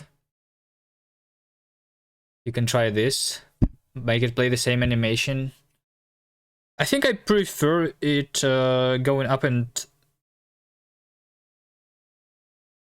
Yeah, but I'm not sure. Yeah, we can try it. We can try that.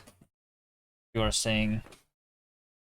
But cooldown is another thing that is going to fix the arrow going left and right. Like this. So when I unhover, it just disappears after some time. After this cooldown. So when I'm moving from one to the other quickly, it's just doing that, you know? The cooldown should just be lower, like 0.3 seconds maybe.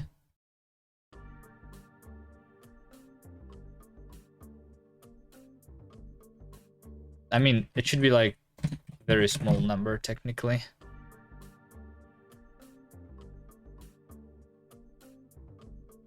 Okay.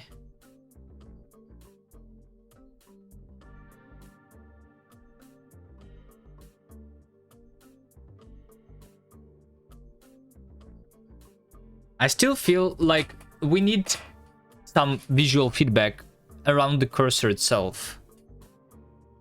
Should slide more to the left when disappearing.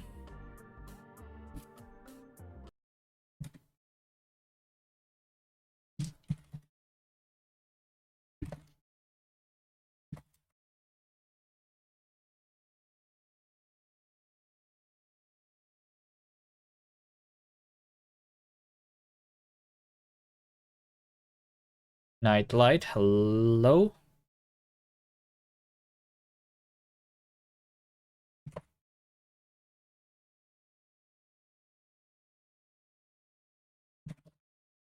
Can I make it shake a bit? What do we want to shake a bit?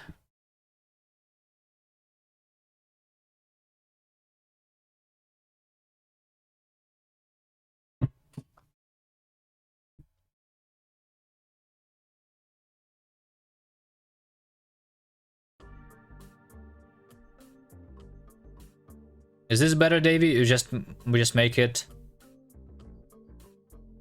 more distance of appearing and disappearing.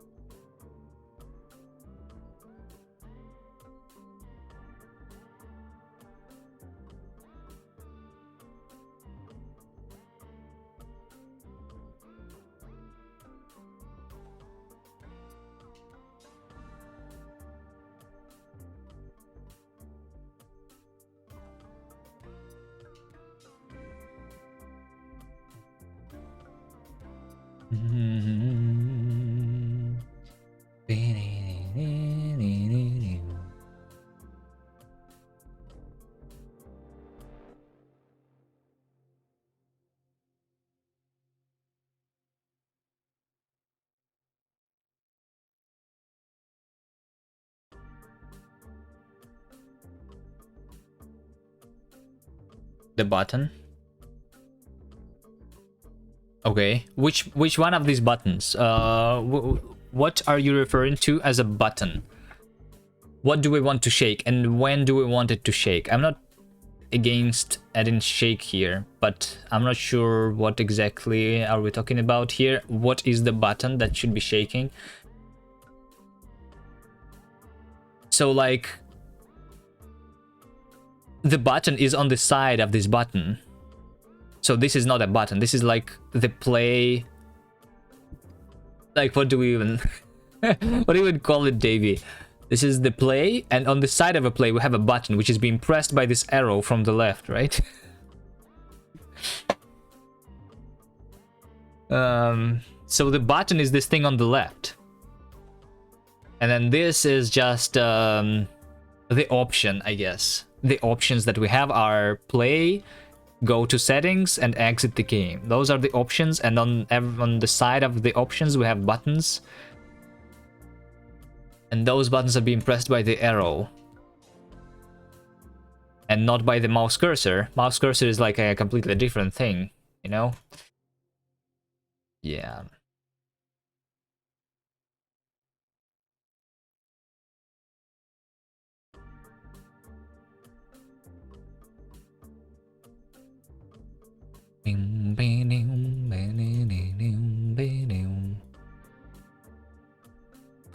Before the arrow disappear, you can make it shake a bit. Just to improve the animation before disappearing. I don't think it's necessary because the animation is super fast.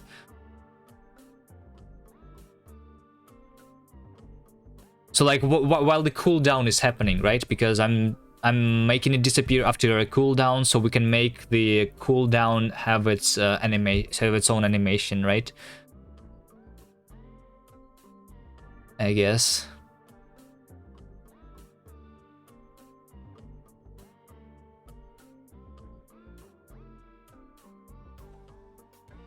But I think if anyone has an idea of how to improve the visual feedback of me hovering over this thing, because I don't like the fact that I'm hovering on this play option on the right side, but the button is appearing and the arrow is appearing on the left side, like nowhere near my cursor. You know, I have a big monitor. I need to move my eyes to be able to see this arrow that's appearing on the left. The way we do it inside the game for other buttons is we make them bigger. But this is not the button, this is an option. The button is on the side of this option. Which is why I don't like it.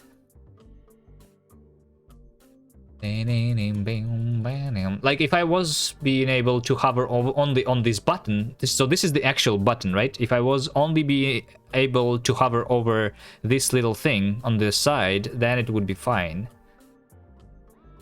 But I'm hovering over here.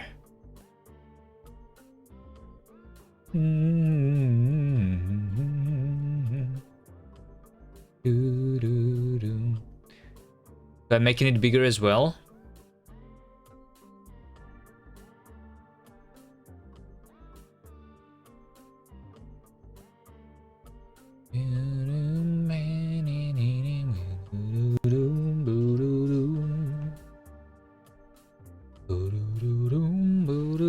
Okay. Okay, fine. Let's try. So we hover, so we scale up the entire thing, including the button on the side, right? Hover scale, like 1.1. Then I need to figure out the math here of pressing it.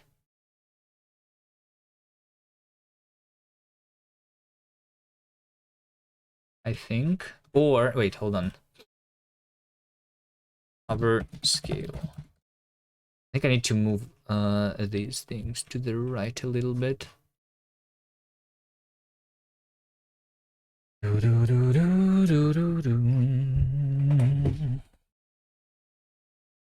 Like the buttons themselves.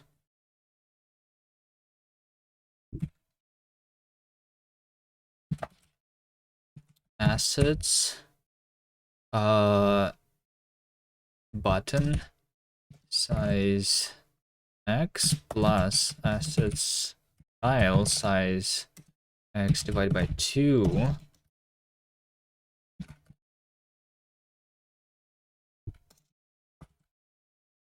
So we are going to multiply this by config our scale. So this -1 is the offset that it should be, so that my math is still correct, I think.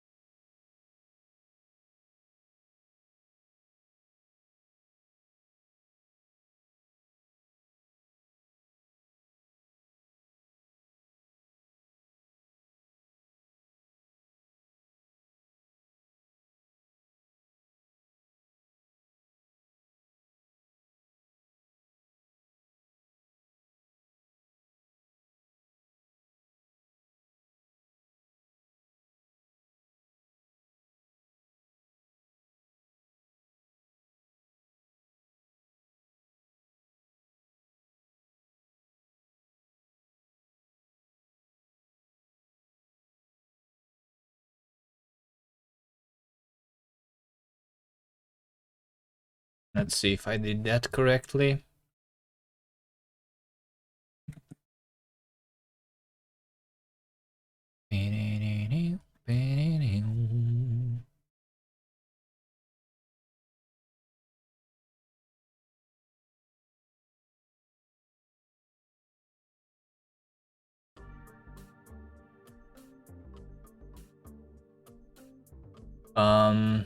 Why are my buttons even higher up?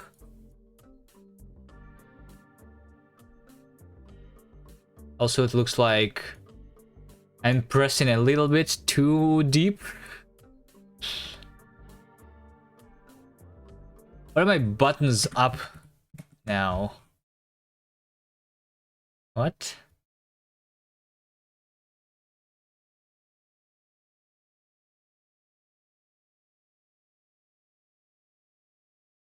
What are you looking at? We're working on the game menu for the linksider. Here's the mockup that we're trying to implement, right?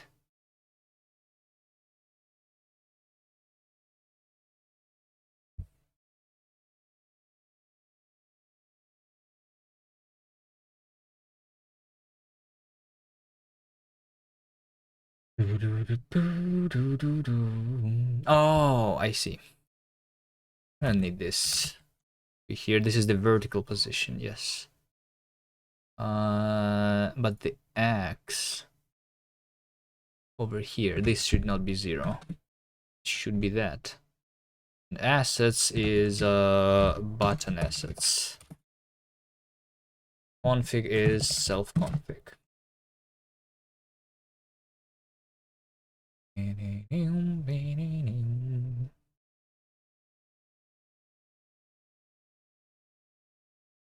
So yeah, basically for the game, we have a bunch of levels, right? We have a bunch of different game mechanics. We have worked on the level selector screen recently.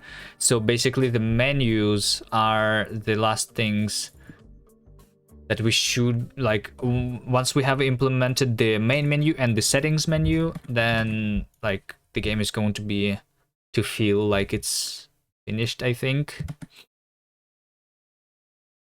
I mean, not finished, but like it's going to start feeling like a game, you know? And not just a part of a game.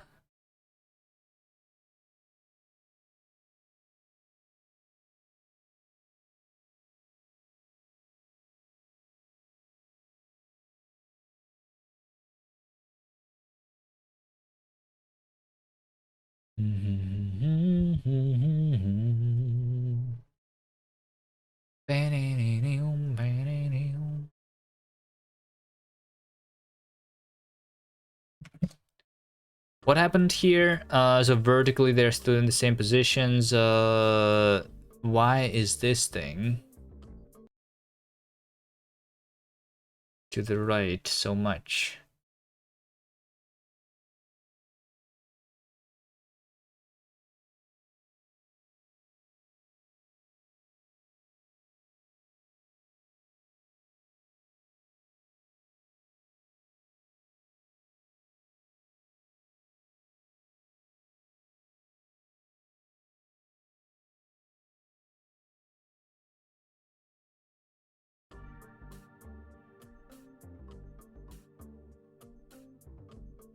Dun, dun, dun, dun, dun.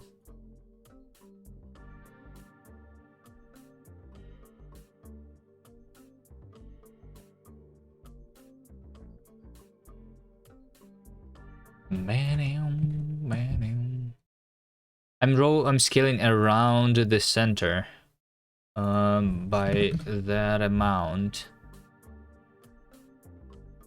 So it looks like actually the center is a little too much to the right over here. Button size plus tile size divided by 2. So this is like, how much do we have on the left?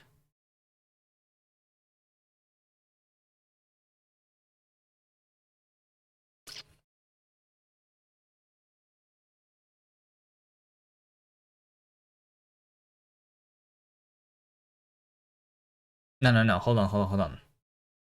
What I want is the zero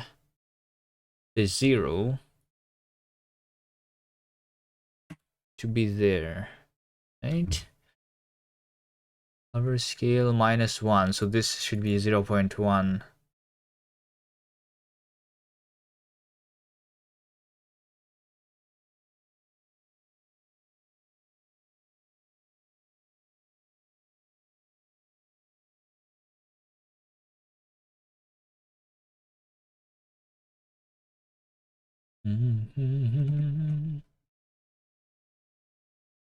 Oh, I know why. It's because this is not in the world coordinates, it's in the pixels, right? The size of the thing. Yeah, that's why we are dividing by the pixel size all the time. All right, whatever.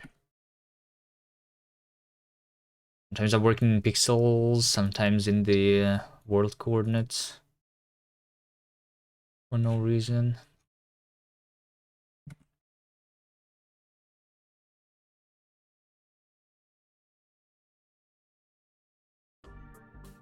Let's see. Looks like that is correct. That is the offset though. Right?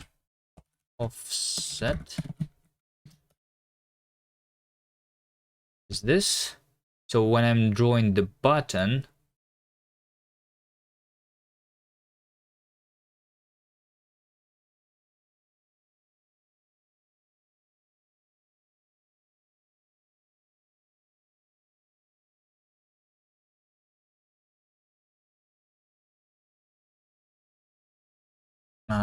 We need to add offset here. And the offset is being calculated so that when I scale the thing up, it is exactly where like the maximum of the arrow pushing coordinate, you know. So this should be all okay. All right. I like yeah. When we add the hover, this is much better now. So I'm, because I have the visual feedback on the actual thing. But that's the visual feedback of the hover, you know?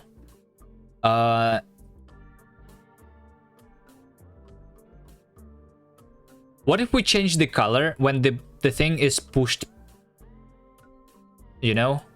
Then it's going to be like the combination of what I want and what you want, Davey. How about we change the color of the button? You know?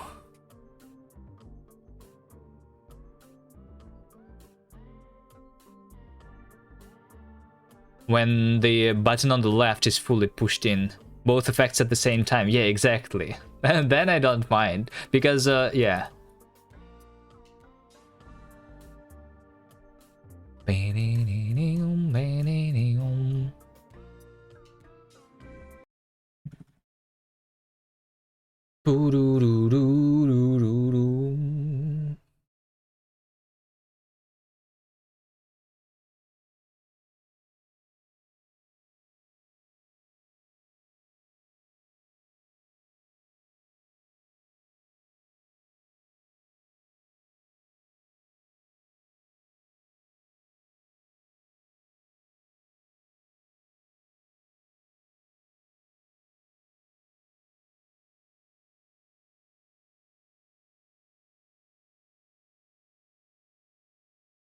So let's see. Like I'm not sure what exactly it's going to be, but let me at least do this. No.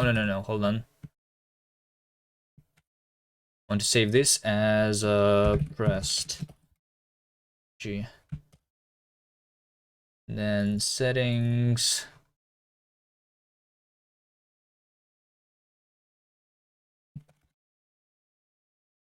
And then play.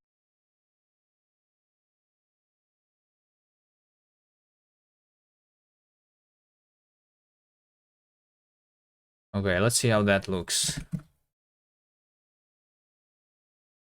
Of the icon 1 pixel down as well. Should we? I'm okay with the icon not being moved because it's not a button, right? Like it's a tile, it's not a button. That's why it should not be pressed when the button on the side is pressed. I'm just changing the color so that I have a little bit of a visual feedback, you know?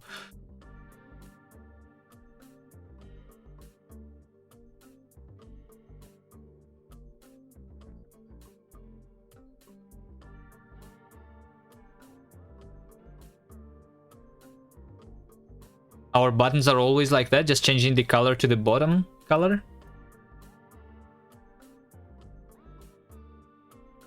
And then you move the icon 1 thing down and 1 pixel down, all right.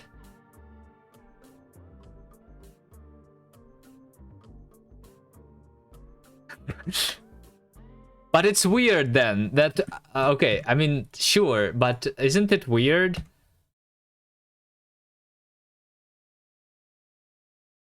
That we press the button on the right of the button so that the button is pressed in, you know? That's what I was talking about. That's why this whole idea is weird to me.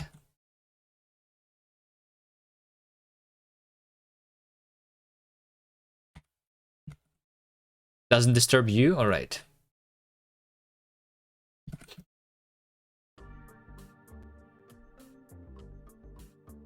See, like, we are pressing the button on the side of our button so that the button is pressed. All right. Boom, boom, boom, boom, boom, boom.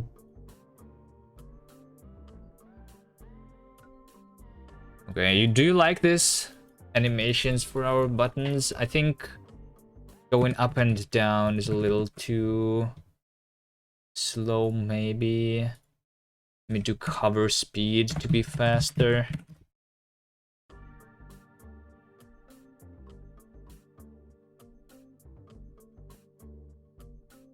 Just like deflating it. What does deflate actually mean, though?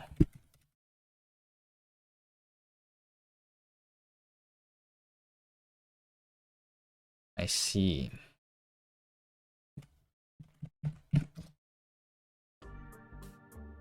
Maybe it should not be an arrow, but something else then. Okay, this is better with the faster animation on the hovers.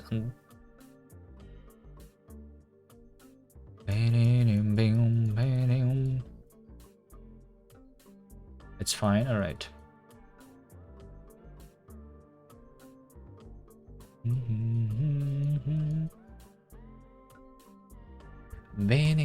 Also, by the way, so if I'm clicking really fast right now, right? So the button, I only make it pressed after the arrow on the left is doing the animation to the full. Should it be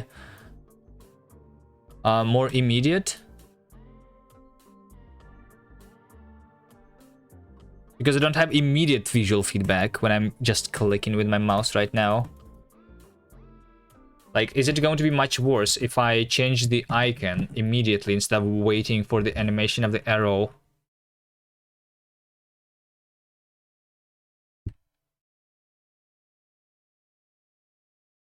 And judge without actually testing it? Yeah, I think it's going to look differently when you just see it and when you are actually interacting with it. If you are the one who is pressing the mouse, it's going to be more weird for you.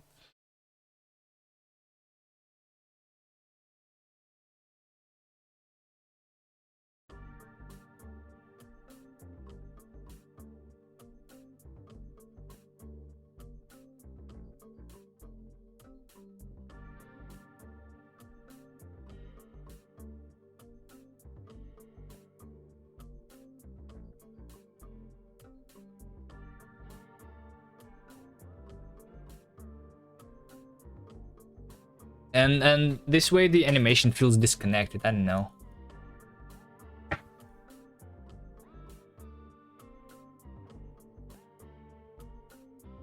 Because I pressed the button before the arrow is connecting on the left. But you like the previous one? Yeah, the previous one is better visually, but this one feels better because I have instant visual feedback right on my cursor, you know? Not somewhere else, but right on my cursor I have visual feedback.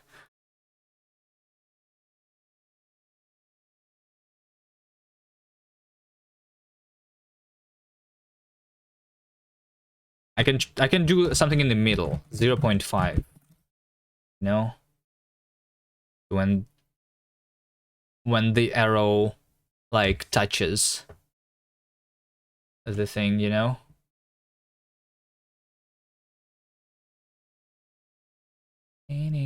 Activate Linux. Yeah.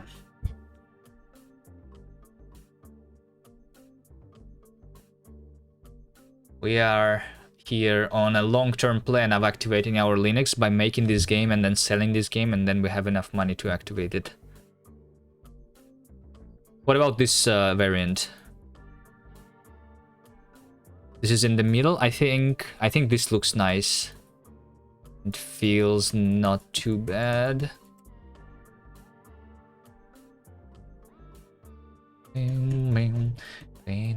Alright, let's make sure that the buttons are centered.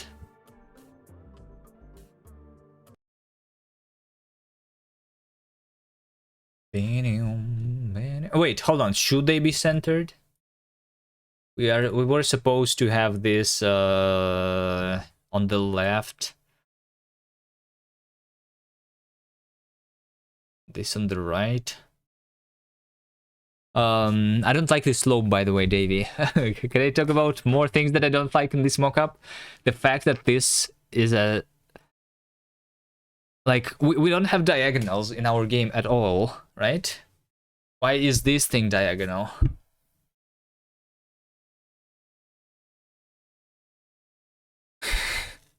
We have? What do we have that is diagonal?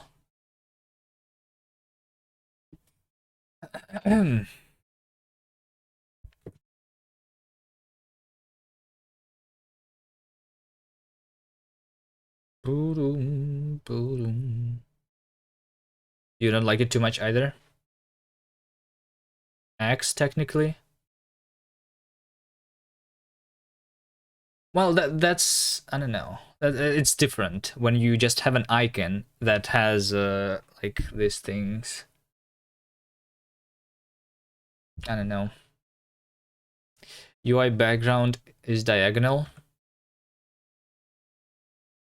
I guess, but like it's like the corners of this button, right? The corners of this button, they are diagonal, but but that doesn't bother me because it's not a big diagonal line, I guess.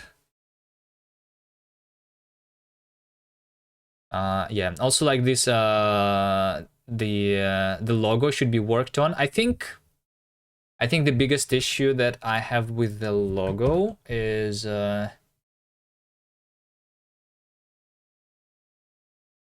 that the spacing between the letters is too much. Like, there should be less space between the glyphs, I think.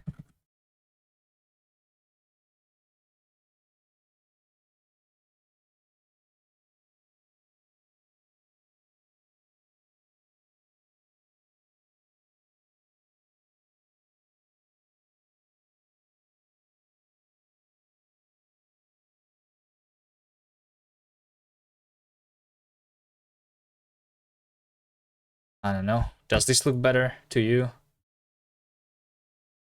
Or is that too close now? Alright, anyway.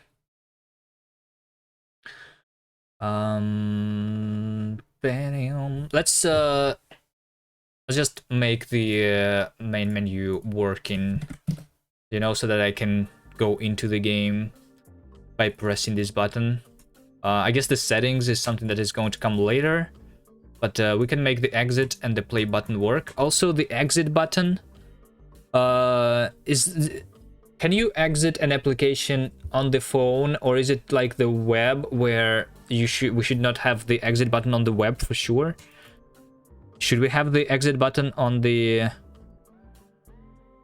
mobile? Do games on mobile have an exit button in them? I'm not sure. I'm not really playing mobile games, but there's no reason for you to have an exit button, right? You can just... That's not how you quit the applications on mobile, right?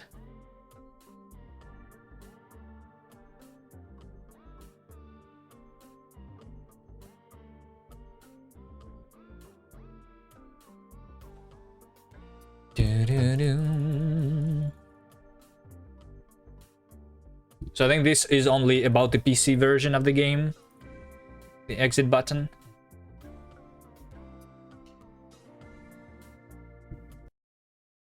Okay, let us see buttons.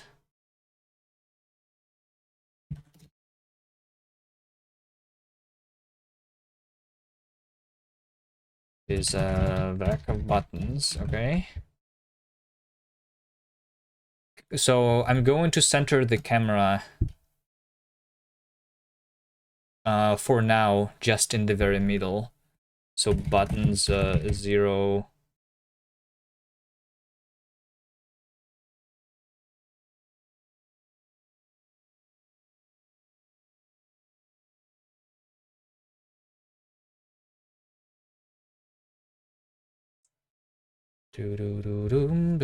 Actually,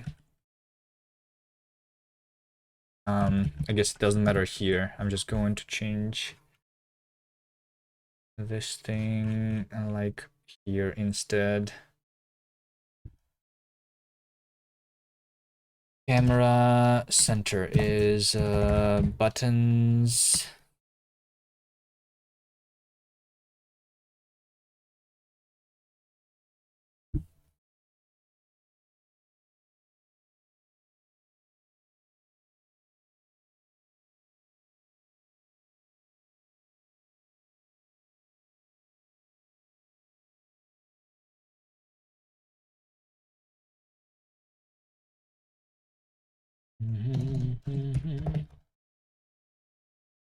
What do I want here? I want it to be in the middle. Right? I think just X. Buttons, 0, bounding box, center X, like this. And then the Y, we can fix the Y. Config.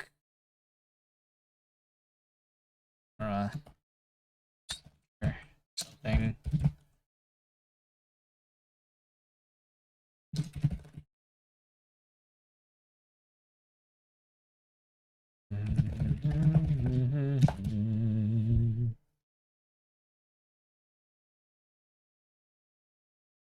Let's do the buttons.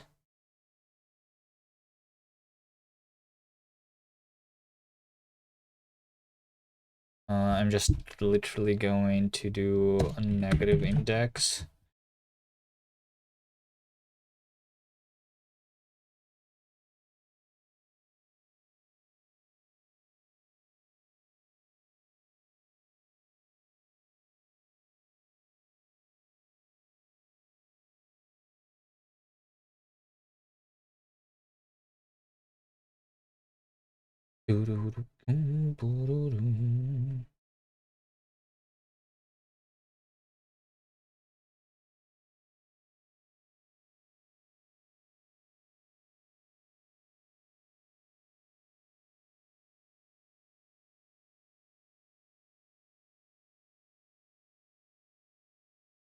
I think this negative. I'm not sure. I want I mean, we'll probably change it anyway.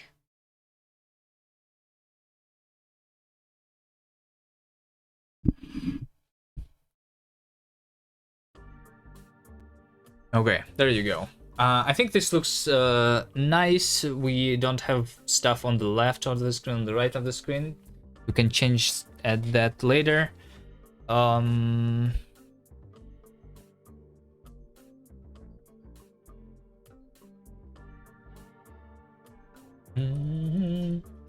Let's make the play and the X button work.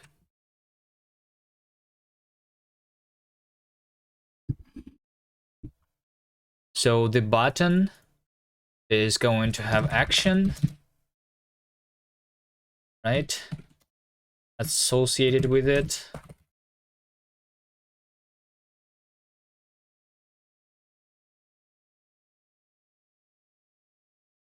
Do something like this. So action is either play or settings or exit, right? Those are the three buttons that we have. Index, assets, and action. So this is going to be the play button. This is going to be the settings button, and this is going to be exit button. All right. So the button is going to be considered like the action is going to be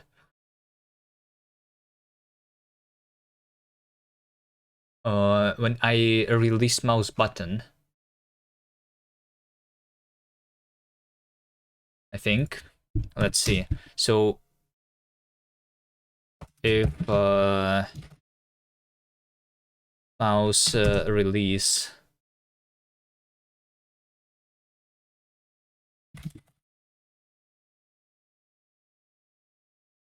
like that, Is event. Then if some button is buttons find the hovered button. So if we were hovering button when I'm releasing the mouse, then button action is something that we're going to apply.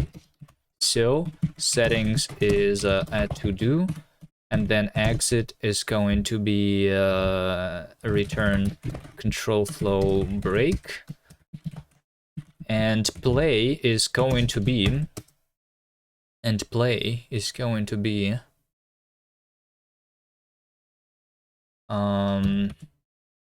play state. I'm going to initialize the playing of the game, right?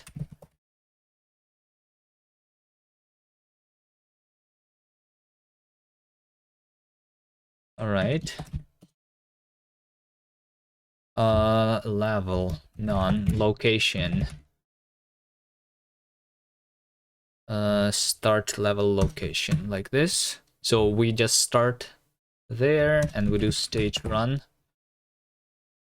Oh, wait.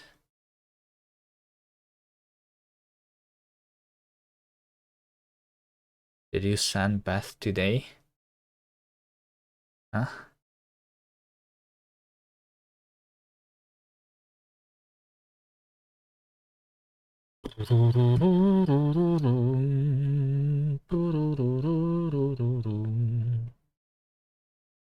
Is this it? I think this is it. And then we also want to have a transition. What about the transitions, by the way, that we want to have? I mean, we can zoom in, and then we can zoom out, just like when we're playing the games, or we can introduce new transitions. Let's just start with the same as we have here. Somewhere.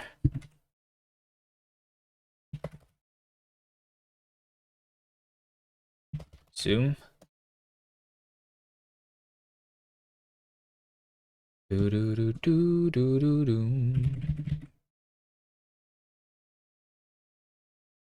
Do do do do do do do.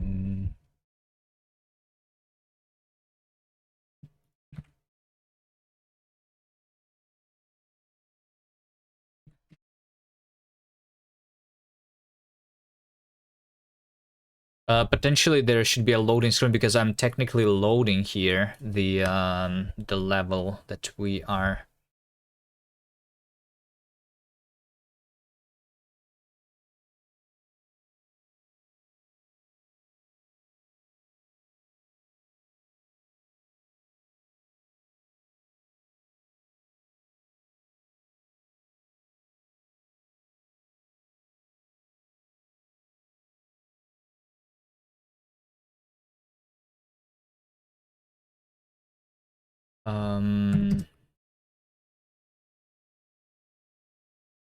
Just do it like this.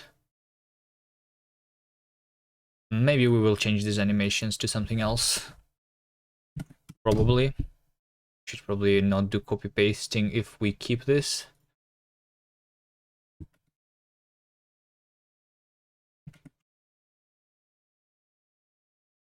But I think our buttons should be working now.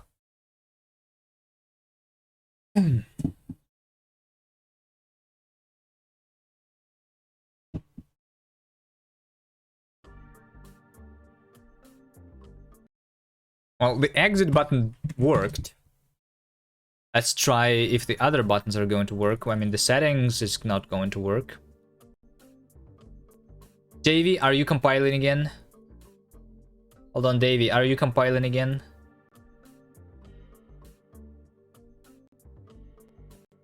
Davey, can you stop compiling? Thank you.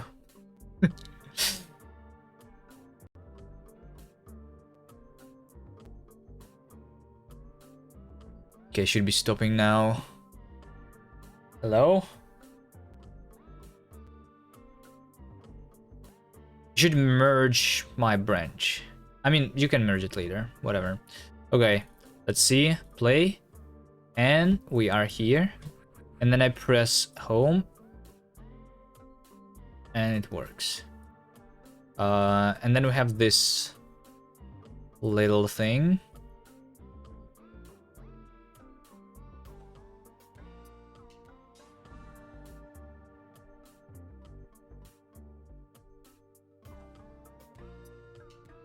We should fix this bug, right? Is this bug still in other like places in the game where when you go back, it's like automatically going back in? Can you do the fade transition instead of this one? Yeah, I can. We can do any transition we want. The crossfade or fade to black and then fade back from black? I'm not sure. Which one do you want?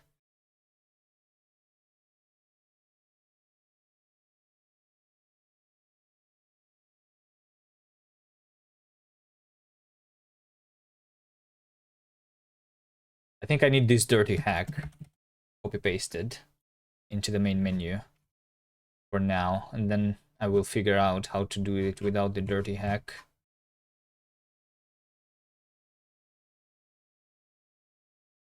Do do do do do do do. Fade to black.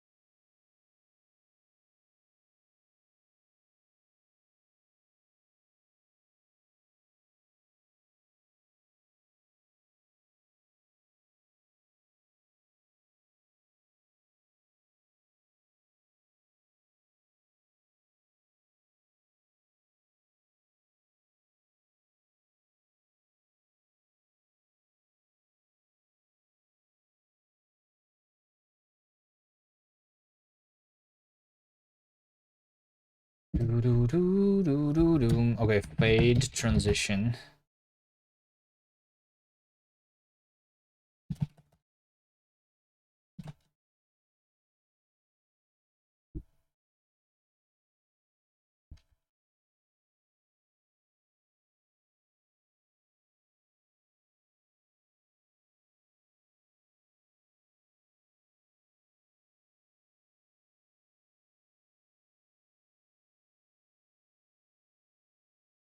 Copy paste. Nice. Fade. Draw fade transition. Progress.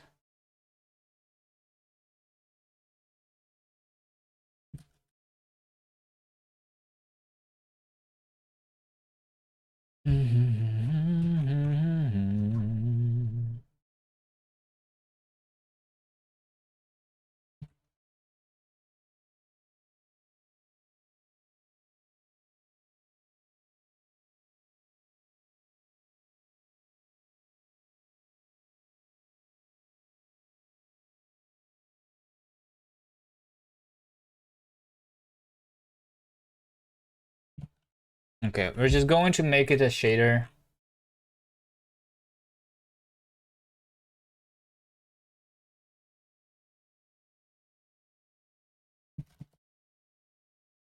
And we don't have that. Okay. I think we're just going to say that if t is less than 0.5, then t is t divided by 0.5, otherwise t is t minus 0.5 divided by 0.5. And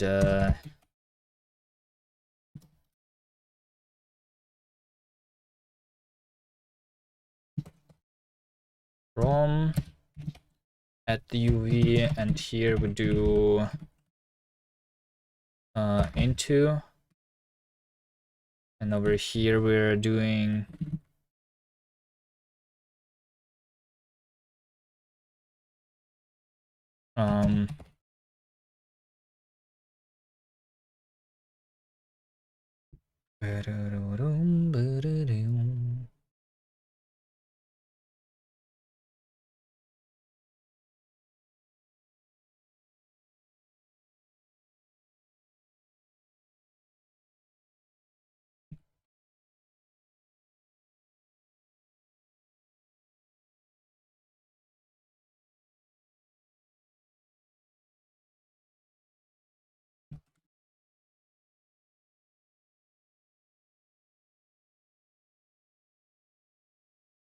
I think we just do that. That's all we need, I think.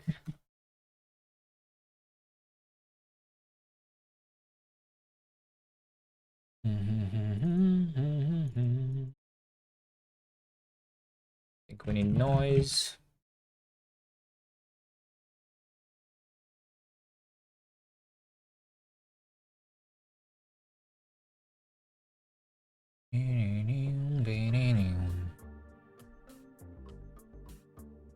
Um,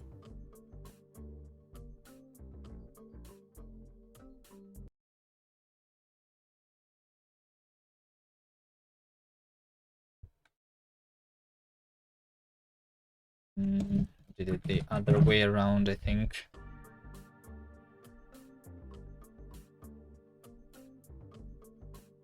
Okay. This is pretty fast though. Should this be a slower animation or something?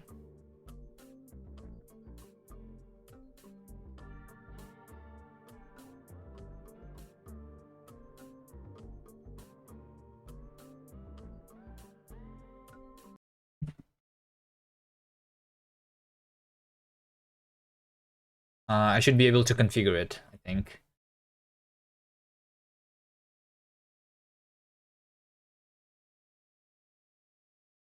Which is not being configured. Divide by config transition fade transition speed time, and over here transition zoom transition time.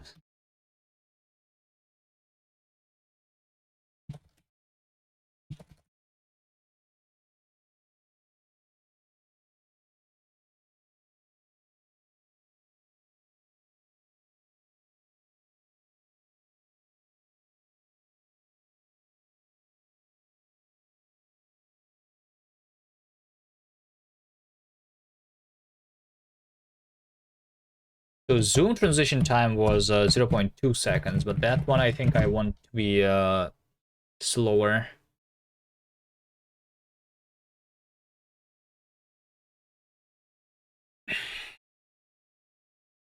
Should it be black, by the way, or something, or some other color?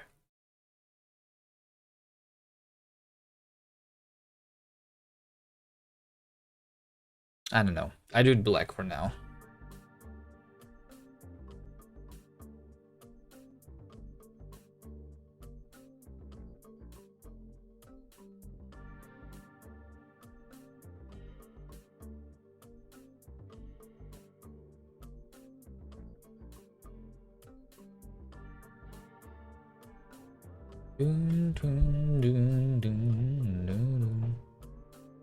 No, this is too slow transition now. Maybe 0.3. Just slightly longer than before is what we need. What framework? We're using OpenGL. And then we have our own custom engine on top of that. That does not have a lot of high-level abstractions. So I'm basically just, I can show you here. So here's me drawing the zoom transition. This is basically the OpenGL call, but it's a little bit abstracted, so it's safer API. But I'm passing my OpenGL uniforms directly and drawing triangle fans using this shader. So, yeah.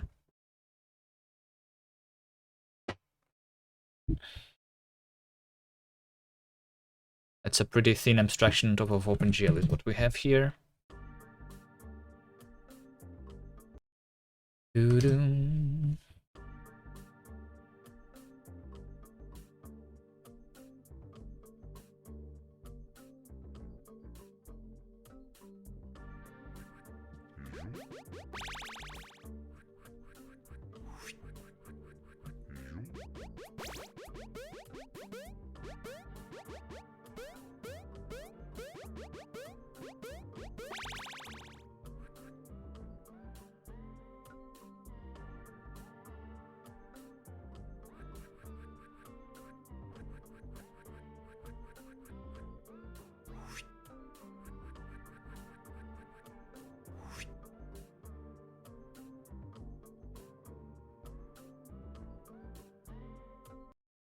Okay, well, oh shit, I closed it.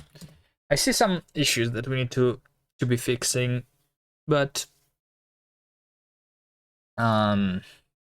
anyway, good progress, good progress. Do we do anything more today, or do I go and rest now? That's a question. Main menu progress, because I definitely don't want to go eat, but I'm not sure what I'm going to do after that. Rest, you just returned. Why don't you just finish the main menu? What do you mean finish the main menu? Is it not finished yet? What is not finished here? What is not finished? The thing on the side, is that what you want there to be? Okay. That's okay, fine. Fine. You want me, I guess there's 2 more buttons that we need, right? Yes, there is 2 more buttons that we need to do. Which is the link to Discord. Scale up is good.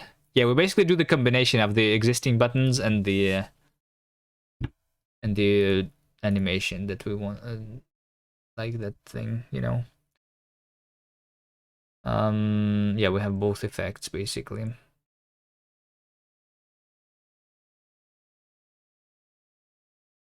Where is the mock-up again?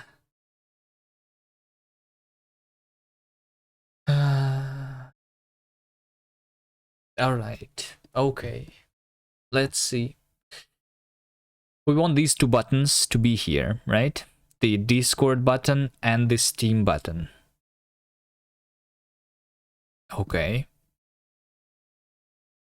And then we want to have the logo.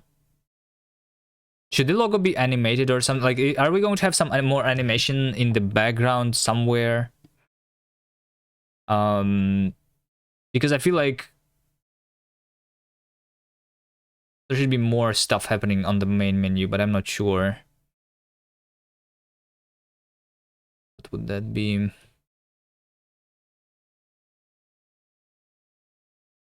Do animation for logo.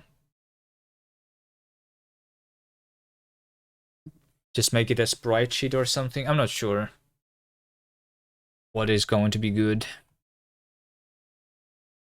But for now, let me just do what? Let me start with those 2 buttons. Bum, bum, bum, bum, ba-da-dum.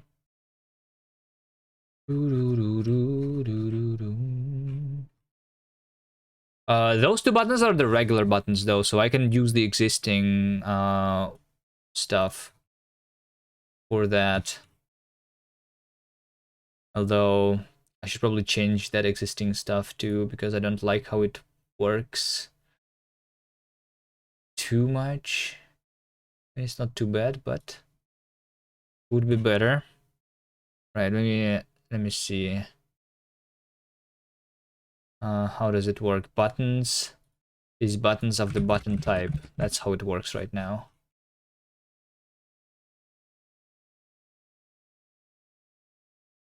So since we have a different kind of button, let's, you know what? Let's call this one the main button. And this one is going to be the button from the existing stuff that we have. So this is going to be called main buttons. And these are just buttons, okay? Button type, I guess action. We can use the same action here.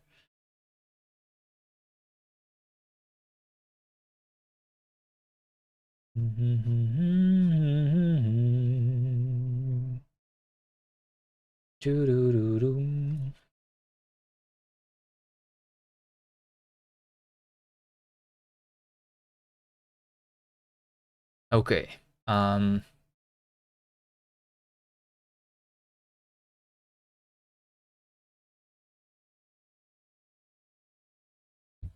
So these buttons, they should be what? Like you don't have them. So like we want the this thing to be responsive, right?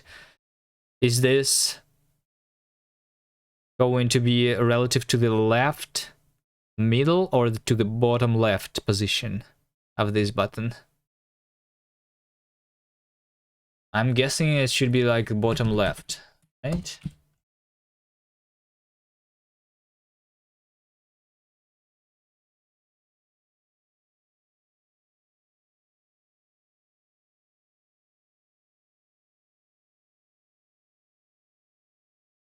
Wait, why is the position some buttons 1.2?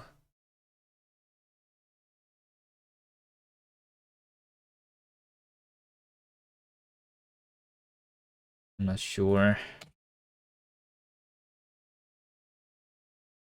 Because 0.2 is the padding or something. Hold on. I think I hard-coded a bit too much there.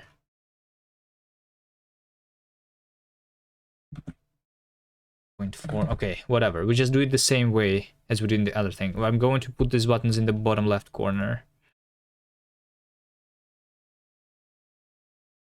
So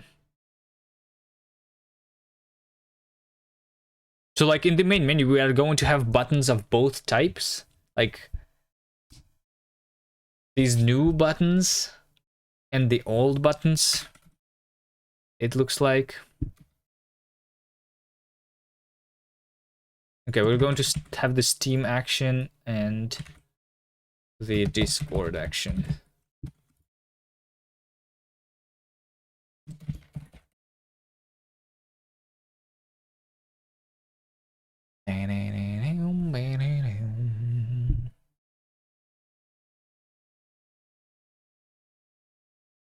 Okay, and then how are we handling those?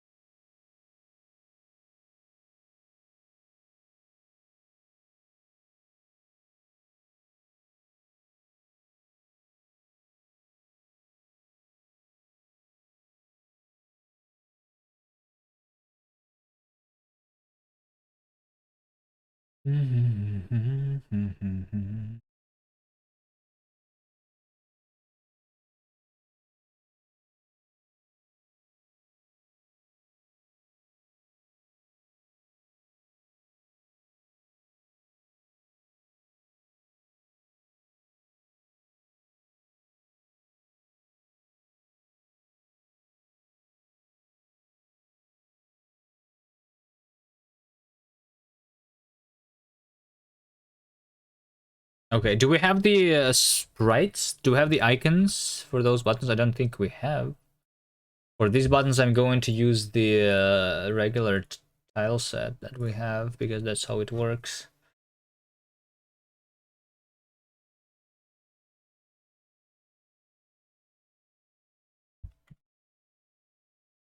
We don't have it, but I can just put it there.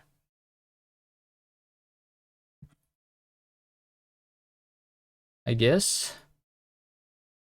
Steam button. Discord button, right?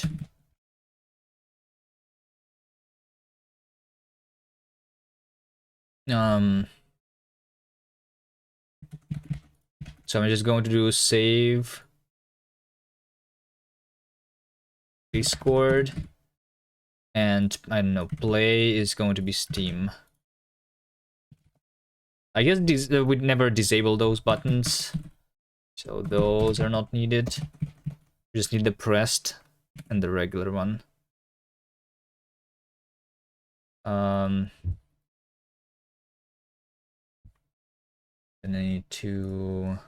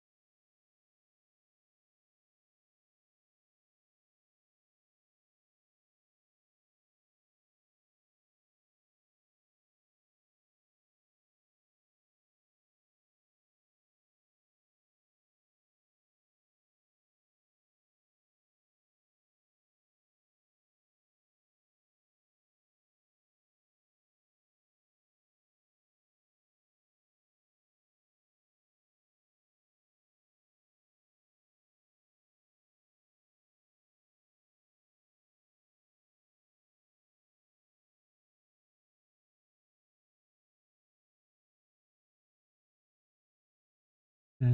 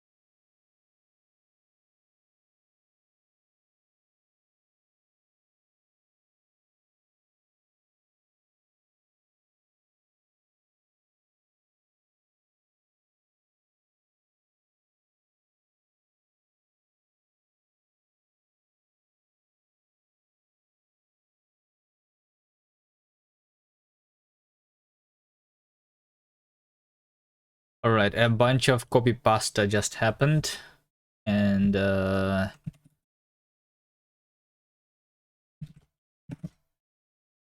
it's just going to work now. And then I think on top of that, I'm just going to draw the image on the side of the screen or something.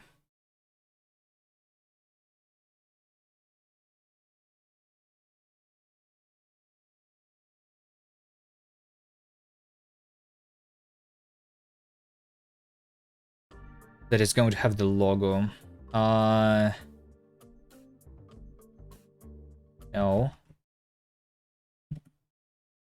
Oh, no data for rendering Steam button. Wait, what?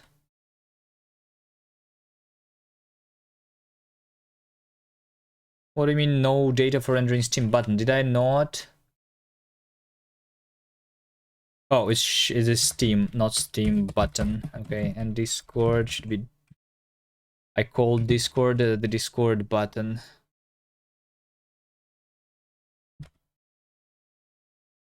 Not just Discord. Okay, there you go. We have the buttons here now. These buttons are going to be different buttons. Right? Maybe in different location. I'm not sure.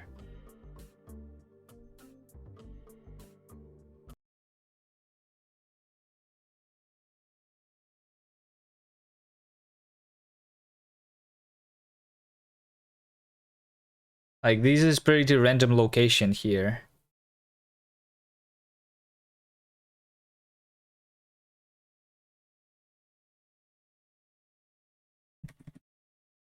I mean, I can make them at least not that much in the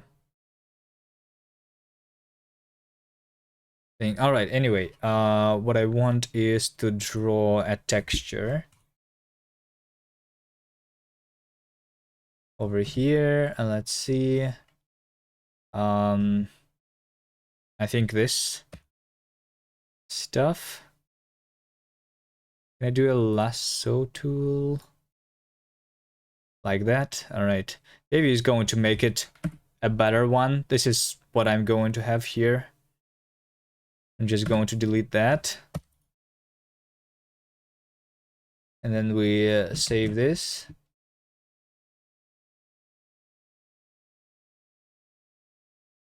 Linksider. This guy? What do you mean this guy? What's wrong? What did I do wrong this time?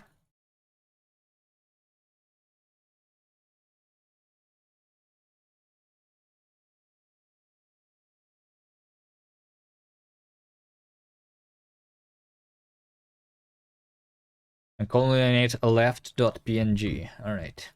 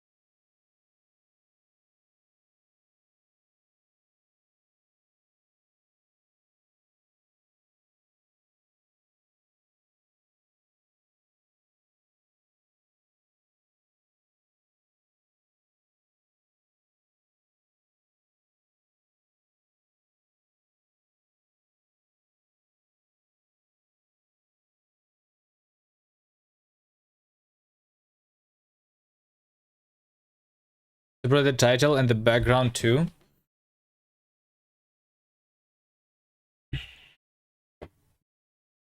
What is the reason to have the background, by the way? Why don't we just have the logo? Like, why do we have two separate things here? That's another thing that I don't like about this mockup, by the way. I think. I'm not sure though. Why don't we have it just like a regular one where you have the buttons below the logo? Not sure where to put this. Is the entire reason to have these buttons that are not like these buttons because they're different?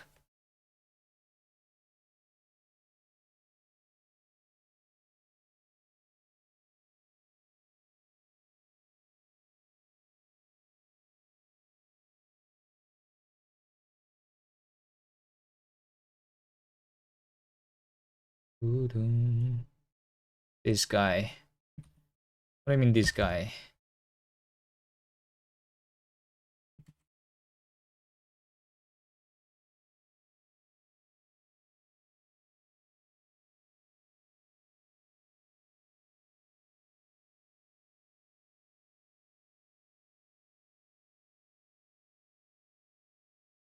There's no lerp for colors.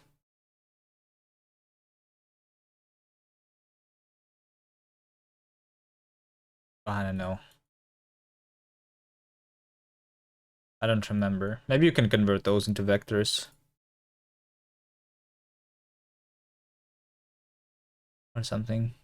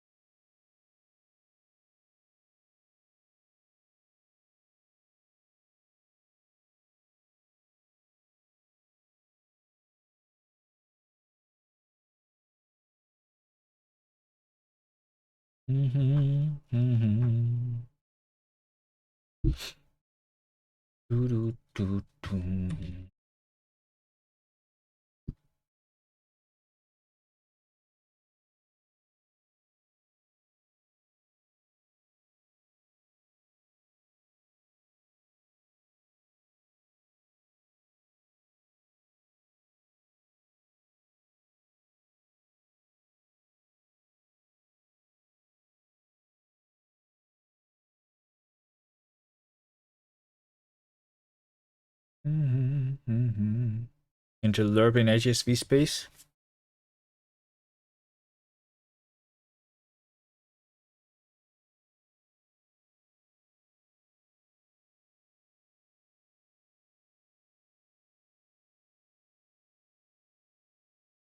Is there a config for you to change the positions of Steam buttons?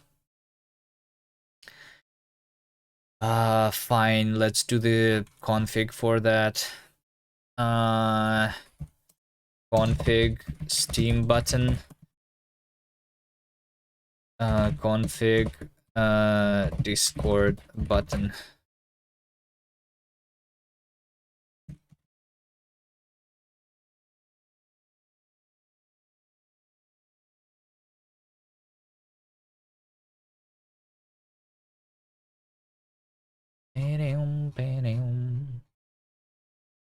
What else? What else? What else? What else? What else? What else? The logo, right? We want to figure out the logo position.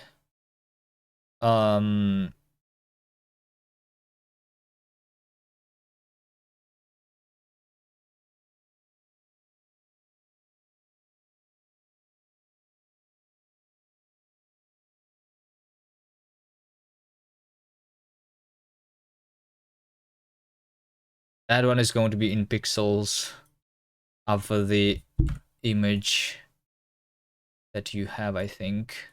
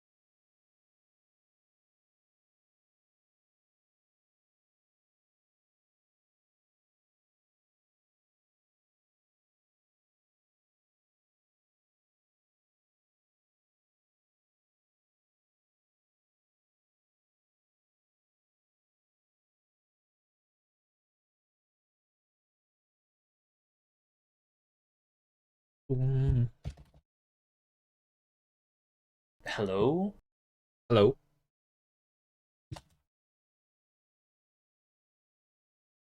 So logo position is position in pixels over here.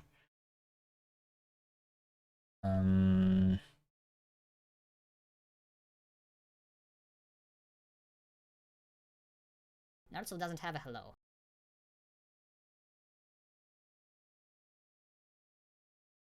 And then Steam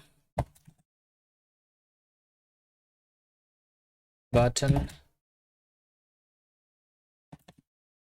Hi. And then Discord button. Hi.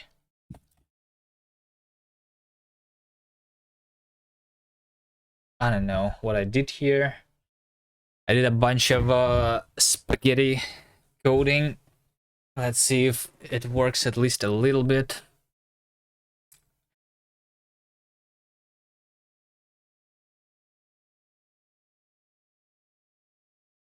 We're working on the main menu for our game. For those of you who are just joining, here's what it's looking like. I guess I need to move the buttons a little bit to the right. This and this are the buttons to the Steam page and to the Discord page, but we don't have the icons for that yet, and I don't see the logo for some reason. Where's the logo? Davey, who stole the logo?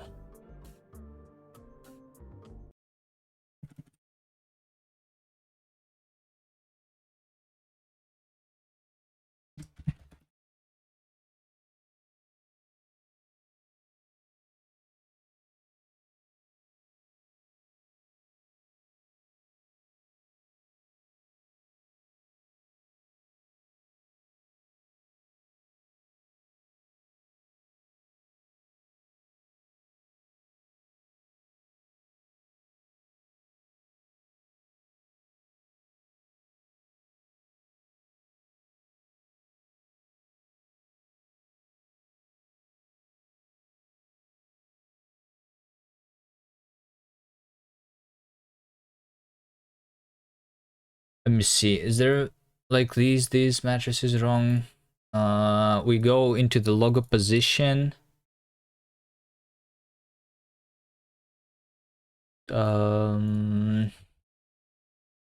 Yeah, I need to scale down in the very end here, I think, because the position should be in these coordinates already.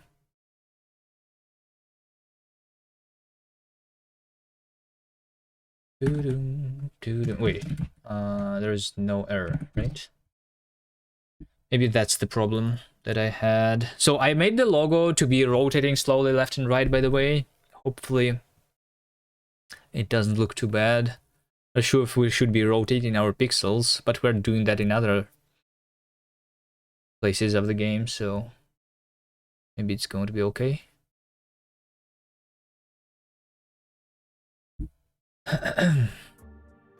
I still don't see the logo. All right.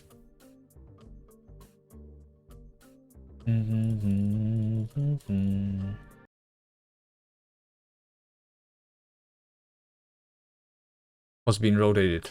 The logo. I'm not sure, like, we were talking about the animation for the logo, and I'm not sure what this animation should be, but, like, what about it just rotating left and right a little bit?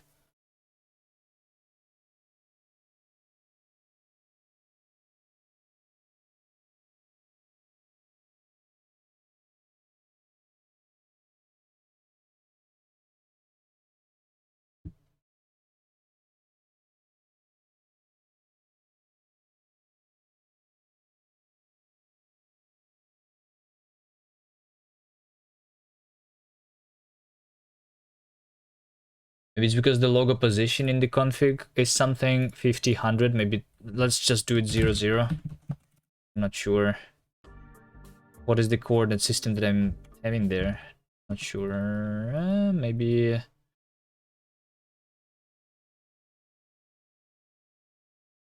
No, something else is wrong.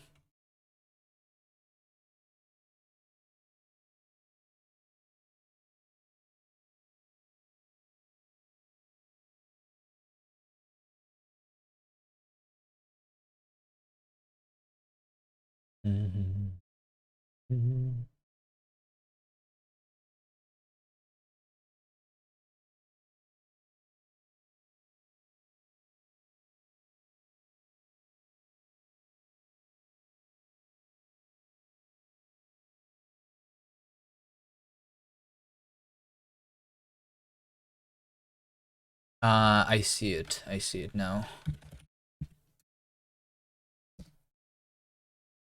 It was 700 times smaller than it needed to be.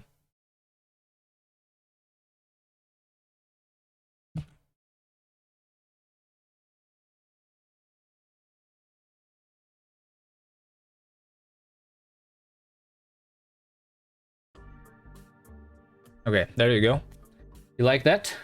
I think it's rotating a little too much right now. I can change this from being at 10 degrees into being 5 degrees amplitude. The frequency can be a little smaller, so it's like you need the FOV for the main menu in the config too, because the scaling is different. It is over here, 6. So that is scaling that stuff. Not the logo though, because logo is relative. But these buttons are inside the same camera. So scaling up these buttons is also scaling up that buttons.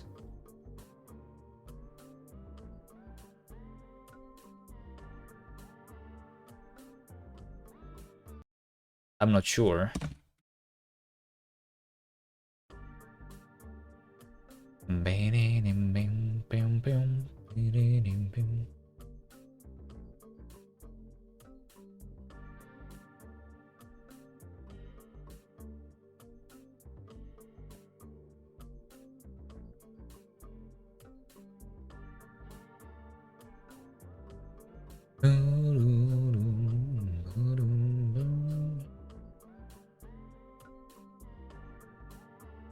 What's up? What's up, Poggy? We're working on the main menu for our game Linksider. And that is what we came up with today. So we have 3 main buttons over here. These 2 buttons in the bottom left. This is going to be the link to the Steam page. And the link to the Discord, I guess. Then we don't have the settings working yet. But then you hit play and you play the game.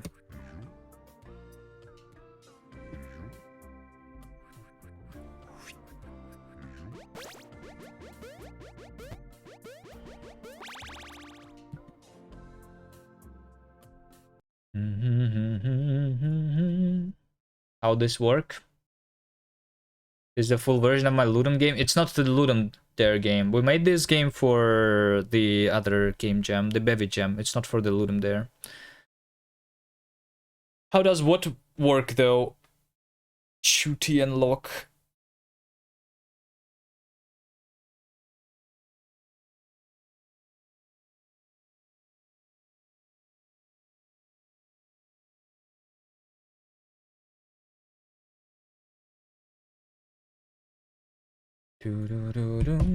Okay, let's you know what? Let's do git pull origin level design, right? Because Davey pushed something. And I know that Davey pushed a new level. Lock goal. Is this the one? Is it still Bevy?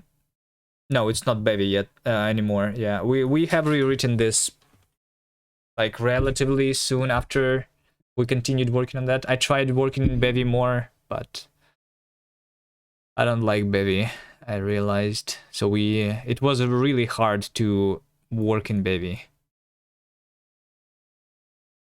Once we rewritten this into our own engine, the work started to be much faster. But that's maybe just because I'm more experienced in that. Not because Bevy is bad. I don't know. But I heard a lot of other people having problems with Bevy too. I'm not the only one.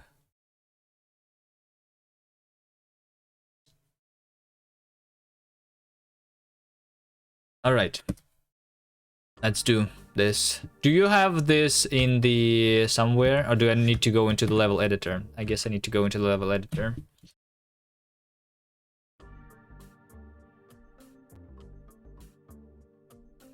Which one is the level? Double goal, the last one?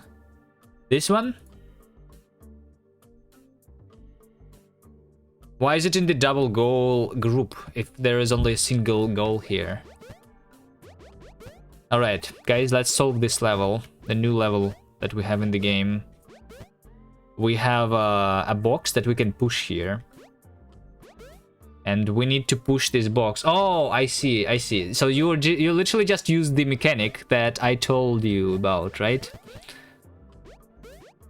Yeah, so we just literally push this thing to the right and then go left, so that when we hit right here, we don't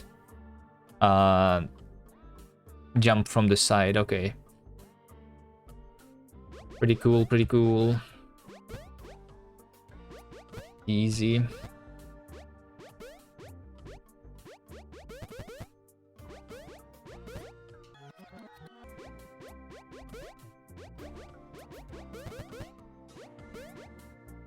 It's kind of weird how you rotate into a box, but can't jump into it.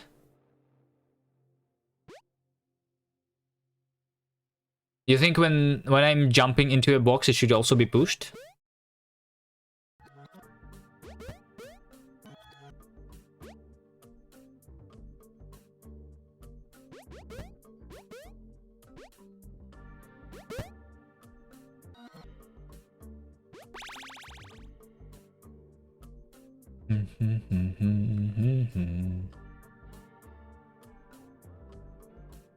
It would make sense, yes.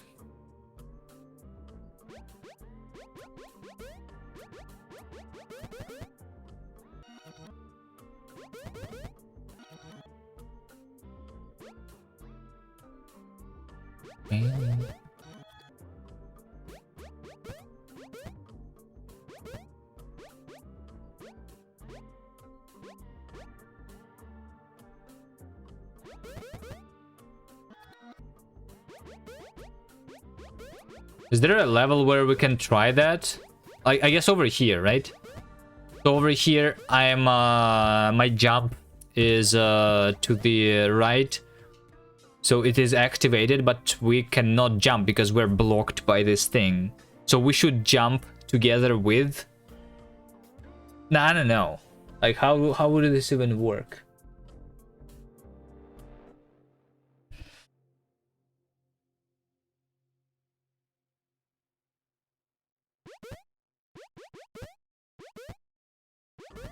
Or is it only if I have already traveled a little bit of time?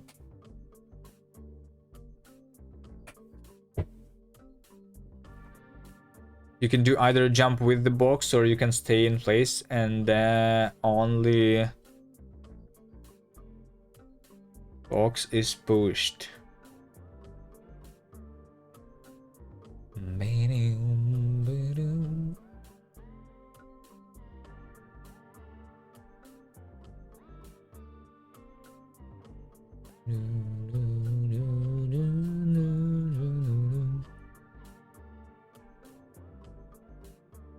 I mean, maybe, I don't know. Is it going to break any other of the levels that we have?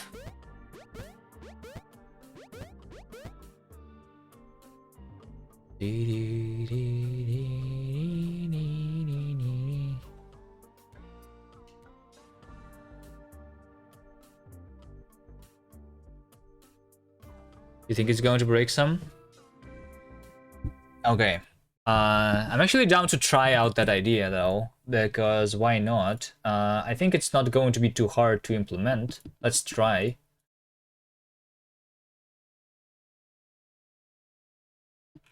Right now, because why not? Why not? So here's our jump system, right? And we literally just stop when we are blocked. But if I'm blocked by the box,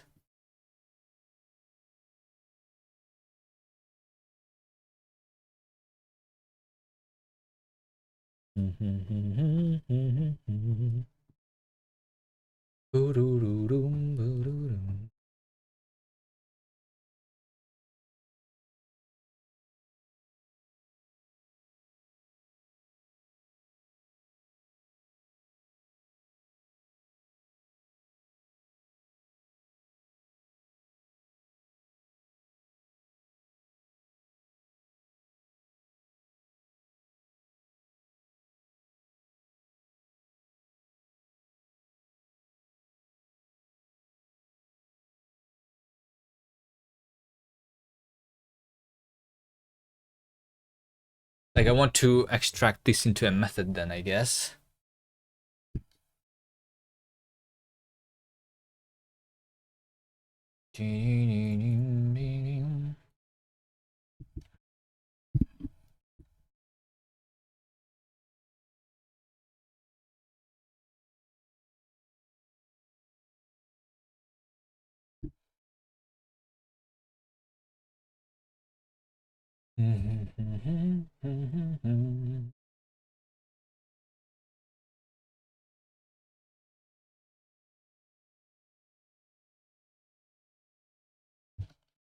Or do we copy paste? Hold on.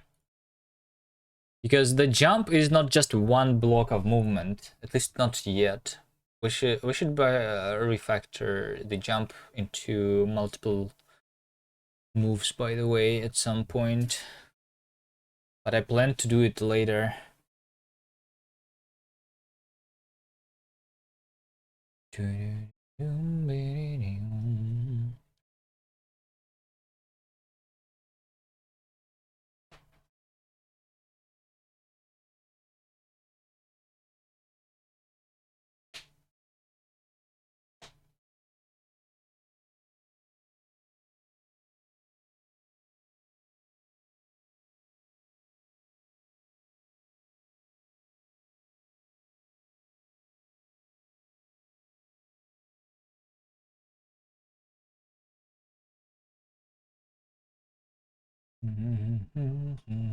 Should I be able to push them 2 blocks to the side, because that's like how we jump.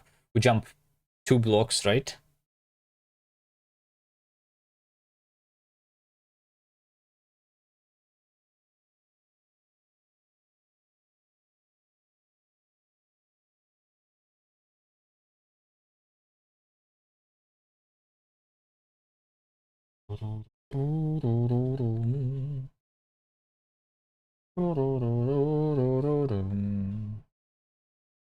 It would be easier if I had like done the refactoring. I plan to do the refactoring, like, so here's what we want to do eventually. Right now when I'm doing the move, I am moving from this, so like I'm jumping 1, 2, 3 blocks potentially, right? And this is just one move, and I want eventually it to be split into 3 small moves, with the animation being the same.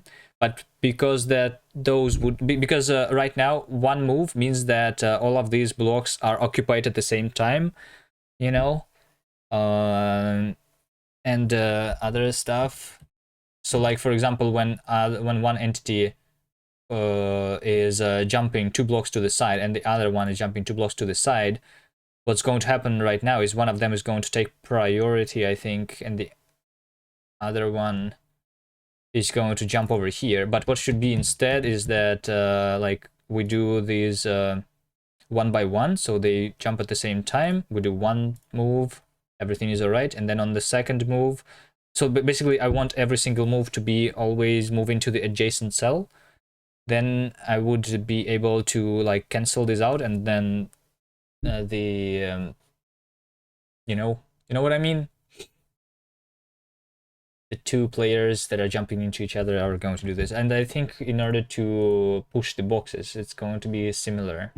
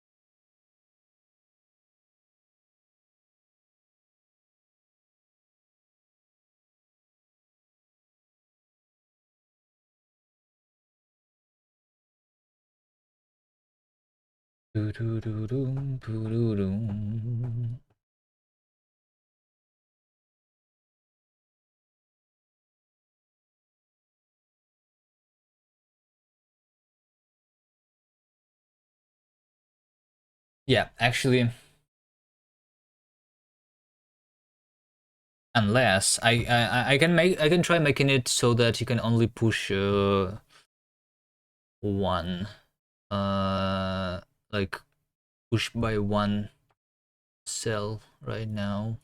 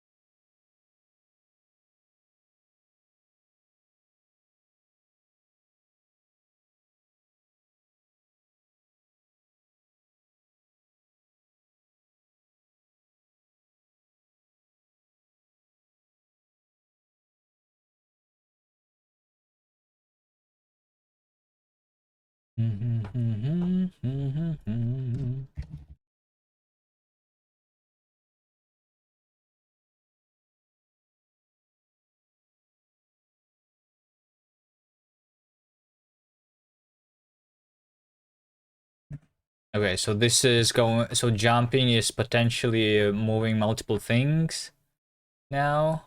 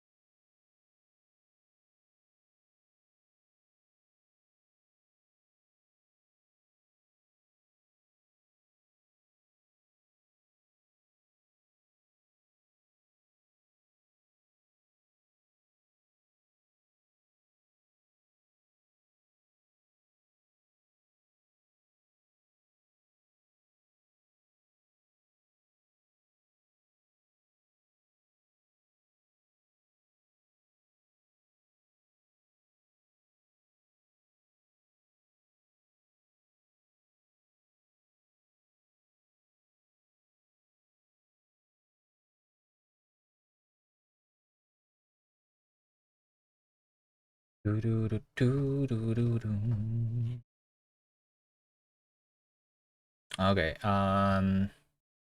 This over here is kind of copy pasta right now.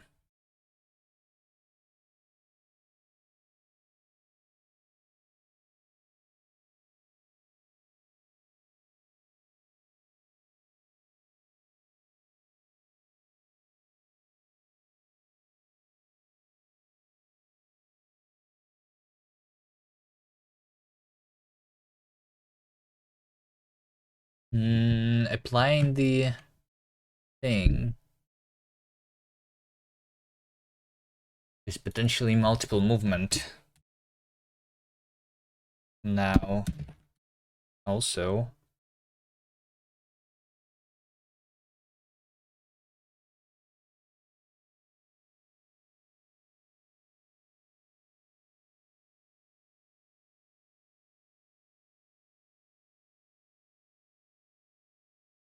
Um.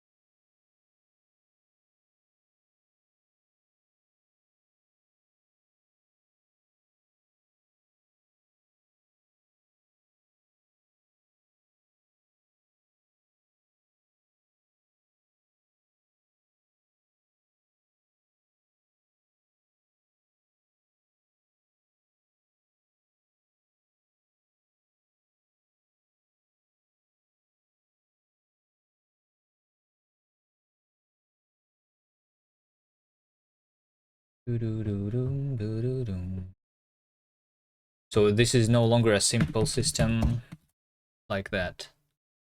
All right. Is this it? Let's try. Might be already working.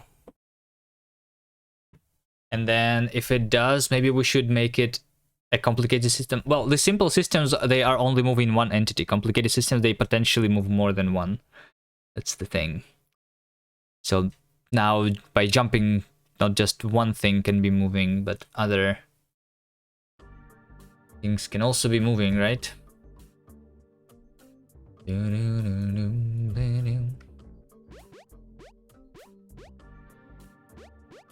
But now no one moves, basically. All right. Now no one moves, it looks like.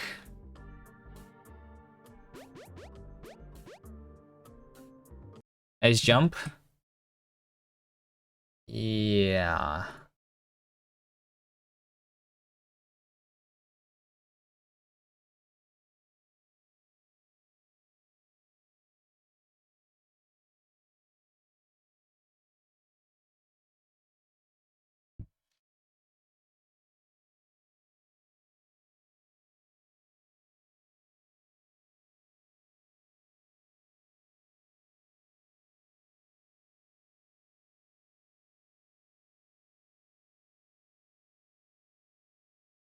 Hold on. Did I break all the side effects? I'm not sure. Is blocked. Blocked is true. If not pushed, then whatever.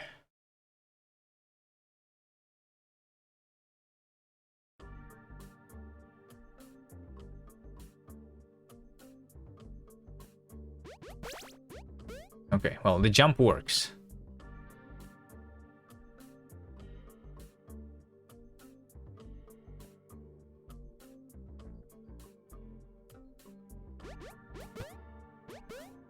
Okay. Oh, wait, hold on. So this is now how it works, right? Since, like, I can just jump there, you know? I can just jump there and push this thing down. Is this what you wanted, Nerdsoul? So when I'm jumping, I have enough force to push this thing over. That works too. I mean...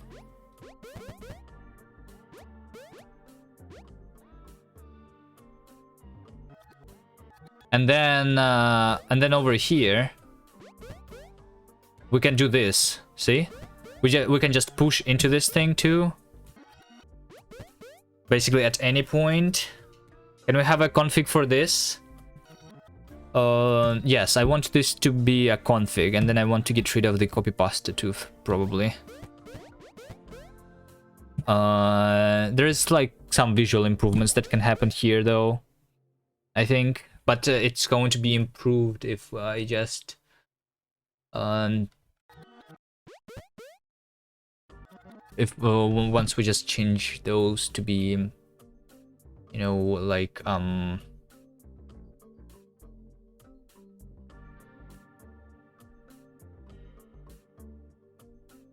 this level no longer works. I'm not sure. I think it... Oh wait, yeah, this thing, yeah, you can no longer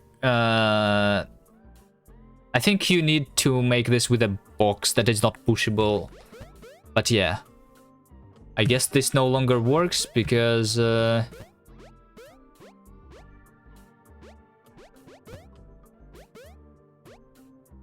because I'm just going to do this.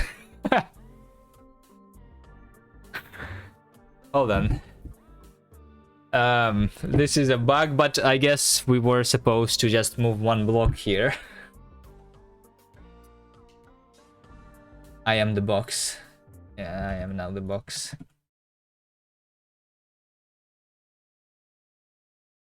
Jump and push. True.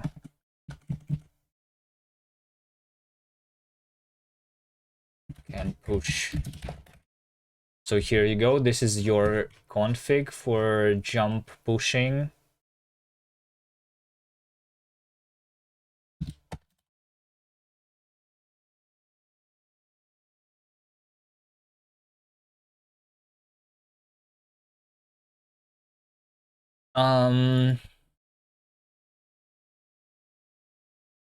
Pushed is true though, so I thought I would... Is blocked. Oh wait, I guess pushed or is blocked like this. So this is going to fix that. Pretty sure.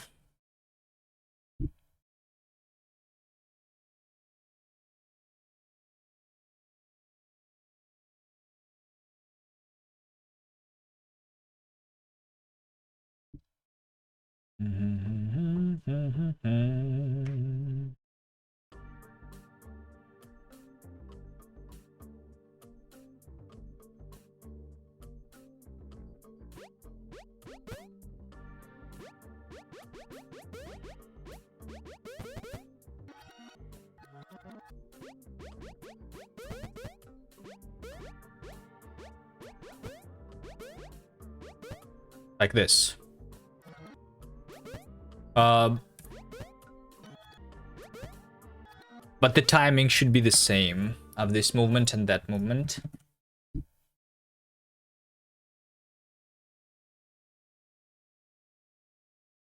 You know? How about we do 4, move in. This is end time.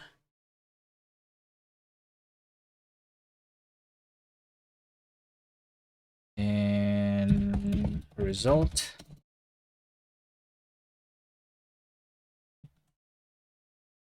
We'll do it the same. So it's going to be rotating faster.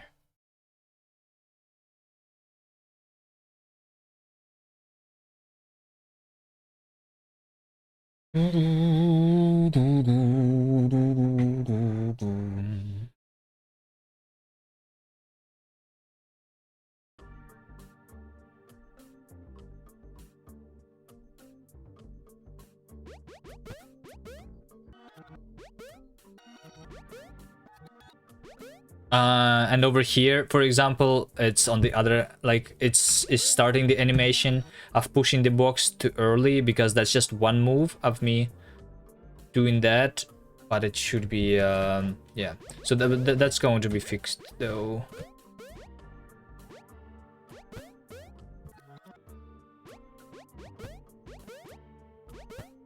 And over here, this is happening.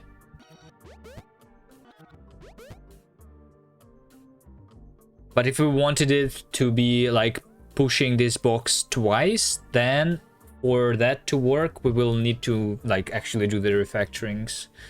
So like, if you want David to this new mechanic, which is cool, I guess, then I think this is going to be fixed. So we are going to actually push this box to the very right by doing this one jump.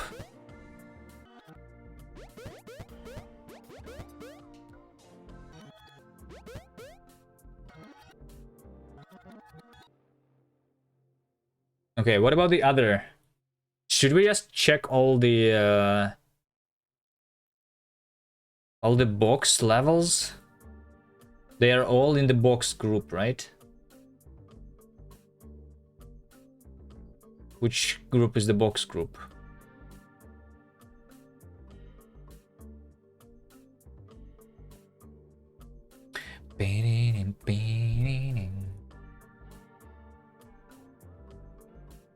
This one. So over here we have the jump.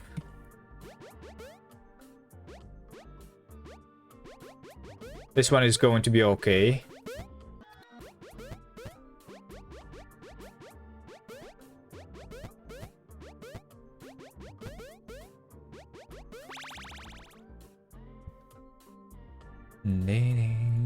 This is a crate, not a box. Or is it the other way around? I'm not sure. But yeah, I think this one is going to be broken for sure. Like over here, see, I pushed it. Or maybe that's the way we actually wanted it to be. Actually, this level is not broken, but I think for this level, it becomes easier, because you are supposed to push this box the other way. I mean, like, it's becoming an easier level here.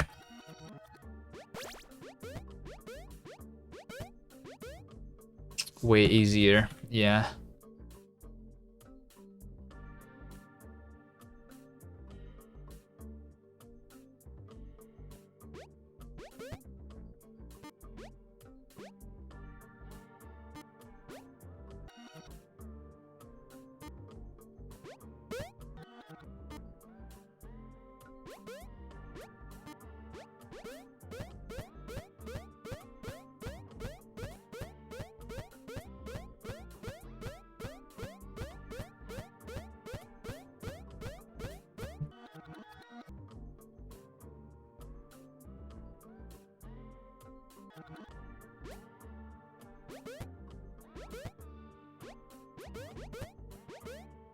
how are we supposed to do this level like that?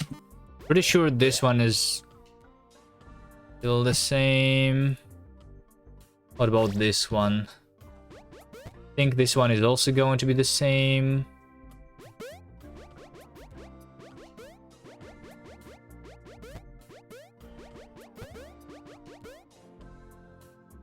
What about that?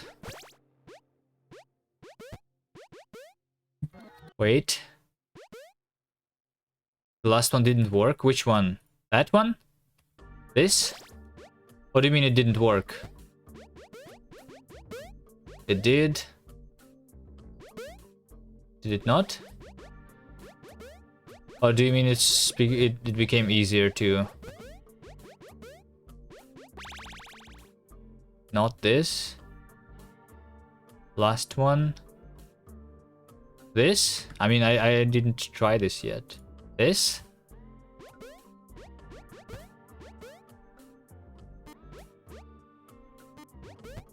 What do you mean?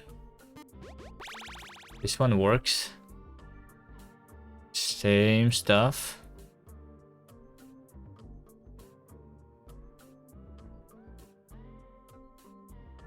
This one might be broken though.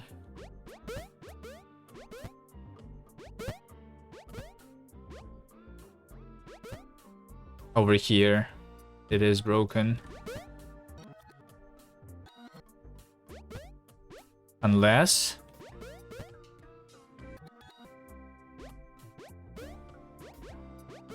Unless it's not.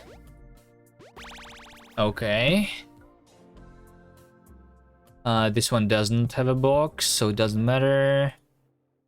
What about this one? On this one, we need to...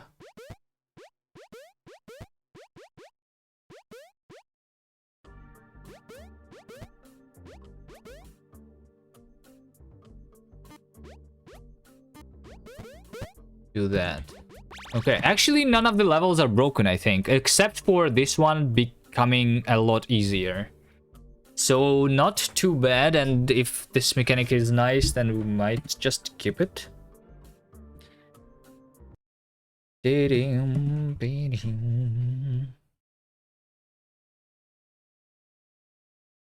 I should get rid of the copy pasta here because yeah.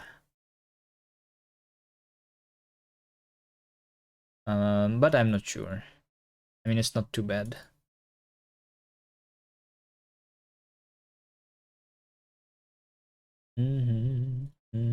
Okay. Jump and push.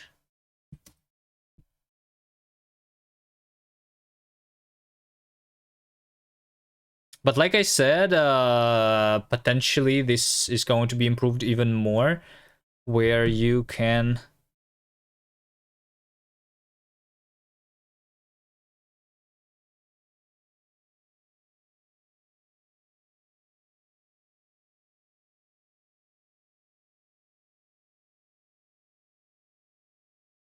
Do we have priorities on the things, by the way?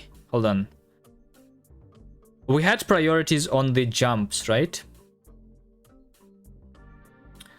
If I have a jump on the side of this, and then we are going to have a box here, and we're going to have a wall, and on the side of that wall we're going to have a jump.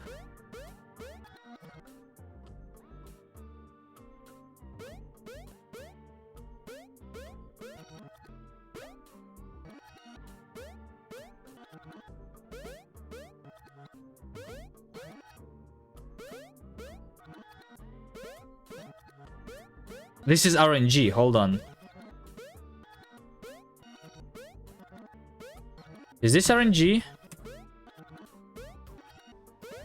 This is RNG.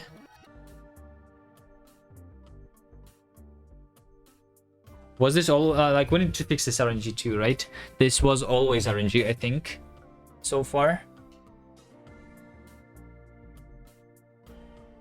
When multiple entities want to move, into the same spot.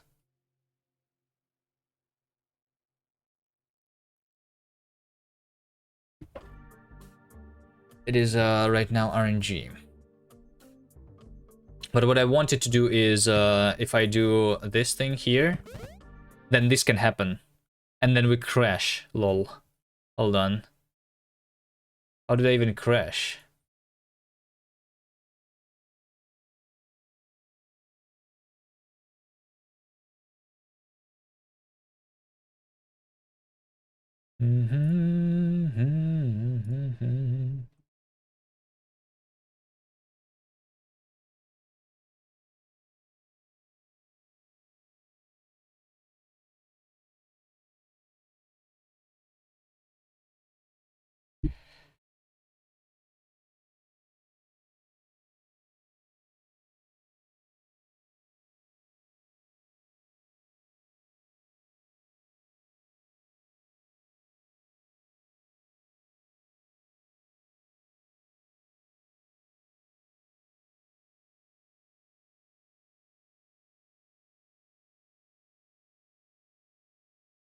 I am not sure.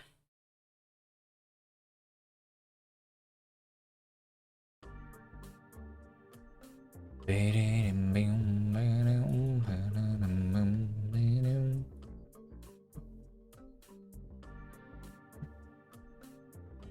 have a player. We have a box. We have a jump.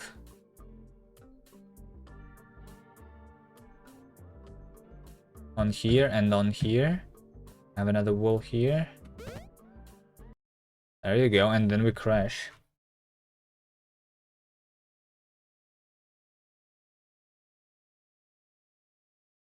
I mean, the jump is actually happening. It's what is happening next? Because I'm blocked. And I can push. And then I'm finding the stable entities. Wait, hold on. Is it because of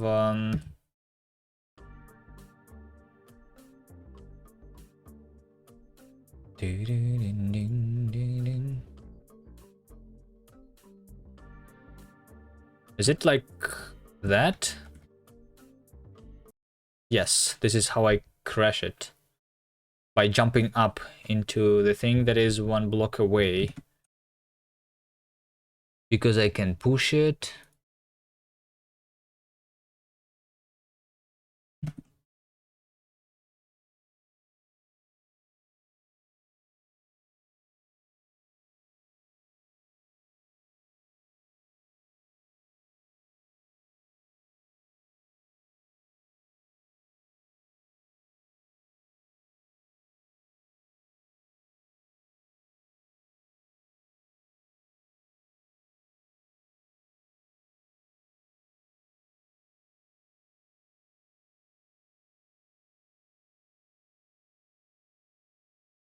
What?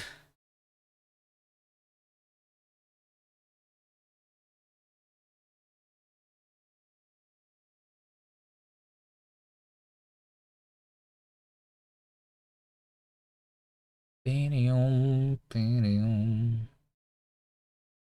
don't get it. Hold on.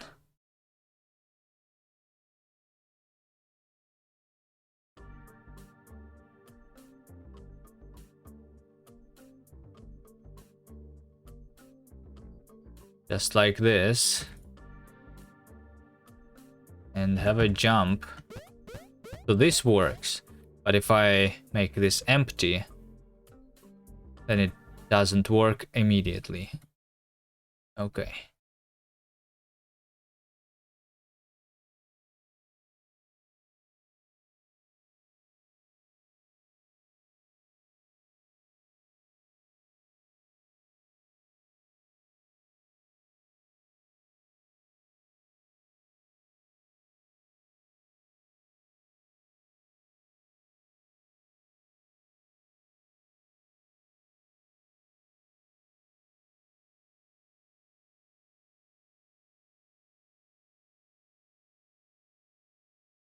I mean, what is P and what is prev cell? What are those things? Pretty sure that I'm doing one by one, unless my path is created incorrectly, which it should not.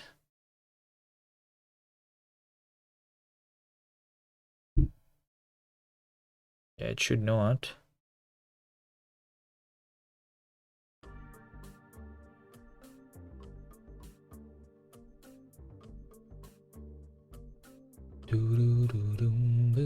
Oh, wait. I think I know what it is. I think I know what it is.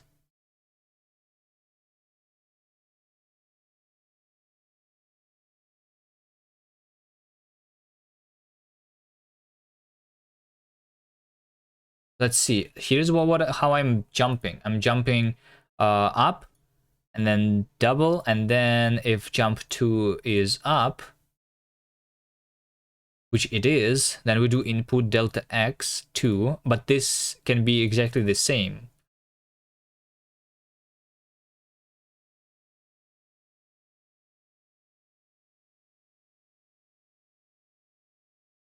It got broken. Oh wait, hold on. I could skip before though.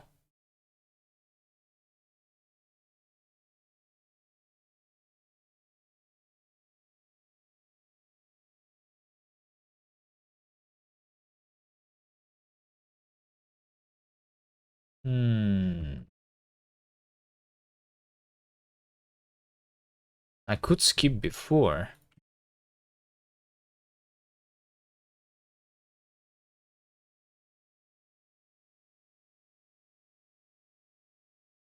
Path dedupe, I think, is what we need to do. I think this was a bug. Not sure why we didn't see it before though.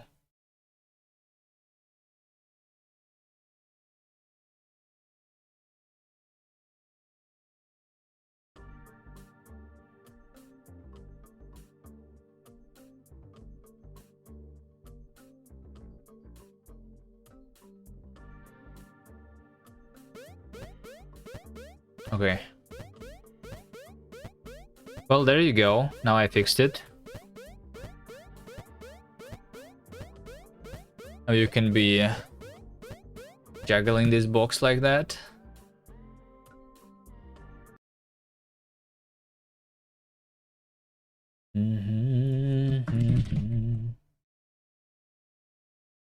Fix a bug.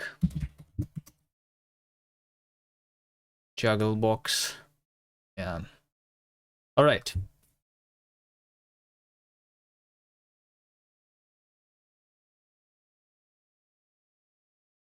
Okay, I think it's going to be it, right? Did I do everything we wanted to do? I think we did everything we wanted to do. I need to go eat. Maybe I play a game later. Maybe I eat and then I play a game. On the Kubi Boy. But I'm not sure. A game? Yeah, maybe. Not sure what game I would play though. Any suggestions?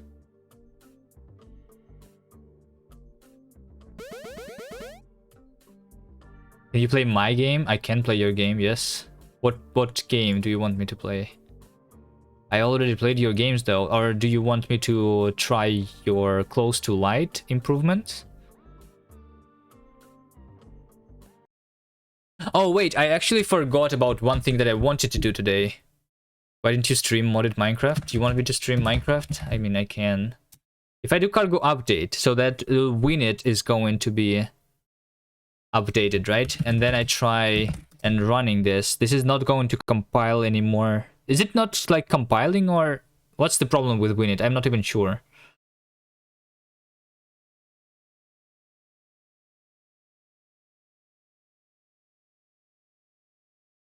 You want me to play CDL, but you haven't made a new level yet? I thought Icy is supposed to make levels, not you, but All right.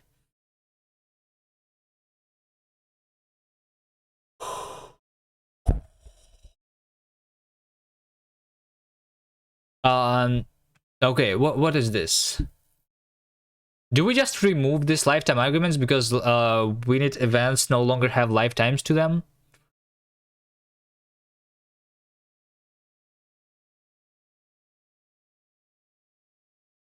I think the reason is they like I think the reason might be no, that doesn't make sense. Like they made a not semver compatible change for sure, right? Like my code is not supposed to break like that. Is there an issue on the winit side?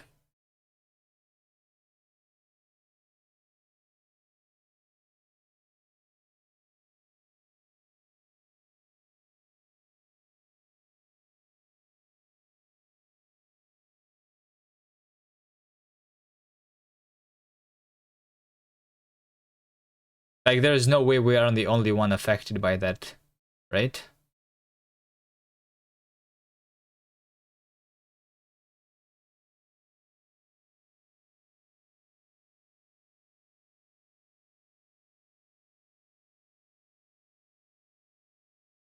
Not sure what the issue should even be saying.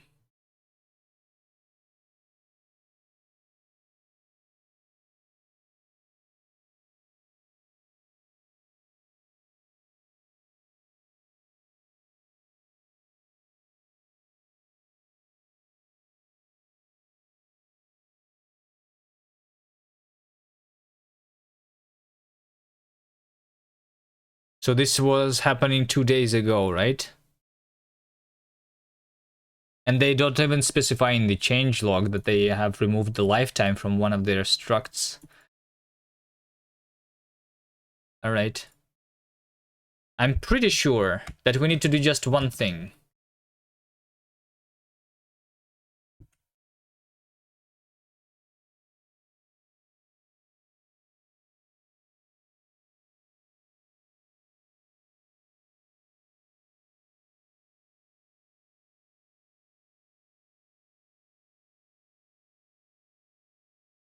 Which is removing this lifetime, right?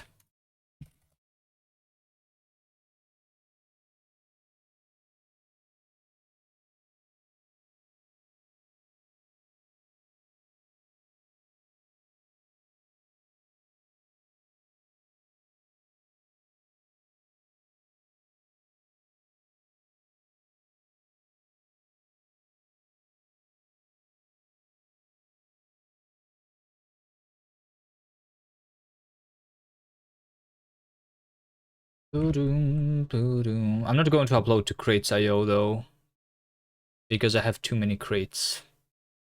Need to figure that out.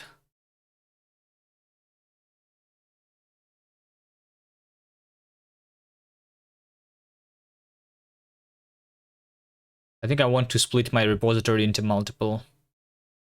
I was also thinking about like, but it's so annoying to like maintain like multiple different repositories compared to just maintaining one.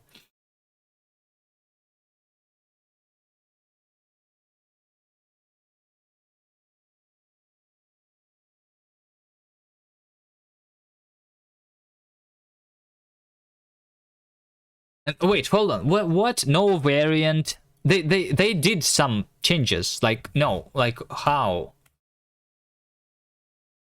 How is no one like? Why don't I see any issues there about them breaking the things?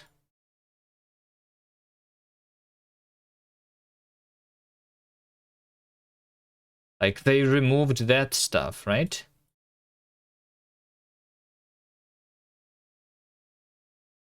Oh, it's because I was using beta, I guess. That's why. All right. So I guess they were allowed to do that because that's not a Semver breaking change. I was using a beta version. Okay? So that's, I guess, okay. Breaking changes are in 029 too.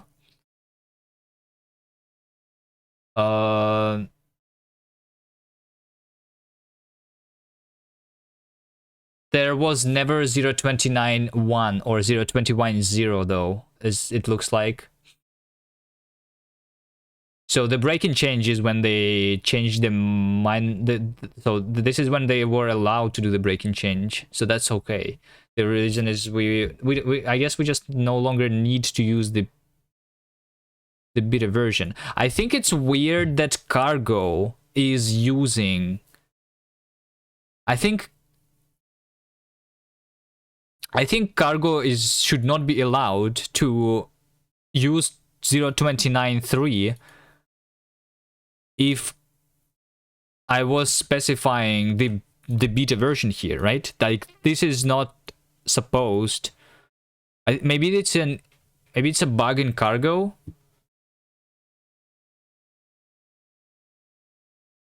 Because when you specify this suffix, you no longer have the like, you know, it's no longer a range of versions at that point.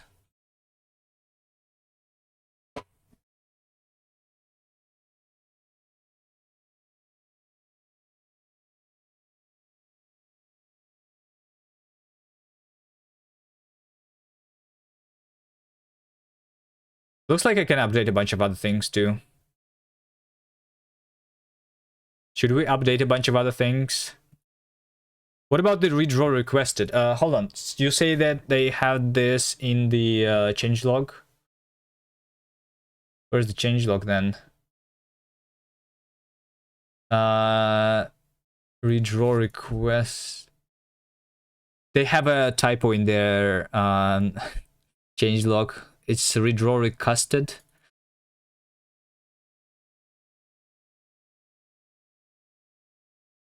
Wait, in the changelog. Wait, is this? No, it's the same. Hold on. Oh, in 029.2, I see. Okay. Okay, what about the redraw requested? Move redraw requested to window event. Okay, it's now just a window event.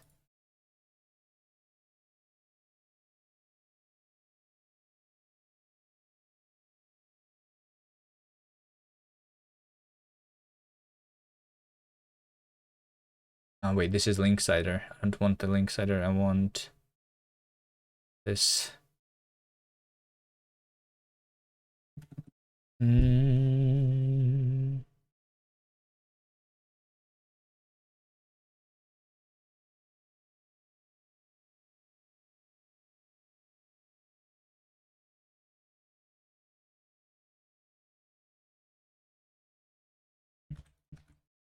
Okay, well, I guess we need to do window event where event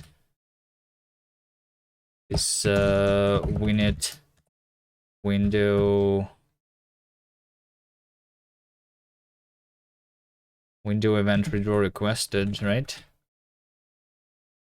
Is this what we want? Redraw requested doesn't even have any additional data to it anymore. Okay. What about redraw events cleared? Hold on, I'm actually scared. Break-in. Redraw events cleared, just removed. What am I supposed to do instead of that? And then they link me to an unclosed issue. What?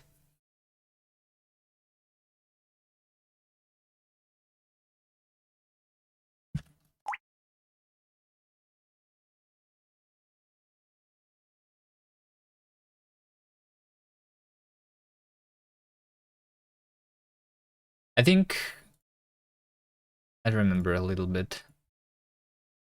Request redraw. Yeah, request redraw. Where am I? When am I supposed to request the redraw?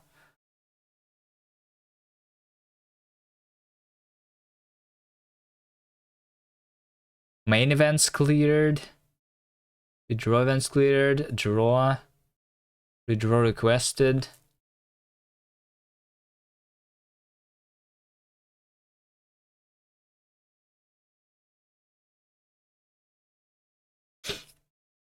I think stuff might be...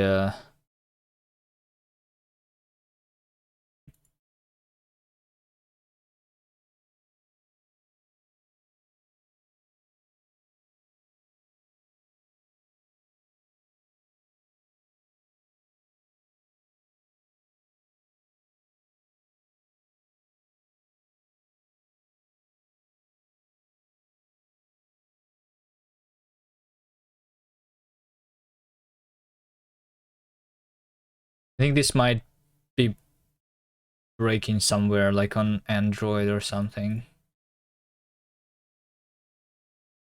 Need to probably read the documentation that they have again. What about this? Expected key code, found physical key. Key code. Can I have the key code? Physical key. How do I have the key code from the physical key? Wait, what? Or is it logical key? No.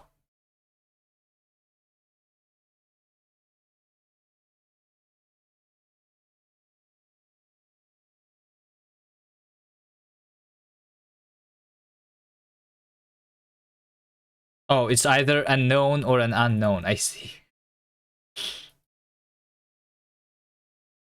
It's gonna be a physical key. Fine, sure. We just say this is gonna be physical key, and then I say key. Keyboard. Physic. Can I do key? There is no methods. Okay. Physical key code key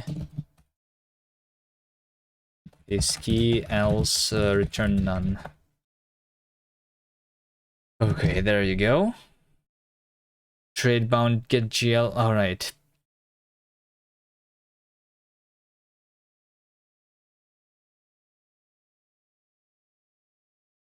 I still don't understand why we got the error. Why did the cargo update it?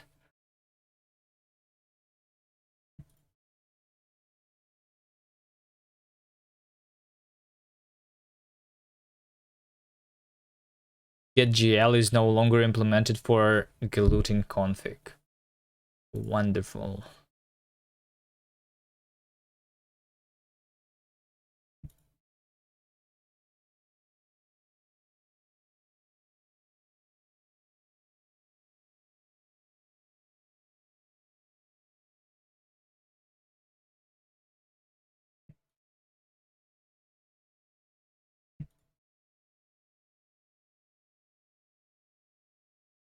Impl get GL display for config. It is implemented. But GL config is config. It does have that.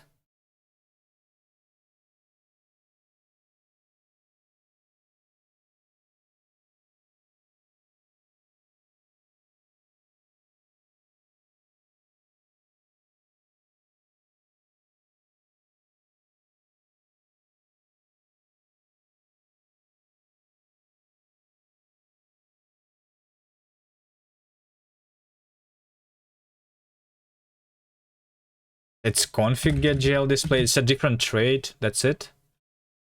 No, hold on.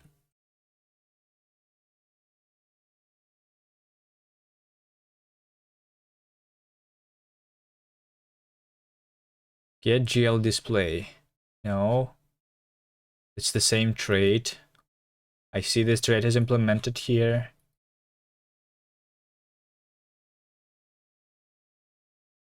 Trait config get GL display is not satisfied.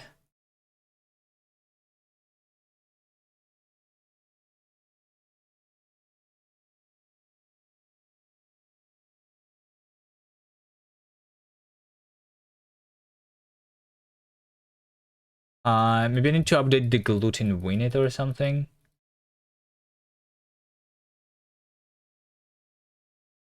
Gluten winnet.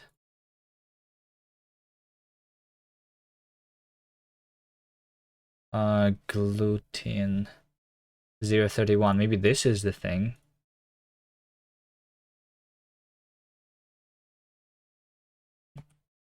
Just need to update them all.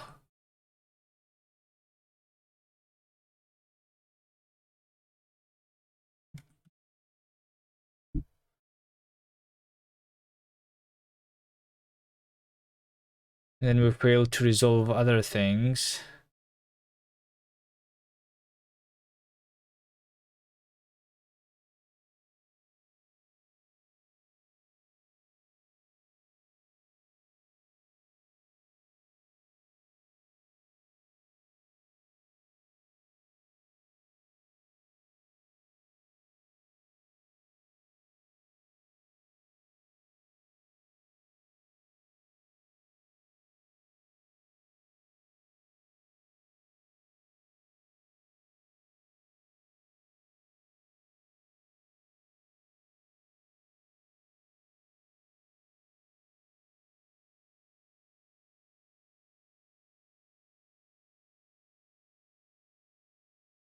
No method run found for a result because event loop is now a result.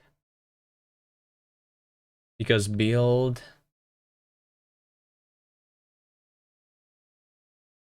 event loop new, because event loop can fail now apparently, right?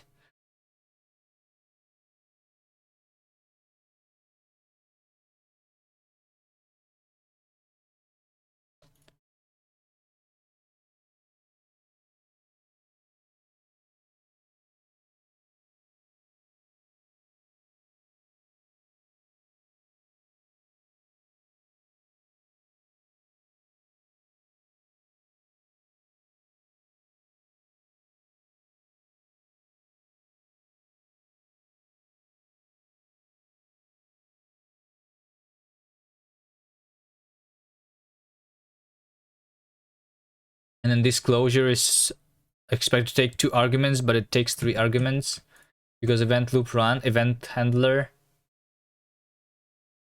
just event and target, and not control flow. I think it's going to require more than just me updating this stuff. How? Wait, hold on.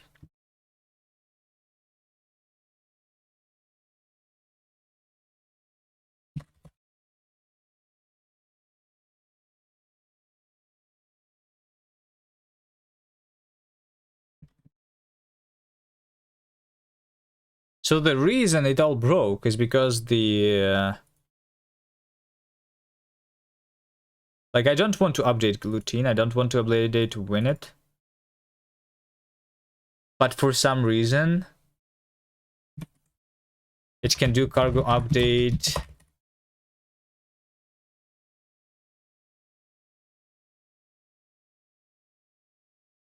Like, this is not supposed to happen, right? I should not be able... like, cargo should not be updating from a beta version to something else. I think.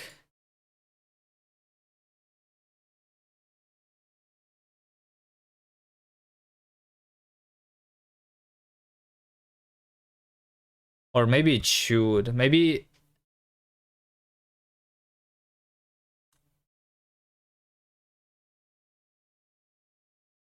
okay, I guess the way I can fix it for now is I can do equals here, and then it's going to work. Because then you're not going to be updating the thing. But I actually need to update later, right?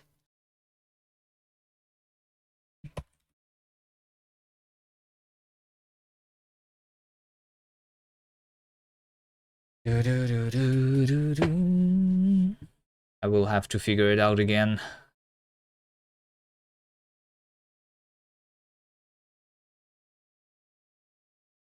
Yeah. Yeah, it's just working now.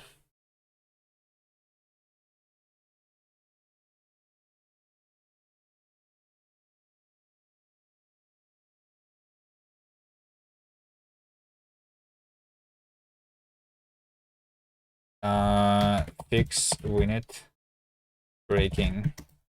That's how we fix it. Easy.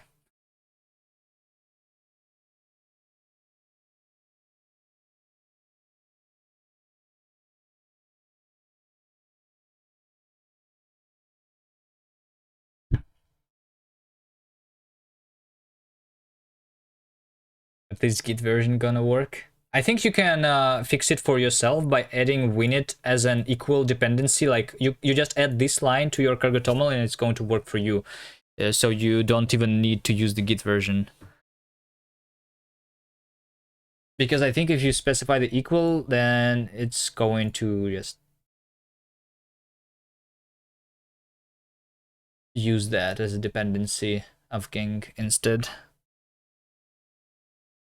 How do I do cargo, release, minor, execute workspace? Can I do this?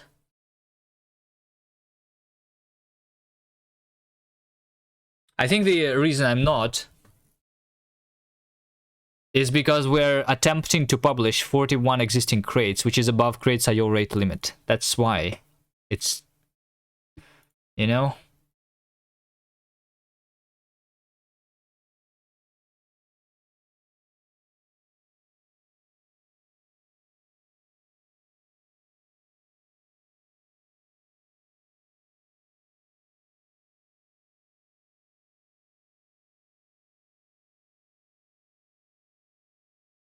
So I think what I'm going to do about that is I'm going to split my repository into multiple different parts. Like,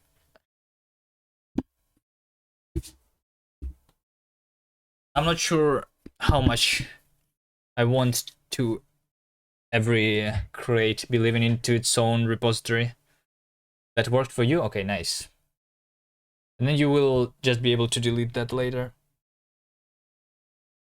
Once we update properly. Okay, did I push my stuff? Linksider, we're not going to do the cargo update here. I'm doing that. It's going to start building stuff. I think I'm going to go eat now. I am allowed to go eat now, right? Let's...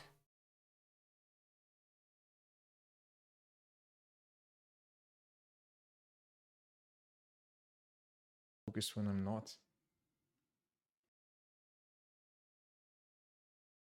My favorite feature that has since changed name, but it's no longer. Let's go to toggle.